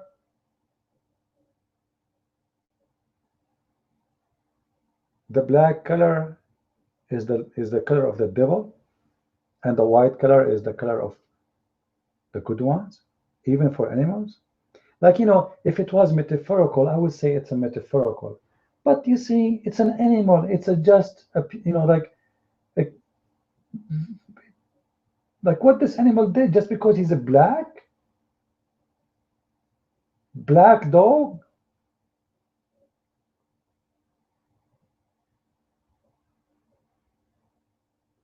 I noticed, by the way, that the black dogs, they eat differently.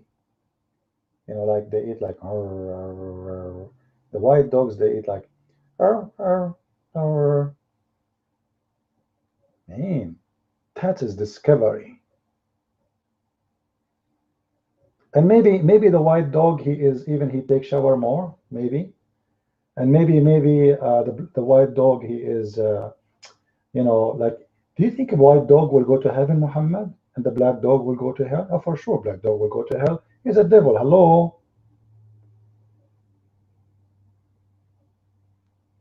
This is a religion, and this is a prophet. Like, can you find me more stupid than this man, Muhammad?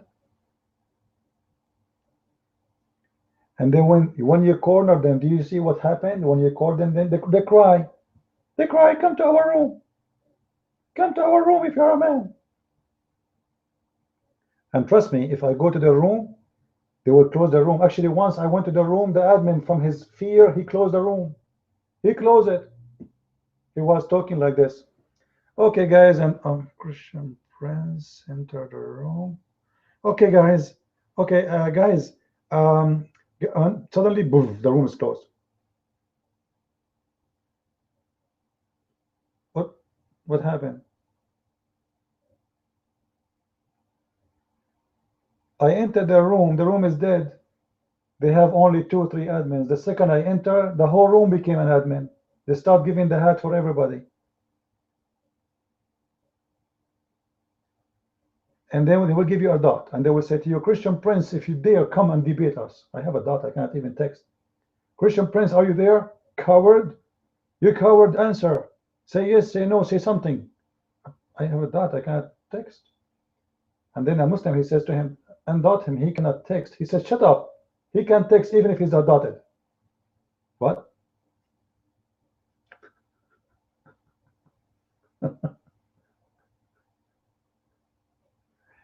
How are you, seriously? How are you? Anyway, if you are a Muslim, please put your hand up. We would like to hear you. Let us see how good you are. The mic is yours, Nicholas.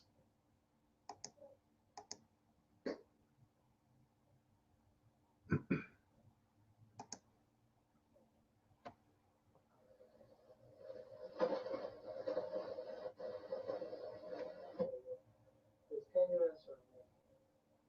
You know, I live in Russia and often sing with Muslims, Russian Muslims. There are many Muslims in Russia, in Tatarstan, in Caucasus, in Siberia. There live many Muslims. And listening to you, I realized that many of the Hadith is not translated into Russian language. Either on English, they also do not translate. And why? I repeat my question. Is in English language they also Do not translate. And why? Thank you.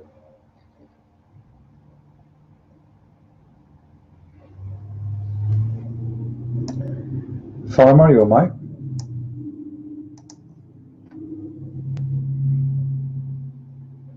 You know, that is so good about the black dog. You know, it's the same with people. The physical appearance of a person, including the color of a person's skin, does not determine the way they use the physical, including the body, either to be destructive person or a destructive person. Thank you. It's the state of mind and emotional health of a person that determines if a person uses the physical, including the body, to be constructive or destructive, either to live attacking themselves and others, to be destructive to themselves and others, or to be a righteous person, a right-minded person, a rightly guided person, or to be a criminal that commits crimes, does unlawful deeds such as murder, slavery, rape, and other evil unlawful deeds. Thank you. All right, baby, your mic.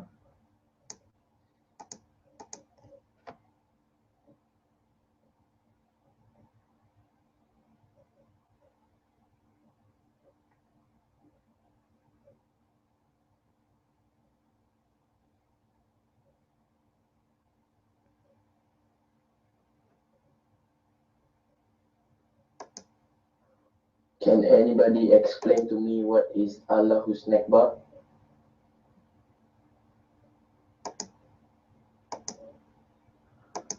Lord have mercy. Any Muslim here? Anyone?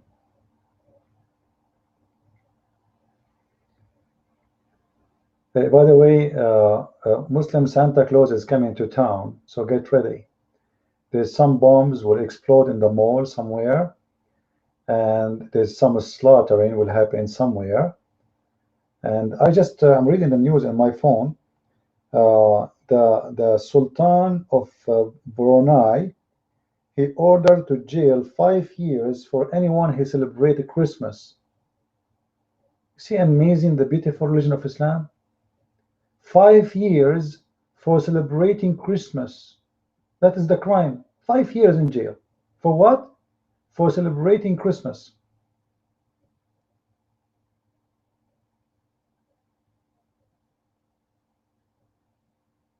Honest to God, if I am a leader in my country, I will take my army right now and I will put my Christmas tree in the front of his yard and I will tell him, if you are a man, take it down.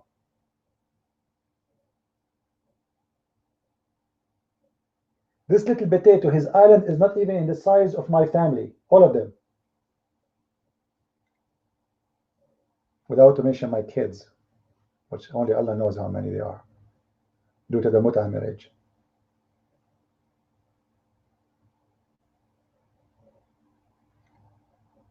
Even the Sultan of Brunei, we talk about ISIS, we talk, all of them, they are ISIS. This is a king, he have ambassador in our country. Guys, shouldn't we go and strike in front of and teach this idiot and maybe throw rocks at the face of his ambassador? Honest to God, if this king he came ever to America, I will be the first one to go spit in his face in the airport. He should not be allowed to come anywhere. 5 years for celebrating Christmas, you filthy. But remember, Islam is a very tolerant religion. Islam is peace. Islam is what? Is peace. Another news.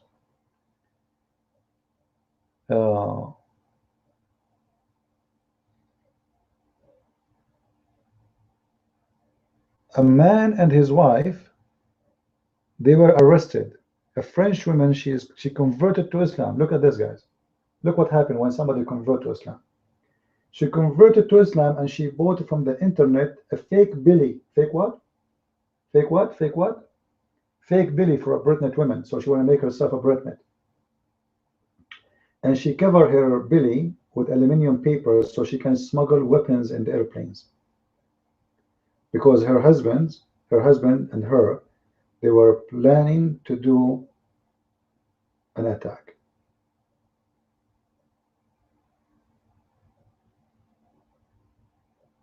You see how nice Islam is? Like, come on. Any of you ever, his wife, she ordered a fake belly? Christians, did your wife order a fake belly lately? Please, if you make an order for fake belly, get me one. Like buy one, get one for free, maybe you can get something. Belly, to be look like a bread net. Belly, you do not know what belly mean?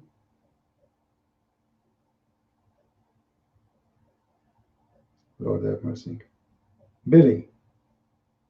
My stomach, my belly.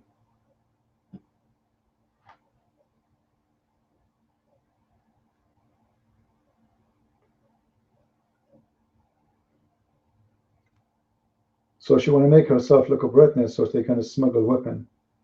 And God knows they are planning to kill how many people. You see the evil of those people?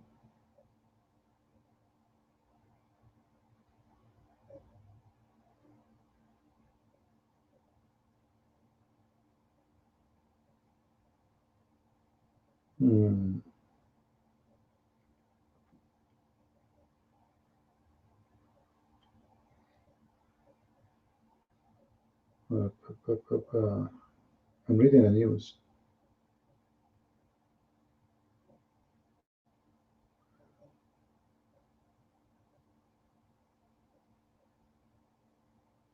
The police arrested a Muslim. He is selling urine in Saudi Arabia.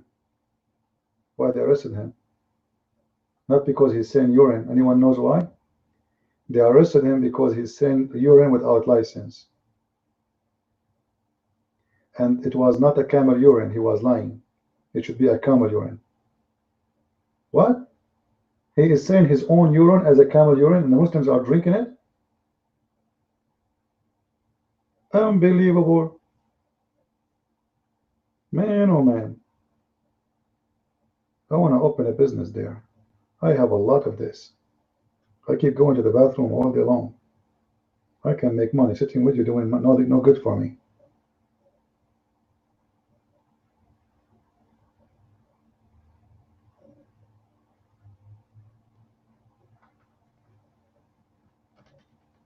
Urine? This guy is saying his own urine, and the Muslims are buying it because they think it's camel urine. Supposedly it's camel urine is okay, you know, like, but human urine is bad. Like if it's a urine, it doesn't matter who is the one who piss it. Like, does it make a difference?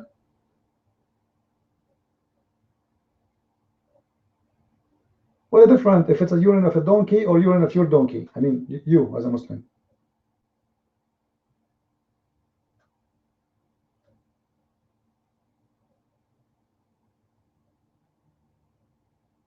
But you know, if you think about it, the urine of the camel, I think it's more, the Muslim, they take it as more healthy because camel, you know, he don't eat certain food. Like camel, he is very healthy in his food.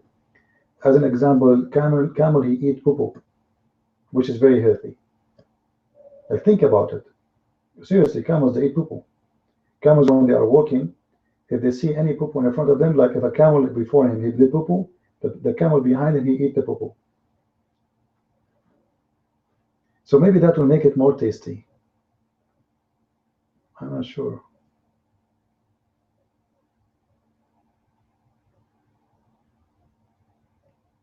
Any Muslim?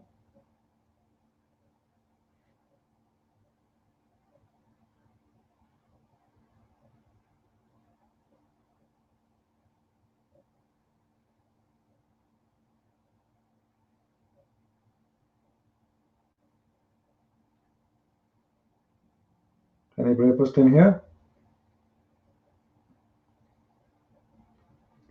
Until now, I receive only 2 messages from you guys for those who want to register in the Arabic class. Where is everybody? I saw many of you saying they want to register. How come only 2? What happened?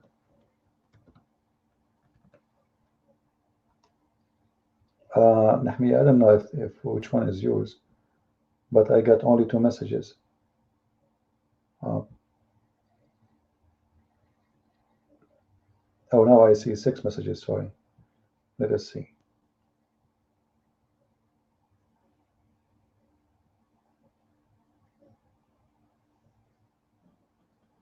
Go to investigateislam.com and then you will see our Facebook page. If somebody can post our Facebook page, please. Yeah, Nahmi, I got your message. No problem.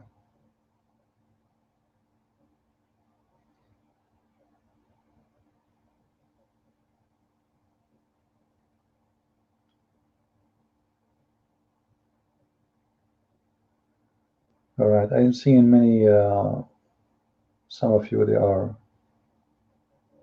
texting me already.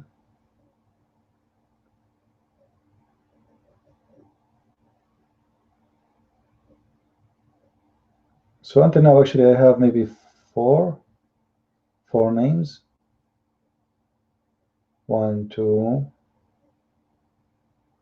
I don't like this new Facebook. Like, it's not really, I don't know what's wrong with it. Yeah, until now, maybe 5.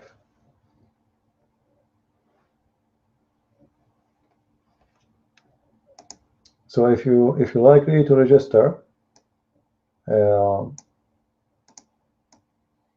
to our Facebook page. This is the link. This is one Muslims they give, or an Arab they give the link of a website. They say www. All right, and then one more W.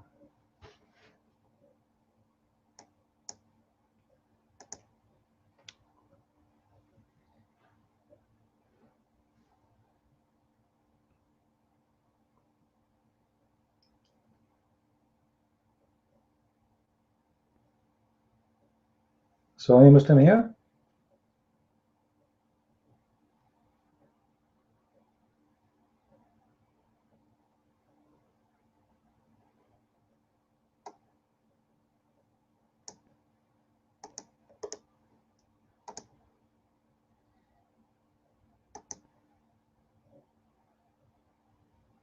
Any Muslim here?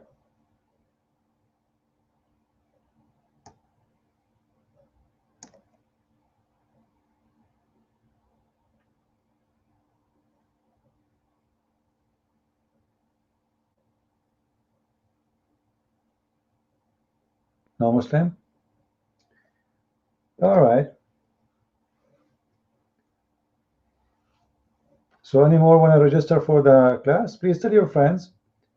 We have time still for the because we will start right after the New Year.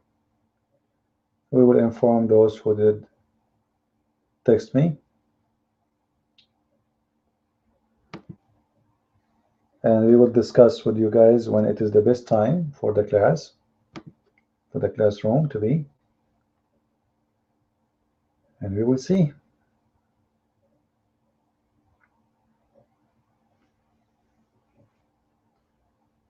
Any Muslim here? All right. I'm not going to keep the room open because I have things to do. For me, it is almost the middle of the day, and I have things to do, guys, so I cannot open the room longer. However, I will try later to open the room. I have to go. I'm going right now to pick up my gun license because my previous gun license is expired. So I applied for it, and they called me 2 days ago saying it's ready, but I did not go yet. So I don't want to leave it there.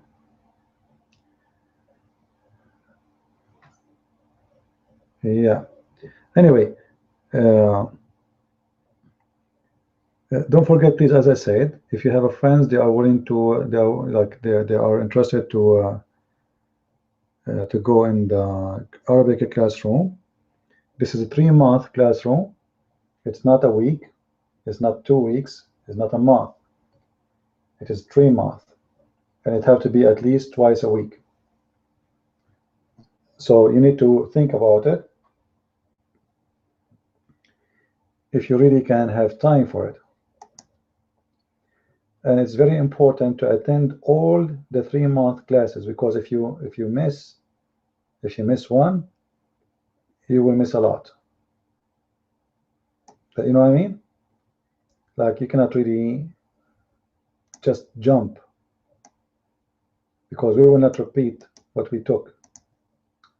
If it doesn't show up, it is your fault.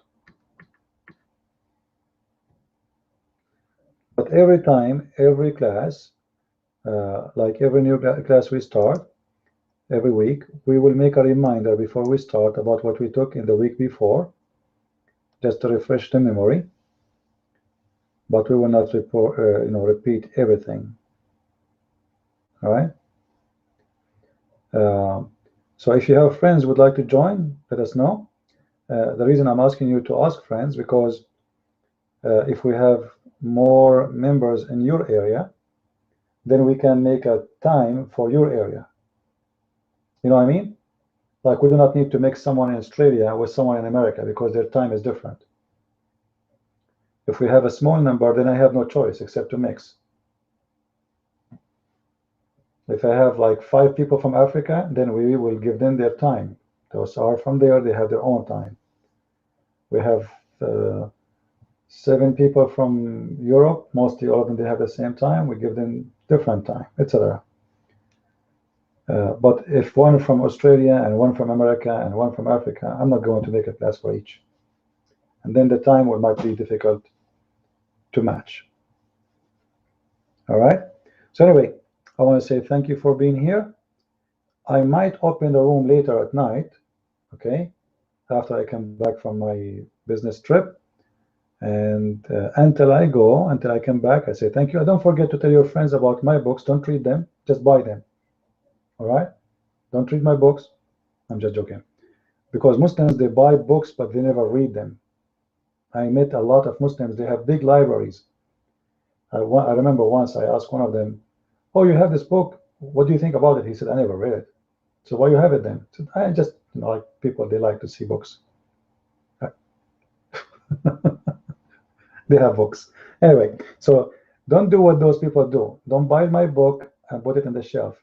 Buy it, read it, and even if you want, you let other people borrow it. I don't mind. The whole point is to teach and to reach out. All right?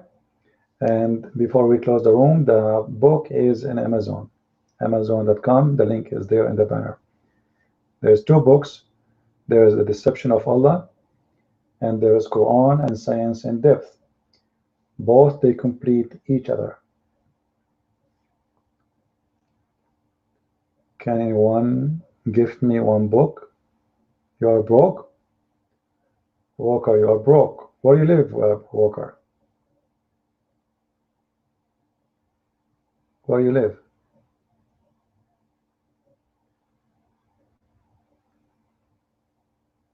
We cannot even send the book there. They will not let it go. They will not let the book go through the customs.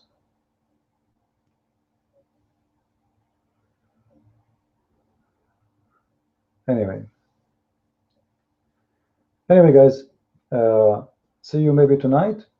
If not, maybe tomorrow. I will try to open more. How I can hide it? It's not me who hide it. They scan it. They scan. And when you hide a book, when they see you are hiding it, it means there's something wrong, and they open it on purpose. I just heard in Malaysia now, that they changed the brochure for the greeting in the airplanes, and now before the airplane go up, they recite a Muslim prayer. You heard that? But do you know what the reason? You know what the reason they are reciting Islamic prayer? Because they said there's many accidents happen and many times Malaysian airplane fell down. So by reciting the prayer of the Prophet, they will be safe. Now let us see for how long. All right, the stupidity of mankind. Until I see you again, God bless. Christ is Lord, and Islam is false. Amen to that. See you soon. Bye-bye.